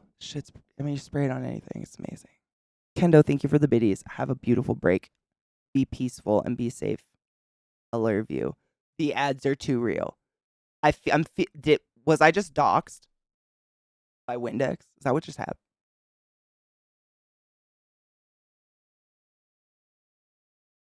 I don't know what to do now. Have you heard of Windex?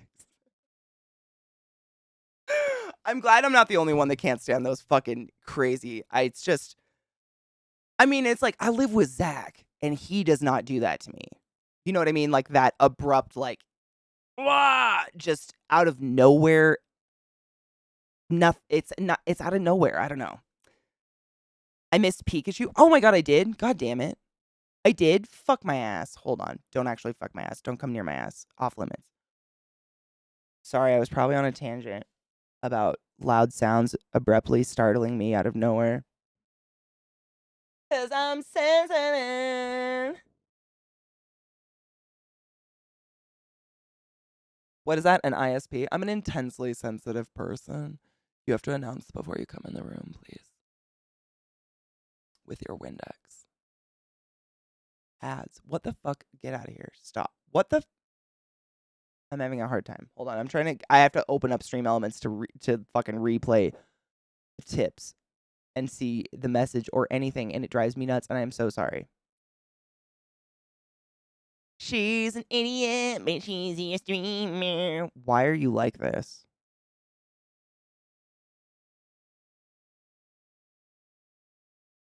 I'm human and you're a box. I can set you on fire. Don't test me today.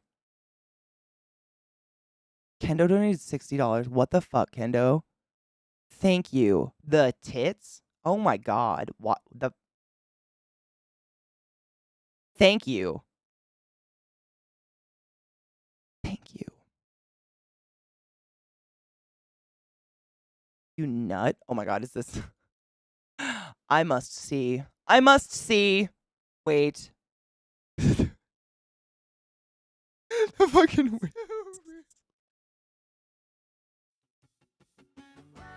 The ads are getting too real. Bitch, I'm gonna Windex your face, you fucking take it! Take it! It's so real. The ads are getting too real. Help! I'm blinking.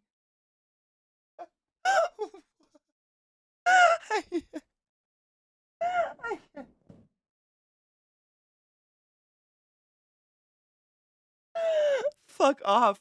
Chesh, thank you very much for 11-month resub.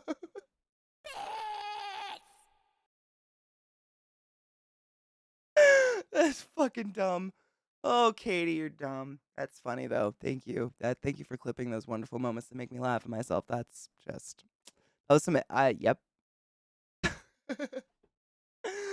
Ali Eclectic, thank you for the 300 biddies. You generous shit. I don't even know what we were talking about anymore. Catheters ripping penises off is the last memory I have. And then I got mad about loud sounds coming out of nowhere and scaring the shit out of me. The ads are coming out of the screen. I mean, this wasn't here before, and now I have Windex on my desk. So you do the math. I didn't do it. True. Oh my gosh, we should take a break. Thank you. What time is it? Time to yeah. Let's take a break. We haven't taken a break in a bit. Sorry, I think it was probably my fault. I get on tangents and just talk too much. 'Cause she talks for no reason. She got nothing to say. Eating hay. It's fine. Oh, I fucking love mango lassi. A good one. It's been a good long time since I had good Indian, actually. Let's take a break. I shall be back in a few minutes. I go pee, wash hands, take dogs outside, make sure to be after 6. Eat corn if hungry. You know, can children. What do you do? Welcome back.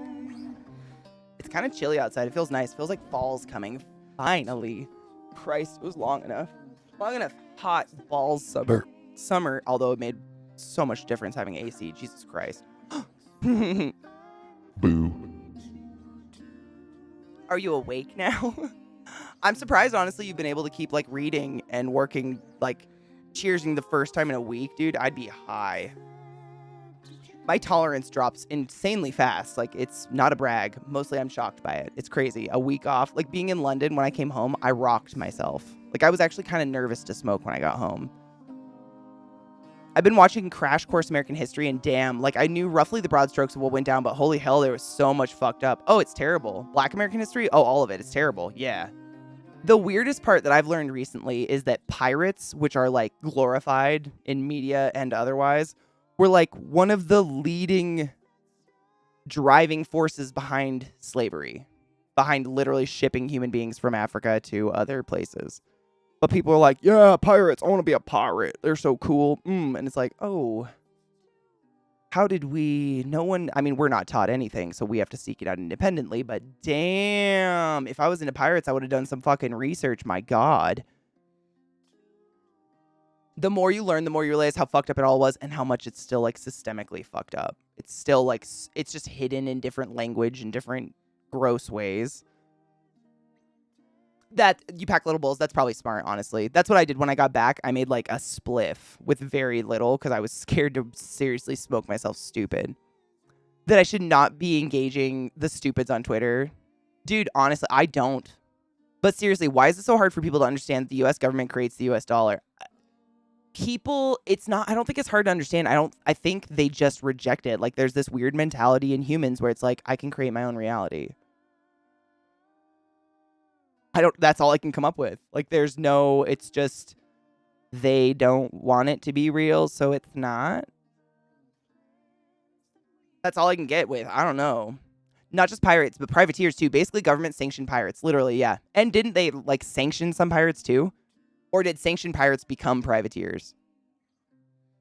I remember hearing something where, like, if pirates were real good at what they did, like, the state would be like, yeah, you can keep doing what you're doing. Just don't attack us. It was terrible. I mean, it's terrible. Black History being elective in a decent college, literally. Like a hidden elective, if you're lucky. Government sanctioned, everyone was doing it. It was a rich industry, absolutely. Wait, isn't it the opposite? Weren't pirates the ones who were escaped slaves and basically stopped it? There were some escaped slaves on pirate boats, but they absolutely still were a huge proponent in shipping humans. I mean, it was a huge industry. It was a lot of money to ship people. As, like, what they would do is, they would attack a ship that was a slaver ship, take all the slaves, and then go sell them. You know what I mean? They kind of just perpetuated it. But there were rescued slaves on the ships. I listened to one podcast. I can't remember the name of the ship, but it was talking about the cannibalism of the crew because they got stranded somewhere and they ate all the black passengers first. It was fucking gnarly. Like, if you were black, you were food. It was so sick to listen to, like, the history of it. Don't want it to be real, so it's not. Kind of describes the current COVID attitude, to be honest. It is, 100%, yeah. It's maddening. The blood of Jesus will protect me. I hail Satan every day, and I haven't gotten COVID. Pretty sure it's not the blood of Jesus protecting me.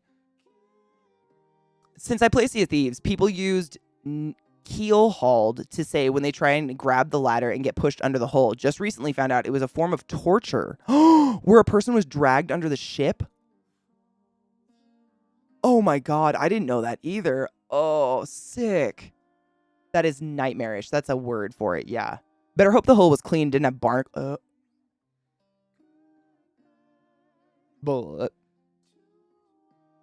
I have a great fear of the deep ocean. Being dragged under a ship, oh my God. Talk about torture of hell. Honestly, just dumping me off the ship and leaving me in open water, I would probably have a heart attack and die just of the fear of whatever's under me and is big and scary. And a death, I mean, I would imagine that would be a fucking death sentence. How would you, I don't want to know. Let's all agree that that was an evil thing that should never have happened and shouldn't happen, and what the fuck? I mean, barnacles cut you up if you just step on one. I have many a barnacle scar. Right, I know. Knock on wood. I don't know what it is. David Boyford as well. Boyford said the other day in chat, he's one of the few in his, like, group who still hasn't gotten it. And I don't say that to seem like I'm special. I haven't done anything extra other than been generally safe. I feel fortunate, and I feel horrible for people that get it because I know most of you are being exceedingly safe. Me and Rona ain't friends, and that is the way it shall remain. Amen. Me and Rona ain't even fucking brushing elbows. Fuck that shit. Holes were never. Oh, they were never clean. Oh, you would be flayed by barnacles and most likely die by drowning, if not like bleeding out to death. Oh my god. Would you say a scarnacle? Shut up. Yes. I have my knees. All these like, I don't know if they come up on camera. All the like red dots. Those are all barnacle scars from like falling in tide pools when I was a kid. They're just deep and horrible. They just never went away. They're bad. But it was because I was a kid. I wouldn't like put a band-aid on it or anything. I'd just be like, whatever. It's food for the barnacles. Eat the blood. I'm going. Bye. Being a child is a weird experience. You basically just like survive on accident. That's what you think. I got COVID from licking drain pipes. I mean, you asked, can I still lick the drain pipes? And I said, maybe cut down, and you didn't. What more can I do? What more can I do? I'm not here to kink shame.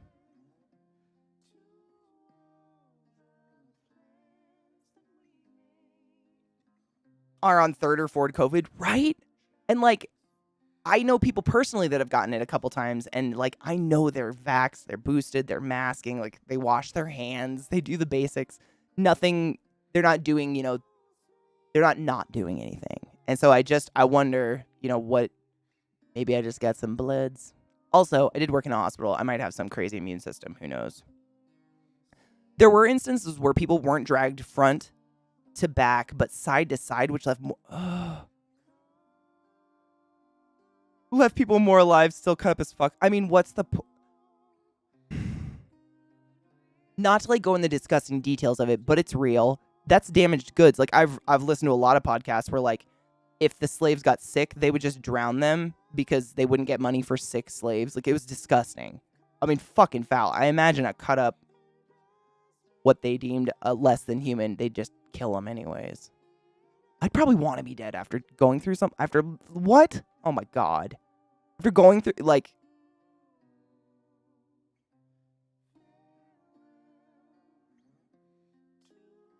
punishment for mutiny. Oh, would they do it to like the crew? Not just so they were doing that to like crew members? You mean? I thought they were doing that to like, the innocent black people they stole out of their country. I hate it. It's just gross. It's gross to talk about, but it's real, and not talking about it doesn't make it go away. Crew person. So they basically did it to anybody. It was just like a punishment. Gross. And to avoid the rest getting sick. It was just so sick. You don't want the rest of your chattel to get sick and die too. Can you fathom thinking of a human being as chattel? I just can't imagine like the mindset that puts you into, oh, this is cattle people. Like what, where, what, how? I don't know though. I know I'm a big softie. I'm a fucking hippie. I don't like to hurt people and I can't hurt people. I don't know where, I just can't wrap my head around it. And I know that's on me. I don't want to wrap my head around it though, to be fair. Who the fuck does? Shit's wild. Originally used by the Dutch to punish the crew for mutiny, or like what else would you do that was bad besides mutiny? Subordinance maybe. I don't know. Ugh, disgusting. It's just gross. Just gross. But again, it's like it can gross me out all at once all day long, but ignoring it and not talking about it is not the solution to making things better. I hate that, but it's true.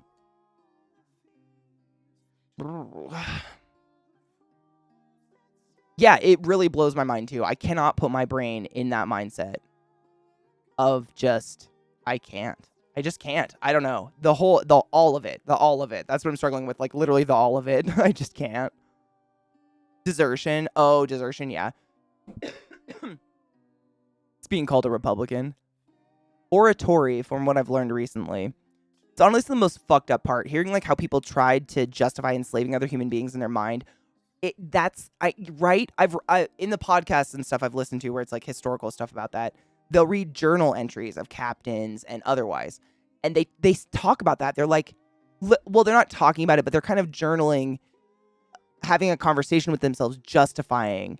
They'll be like, they looked so human. I saw two of them in love hug or something, and it felt very tender, but I quelled that feeling and firmly reminded myself that they are nothing but chickens or some. I don't know. I don't remember the exact words. It was a bit ago that I listened to it, but it's fucking disgusting.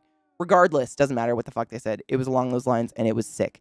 That's what they did to just keep doing what they're doing. It's fuck. The fuck. I don't know. I don't have words for it. It's just gross.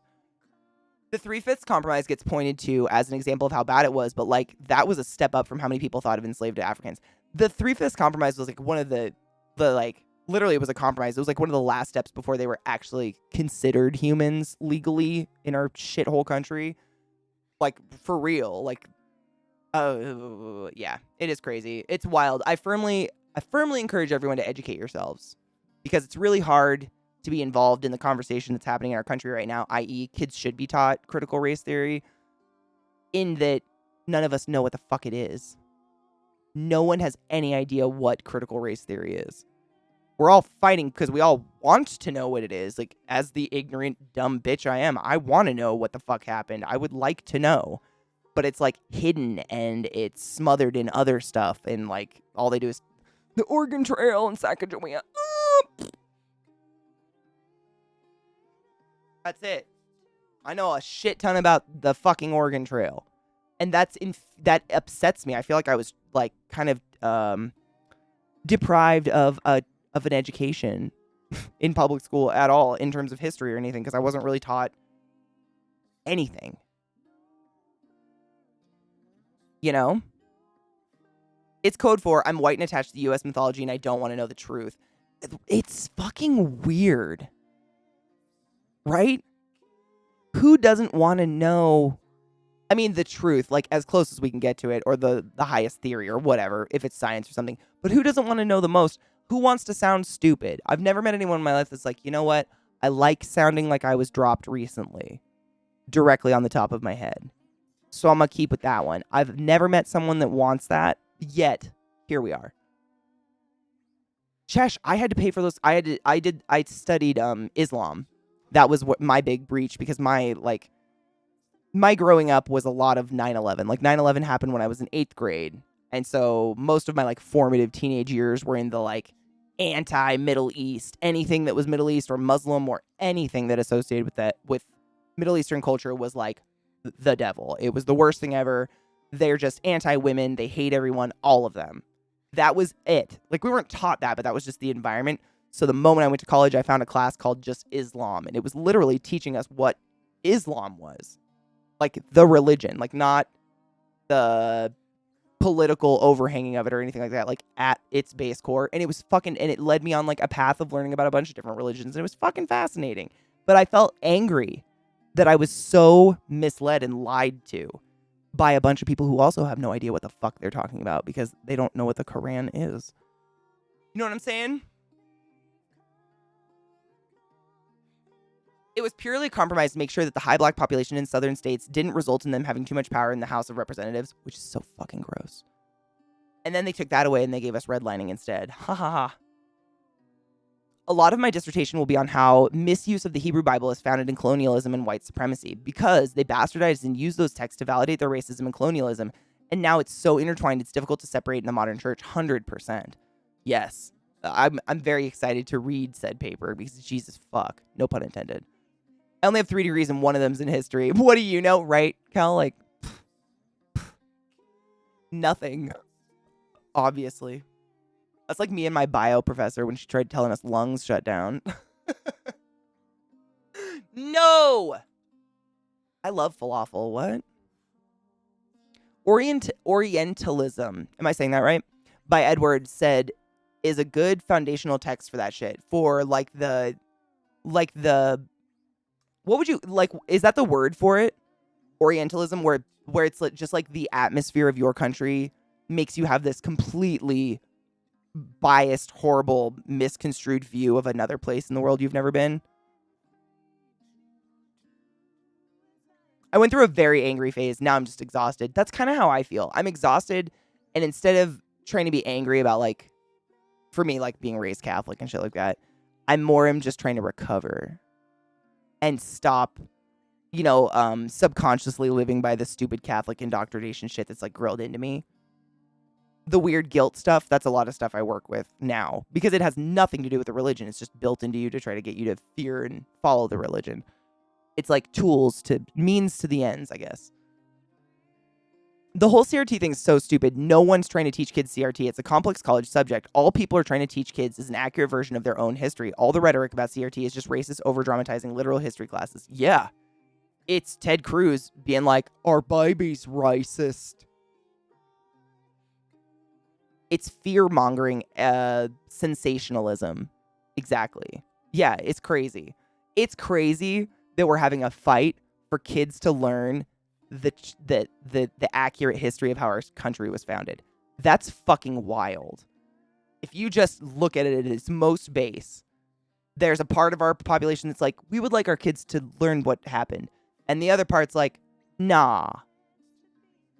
What the fuck?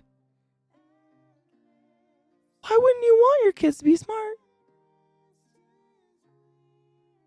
What is woman? What is a woman? I can't do her accent. How did she say that? Can you tell me what a woman is? What a woman? Woman. She said it so weird. God damn it. I can't remember how she said it. Woman. Can you define woman for us? Oh, you can't? You can't define woman? Interesting. Oh, fuck.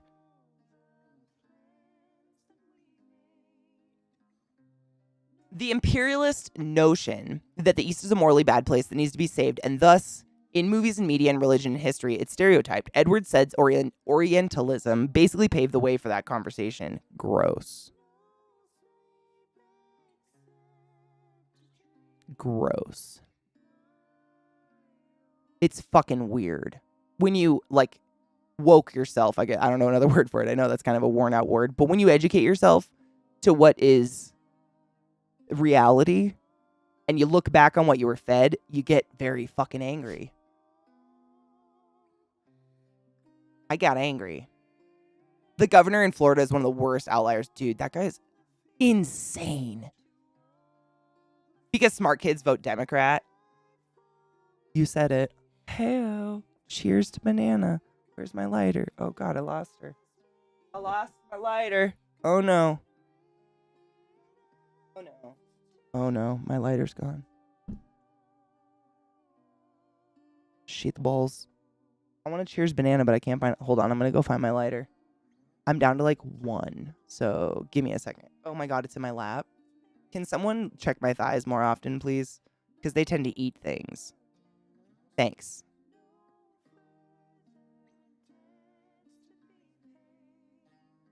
It's everywhere in all of our...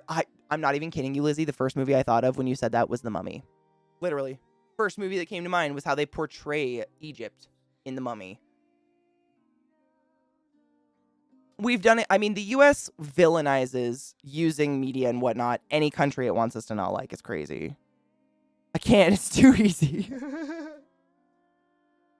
I fed it to you on a fucking platter, pussy. Do it.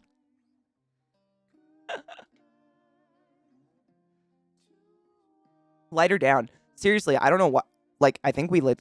Who uses up lighters? I think we actually did. The fucked up thing is, compared to one of the world, our left is their conservative. Isn't that... And without you guys, without Twitch, I wouldn't know that. That's even more wild, maybe. Maybe it's on the same level. But literally, without, like, the international reach of being on Twitch all the time, I wouldn't know that. At all. Would have no fucking inkling. You guys have educated me so much on more worldly politics. It's kind of fascinating. I mean, I'm very grateful. It's a platter pussy. Look at the zoo. Poisonous barbs and all. You should see her. She growls when she's excited on the full moon. Hey-o! Cheers.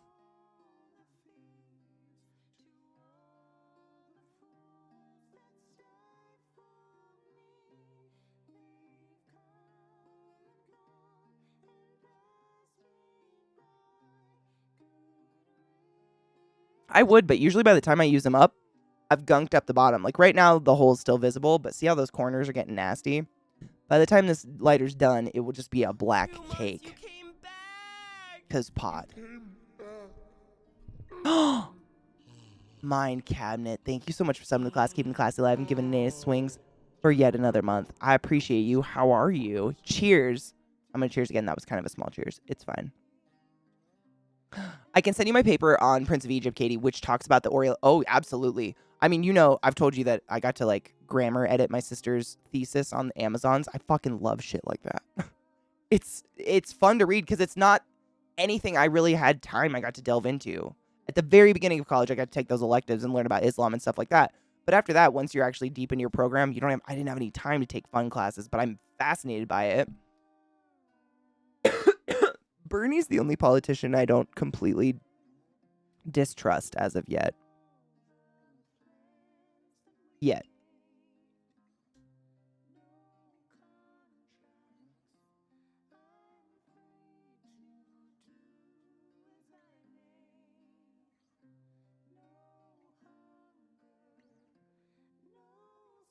Zephyrus, right?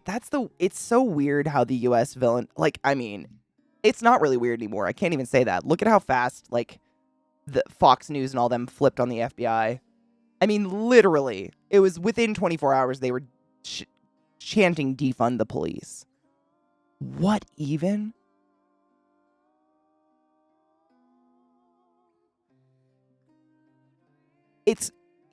I want to say it's insane, but it's really not anymore. I can't really say that because it's happening all the time. The FBI raided Mar-a-Lago like a week ago. And Trump had over 21 boxes of top secret to even higher clearance that I didn't even know existed type of documents just like in his basement, chilling. Which was wild. And because it's Trump, the Fox News and all the really extreme right media channels and everything, they've gone through a string of claims I can't even begin to elaborate on. At first, it was, they are... What was the first excuse? There was something, and then it was, the FBI planted stuff at Mar-a-Lago. And then Trump claimed, he took work home. He's allowed to do that. And then he claimed he declassified all these documents just by taking them out of the White House. Like, that's a thing. Like, it's just, and then they, defund the police because it's just, I can't even fucking give it to you in words because there's so much, it's just crazy. It's crazy. They weren't even locked, right, Zuckus? That's what I thought. I didn't want to say that because I wasn't sure. They were not locked up. And I guess at one point, some of them were just, like, chilling on countertops in the kitchen. Like CSI top secret documents about nuclear shit in our country. We don't know the like specifics of the nuclear stuff, but it could have been codes. It could have been where they're stored in our country. It could have been where we, what's the word? Where we not recycle them, but where we store the dead ones. I.e., we just put them in a pool of heavy water and hope for the best. If someone bombed that heavy pool water, God fucking knows. I don't know what happens. Like, the amount of information that you basically were being given at the buffet table is pretty astounding. I have such a raging, oozy little boner for hoping he goes to jail or something happens. I just don't know. It's crazy. It's a cult. Oh, it totally is. I mean, there's nothing else describes a group of people who have created their own reality better in a dangerous way than a cult. You are right, Sales. Thank you. Happy 420. We just missed it. Oh my god, happy 420. Cheers. Maybe I didn't miss it, though. Did I do it on accident? Am I just a natural? He blamed it. Yeah, thank you. Thank you, Mayo. He also claimed that Obama took home hundreds or thousands of boxes of documents. Like, that was his comeback. He's like, well, Obama took all that shit. And literally, the National Archives of our country had to make a statement publicly stating that was all false. Obama didn't do anything. I mean, it's just like one wave of what the fuck after another. I don't know what to do anymore. You know, the little, like, what the fuck girl where she's just like, I think Brad has an emote of her. That is the last, I don't know, 5 years. It's just that. Oh, there was also documentation about informants. So it could literally kill people if that informant got out. Exactly. And about, I think, like the French president or something. Which, what the fuck? Someone literally tried to storm an FBI building and died. Are you kidding? Zephyrus, that's the thing. Like, I keep saying it's crazy, but it's not. Nothing he does is crazy. Mostly I'm just like, where do you get the time to do all that crime? I didn't mean to rhyme. Oh, wow, it's still happening. Stop. You know what I mean, though? Like, god damn. Is it just on act? I mean, I think someone said it in chat yesterday really well. They were like, it's that most of his crimes are like happening simultaneously. They're like intermingled. So he's multitasking crimes at this point. Unfortunately, we only send whistleblowers to federal prisons, not presidents. Oh, God, it's so disgusting. I mean, at the very least, just don't let him run again. Please, that's all I want. He's too much. It's almost like he's actually trying to destroy faith in all of our public institutions, which is necessary for any of them to be effective. I mean, he's done it. Like, who has faith in the public institutions of America these days? Secure compartment information. That's what the CS, or is it SCI, and those are top secret documents that literally can only be read like in a specific building. Like they don't leave that building. They can only be taken out in that building. Like that's how secure they are. I don't know. Probably nuclear shit. Who knows? Not my area of expertise. And I honestly don't care. The fact that this fucking idiot took them is where I'm like, what? Thank you. Do you like my blue? It's very grown out, but it's lasted for quite some time.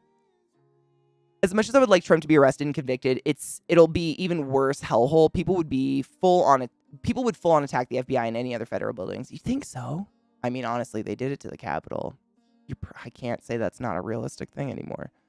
The R's went ballistic because a wealthy white man and their god king, the Cheeto fuck, was being treated like a private citizen who broke several serious laws. It's okay for the DOJ and the FBI to go after quote-unquote lesser people, but if they do their job and search a crime scene, defund them. It's literally, that's...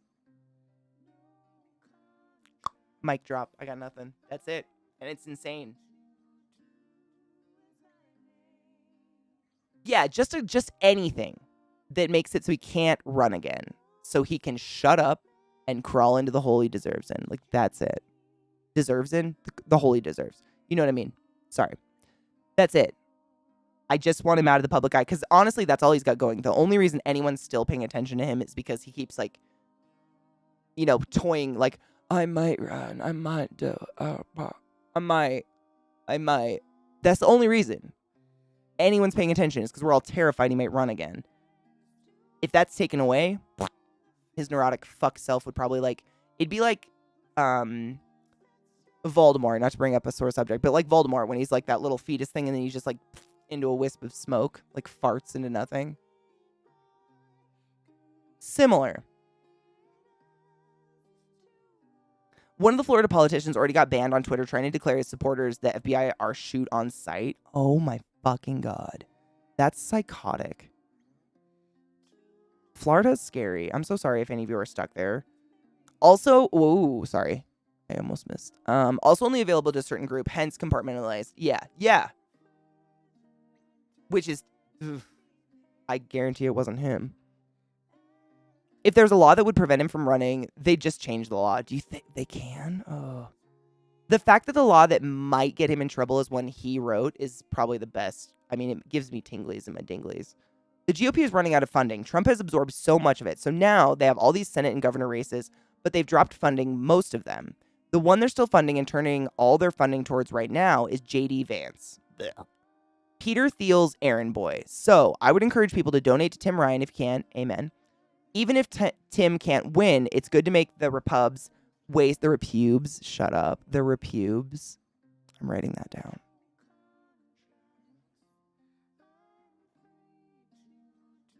God damn it, that's good. The repubes.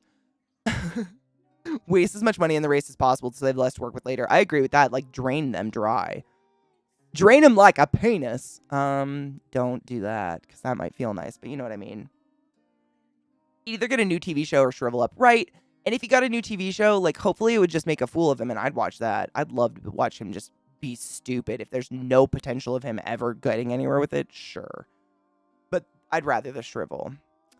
Walker and Oz look like will lose. Does Oz look like he's going to lose for real? I fear for PA with him. Dude, he is a fucking air thief. Like, what in this shit? Did you see the new ad he put out of, like, a bong coming up behind his competitor's head or something. Like, that's his best argument. Do you know how much that dude's cut down on crime and shit? I saw an ad of Oz recently where he was like, I want to know what you've done for the state of Pennsylvania, Fetterman. And it's like,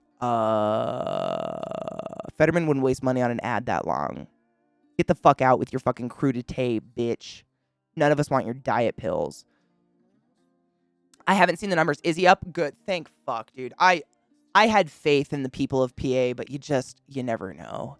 You never know. Fucking Christ, dude. Ugh. Good. He's destroying Oz. Thank fuck, man. Oh, cheers to that. I'm cheersing to that. That's worth another cheers. I just can't. Oz is a scary fuck, dude. He has way too much money. The fact that Oprah was on his side at one point is enough to scare anyone. Like, she owns, like, 2/3 of Maui. The Hawaiian island of Maui. Like, what the fuck? Bitch can do anything. He scares me. He needs to be out. Out of here. For starters, Fetterman lives in Pennsylvania. I mean, at the fucking bare minimum, right? Jesus Christ.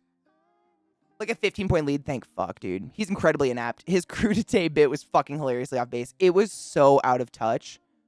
I've never I'm sorry, what? What kind of disgusting crudité are you making with fucking guacamole and bell peppers? Who are you? Get out of here. He's never been in a grocery store in his life.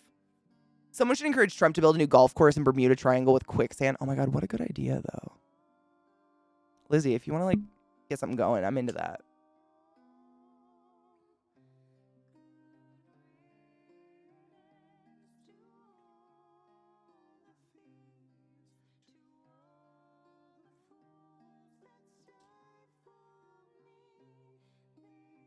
Shut up, Brilla. Are you serious? Do you have a link to that? I would love to see that.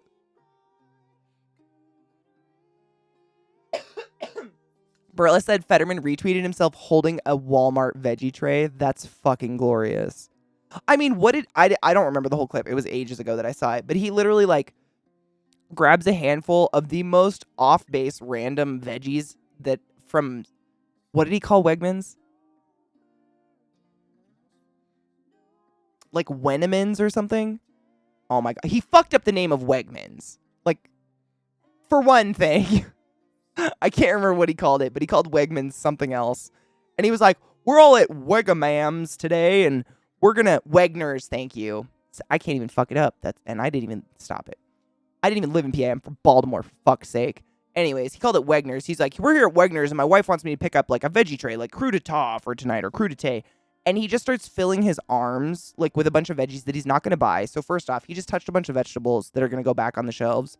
Guaranteed he did not put them away. He just tossed them on a pile of onions and hoped for the best. So they're dirty. He's a disgusting human being. But he gathered up like over $20, I think, of just the most... Nothing was appetite. I don't even know what the fuck he was trying to pull off. I think he was just trying to say Wegmans is expensive or something. It was weird.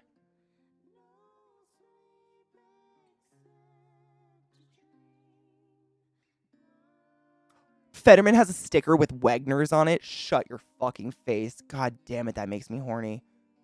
Fuck, that's beautiful. To complain about the prices. Oh, because apparently... Oh, because the prices at Wegner's are controlled by the Democrats. Okay, so that was it. That was the point of him touching a bunch of veggies he shouldn't have touched. Sick. What a cool person he is. I fucking hate Dr. Oz. Oh. Can I show you guys Fetterman? I want to show you guys this guy before our day ends. He's just great. He's had an arguable past. I know a lot of people have like pointed out he's had some fights and been in some, I don't know. He's had an arguable past. I think everyone has, and if you are open about it and you try to better yourself, he's done a lot of really good things for Pennsylvania. It doesn't excuse being a racist or anything, but, you know, he has done some good, and he's still better than fucking Oz, which is saying a lot. This is Fetterman. He does smoke pot, by the way. Very pot-friendly. In PA, we call this a veggie tray. And if this looks anything other than a veggie tray to you, then I am not your candidate. Oh, he's also like 6'9". I don't think I mentioned that. He's 6'9", I think, something like that. He's huge.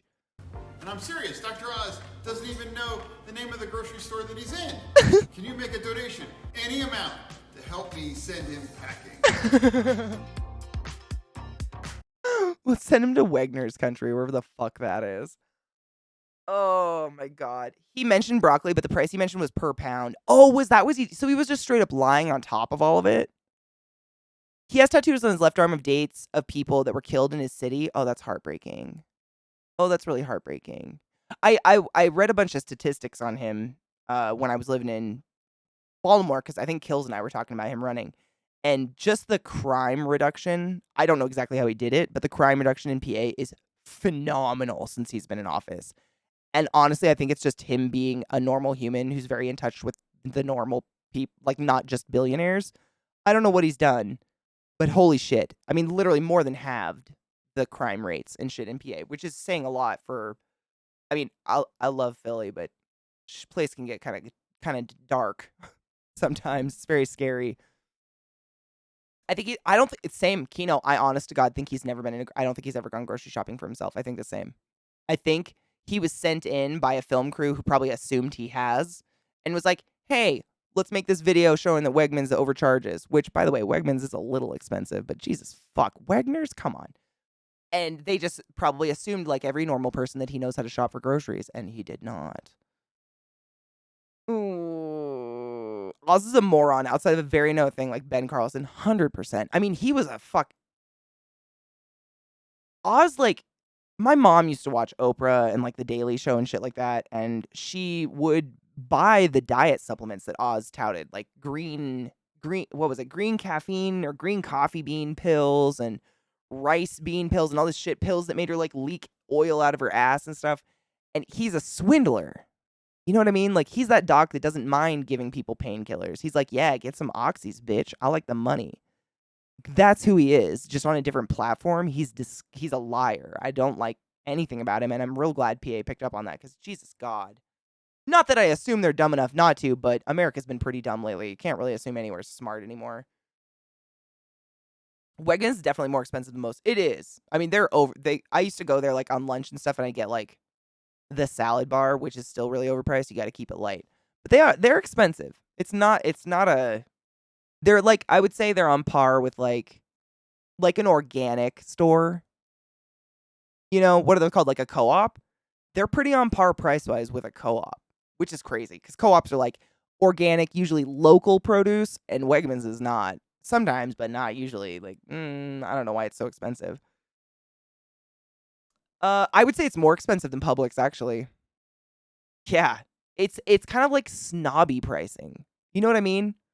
When you're looking at it and you're like, I'm buying that because it's wrapped up pretty, not because it's high quality asparagus or anything like that. You know what I mean? You kind of get that feeling. I would go there every once in a while for an emergency, but it wasn't my go-to because it was just, I felt like I was paying a lot more for groceries than I needed to for the basics. And they have their own brand, kind of like, you know, Fred Meyer's or Safeway or any of those stores. They all have like their own little brand, but usually it's significantly cheaper, and theirs is not.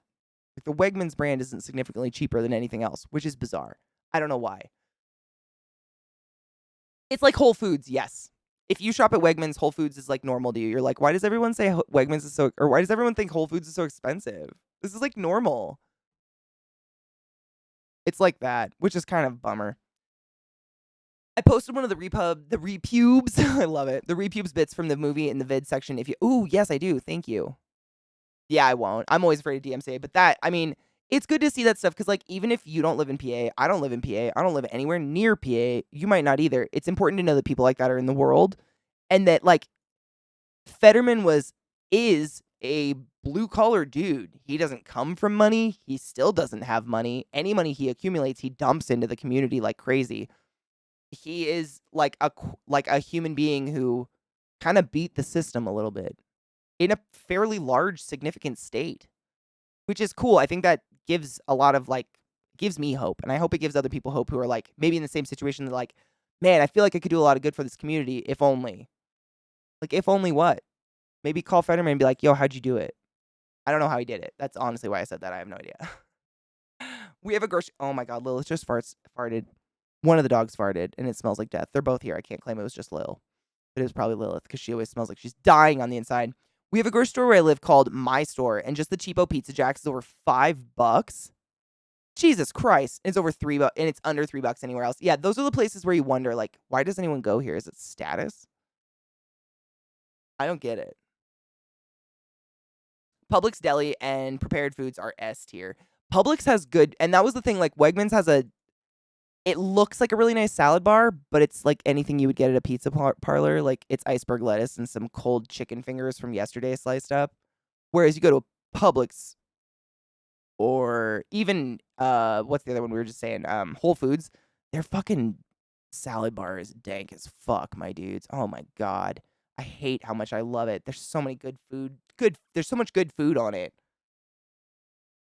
Oh, BDO. Maybe break a leg.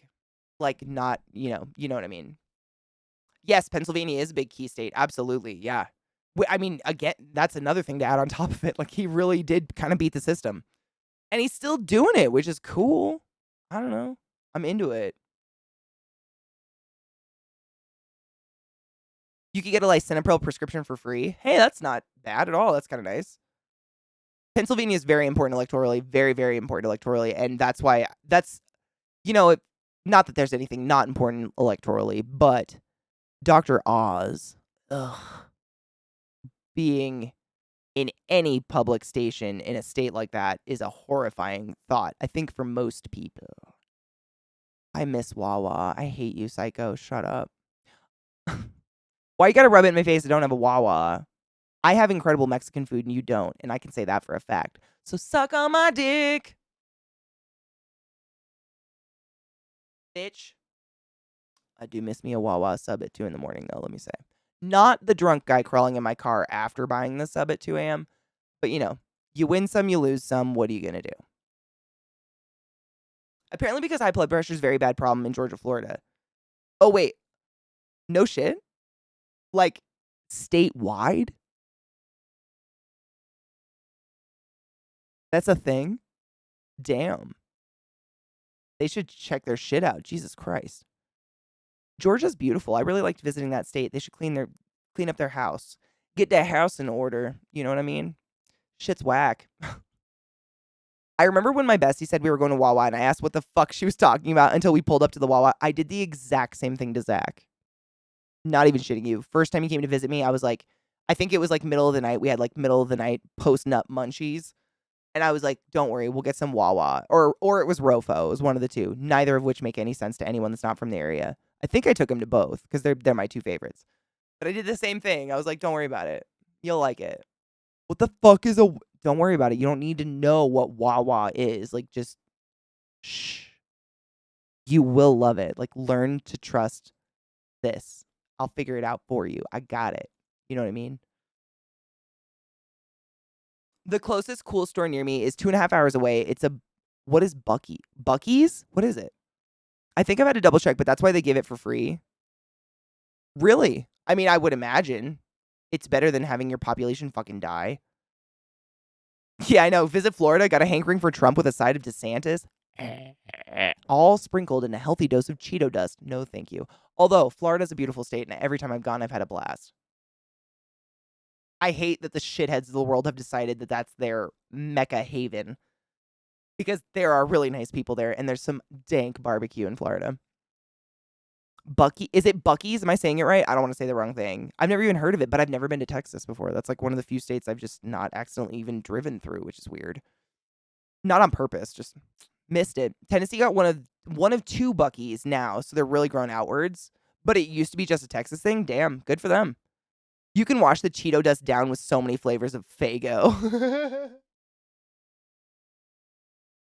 It creates like that thick film all over your mouth that you can, like, if you dig your tongue in hard enough, you can like scrape it off. That Fuego Cheeto dust film. I don't know if they have a big spring break thing. I've just been down there like in my adult life, like going down because I have friends down there or just to relax on a quiet beach because there's a lot of quiet beaches. If you go to the right side of the Gulf, but I've never gone during a peak era. I've been to Lake Havasu during spring break, and let me tell you, I learned about anatomy that year.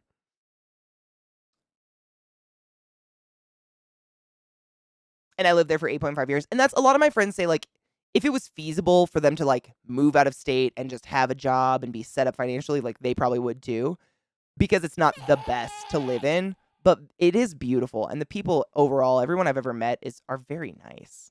I've always had a really nice time. I mean, honestly, and I go to the places where it's like a dive bar where like the bartenders go after work to drink because I don't like the touristy shit, and they're just so normal and nice. I don't know. It makes me sad that they get such a bad name for the shocking psychosis of what tends to drift there. I'm convinced of this. Good done anywhere is good done everywhere. I like that. For a change, start by speaking to people rather than walking by them like they're stones that don't matter. As long as you're breathing, it's never too late to do some good. Oh, fucking Maya Angelou. God. She will bless us forever. Thank you for the biddies, by the way, Fussy. That's beautiful. She always said such wonderful things, though. I was at a Publix about 2 weeks ago, and some housewife on her phone and not paying attention tried to open my passenger door and get in. Shut up. Her husband was in the car next to mine. We both laughed our asses off. That's fucking amazing. Oh, that's beautiful. I've had a few drunk dudes at Wawa and whatnot at like 2 a.m. Like, I think in their drunken stupor, they think they're hitting on me, they've succeeded, and we're going home together. But like, I'm in my scrubs and I'm on my way to work or home from work or something. And they'll like literally like try to crawl in my car, and I'll be like, oh no, help. Like, it's not difficult. They're just like ragdoll at that point. I love you with my whole ass, both halves, which is saying a lot because it's big, but same. I'm Israeli. I consume TV shows, movies, and CNN. Sometimes Fox for the hell of it. Oh God.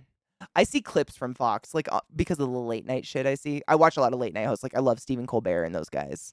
And they'll show clips from it. That's all I've ever seen. I don't think I've ever tuned into the channel. I don't have TV, so how would I? But I watch a lot of YouTube, and they show me clips sometimes, and just the clips I see are beyond mind-numbing. I don't know how anyone I have an aunt who has kind of gone the like left side of left, like the right. She's lost her fucking gourd. And what she'll do is she goes to the gym. She lives in Arizona now. You guys got her. You're welcome. And she goes to the gym and she walks on the treadmill for 4 hours. She claims she forgets she's even doing it. She weighs like 70 pounds and has Dolly Parton big fake titties. It's crazy. I don't know what's happening there. But she puts on Fox News and listens to that for 4 hours. And at what point do you not realize the chunks of brain matter like fighting to escape you so that they don't absorb what you're trying to absorb? The rants there about the Trump raids. Oh, I can't even. I've seen a couple of them. They're pretty fucking crazy. I've seen just like the highlights of it where, they're like, oh, the FBI planted stuff. Oh, just kidding. Trump took work home. Oh, just kidding. Everything he leaves the White House with is automatically declassified. And how does anyone eat it? It's like a little kid lying about stealing something. It's that level of mentality. It's crazy. Florida has its share of dumbasses, but part of the reason they get national attention is that they have very permissive freedom of information laws. I thought this was true. Thank you for confirming this. Of information laws, which makes it easy for news stations to fill unused blocks with tales of crime from Florida using easily obtained video, audio, i.e., Florida Man. Right? Whereas most states have laws against that. Like media can't automatically get a hold of any of that, so they can't report on it. For instance, in Seattle, it's illegal to report on suicide. So you'll never see a report of a suicide in the newspaper. The obituary, but you'll never see a report on it. Like they can't glorify suicide as a report or something like that. There's various laws in various cities. I imagine it's similar.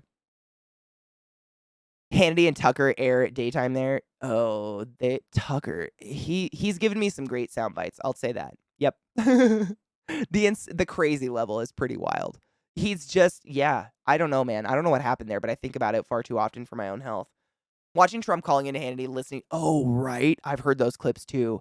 He repeats himself like someone with dementia. You know what I mean? How they like circle speech. It almost sounds like rote memorization, but I think it's honestly dementia speech. Like he gets stuck on something and starts circularly saying it over and over. And you're like, oh, you're broken. Okay, that's what I thought. about Oz is he's got dual citizenship with Turkey. I didn't know he had that. I had no idea, to be honest. Is he from Turkey? Like, is his family from Turkey? I didn't know. I wonder if the Repubs would like that. I have gone to news sources that will group the news stories by left, center, and right, and also by low or high factuality. It's much more balanced reporting. Oh, yeah. That sounds like they're actually thinking about what they're reporting. Amazing. Imagine.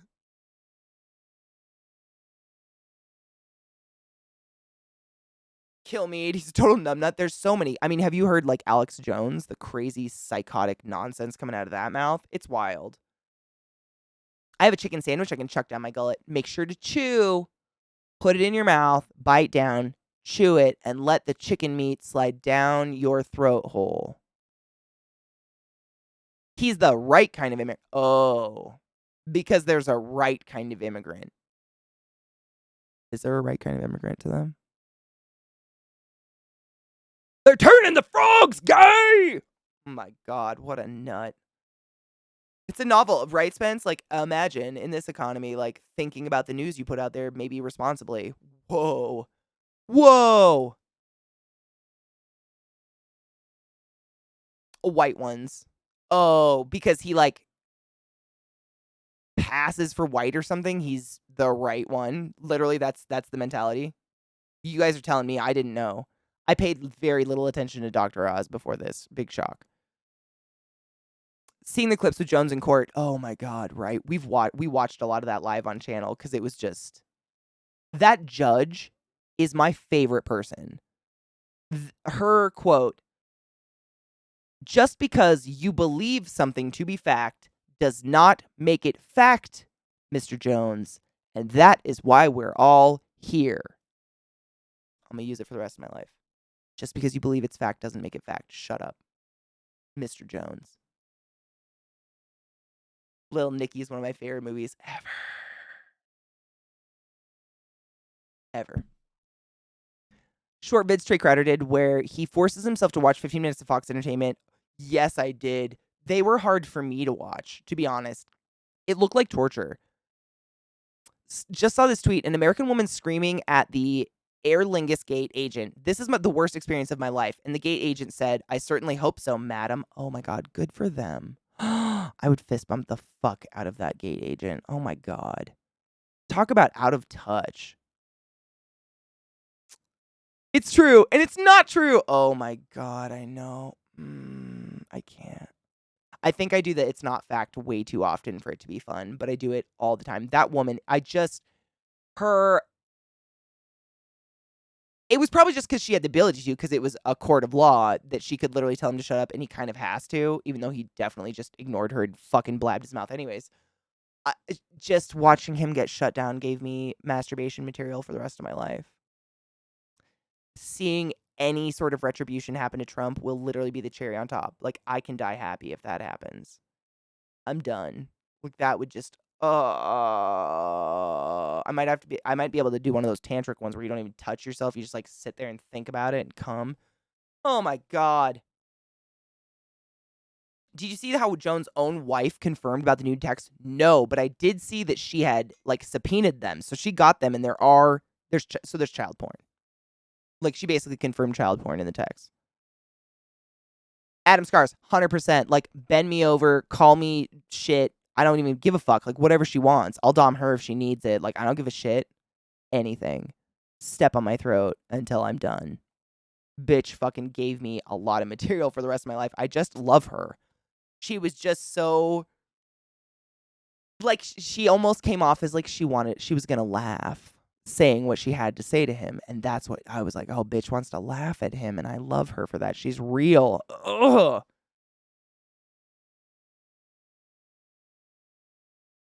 His social media venture can't get investors. Oh, darn. Big darn on that one. I was deep in the Trump administration tomfoolery for the 3 years. Helped that I was in my frozen state. Oh, God. Do you feel like part of your brain just, like, died? Like, it's necrotizing, maybe? I hope not, for your sake, because Jesus fuck. It's like ecstasy without any of the fun part. You just, like, wake up with holes in your brain. Like, tunnels. Gross. On that note, I'm going to host my friend Domestic Dan. He's cooking food, and I kind of have the munchies, and so that's going to be awesome and make me hungry for dinner. But I'm going to go hang out with my dogs and rip my computer apart and figure out why the fuck GoXLR is being a dick. Thank you for hanging out with me today. I love you guys. As always, we always have great conversation. It goes everywhere. I mean, what the fuck? This chat, you guys are like the chat embodiment of ADHD, if we really get down to the core of it. Like, we started with like medicine and then catheters ripping off penises and then like insurance being a scam, politics. What the final cheers. Wait, I gotta pack a bowl. You guys are worth more than this. That was pathetic. I ain't leaving you with a shitty hit like that. Fuck that. But yeah, tomorrow's Monday, so it's my regular day off. But I'll be back on Tuesday, and maybe we can start culting. I'd like to beat this fucking game. It's a struggle keeping you guys alive, but I kind of like it. It makes it spicy. You're ADD in here with me. It's truth. Facts. It's life. Cheers, lovers.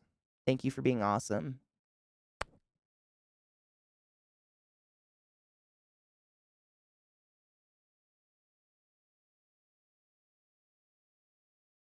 God, that's nice to smoke.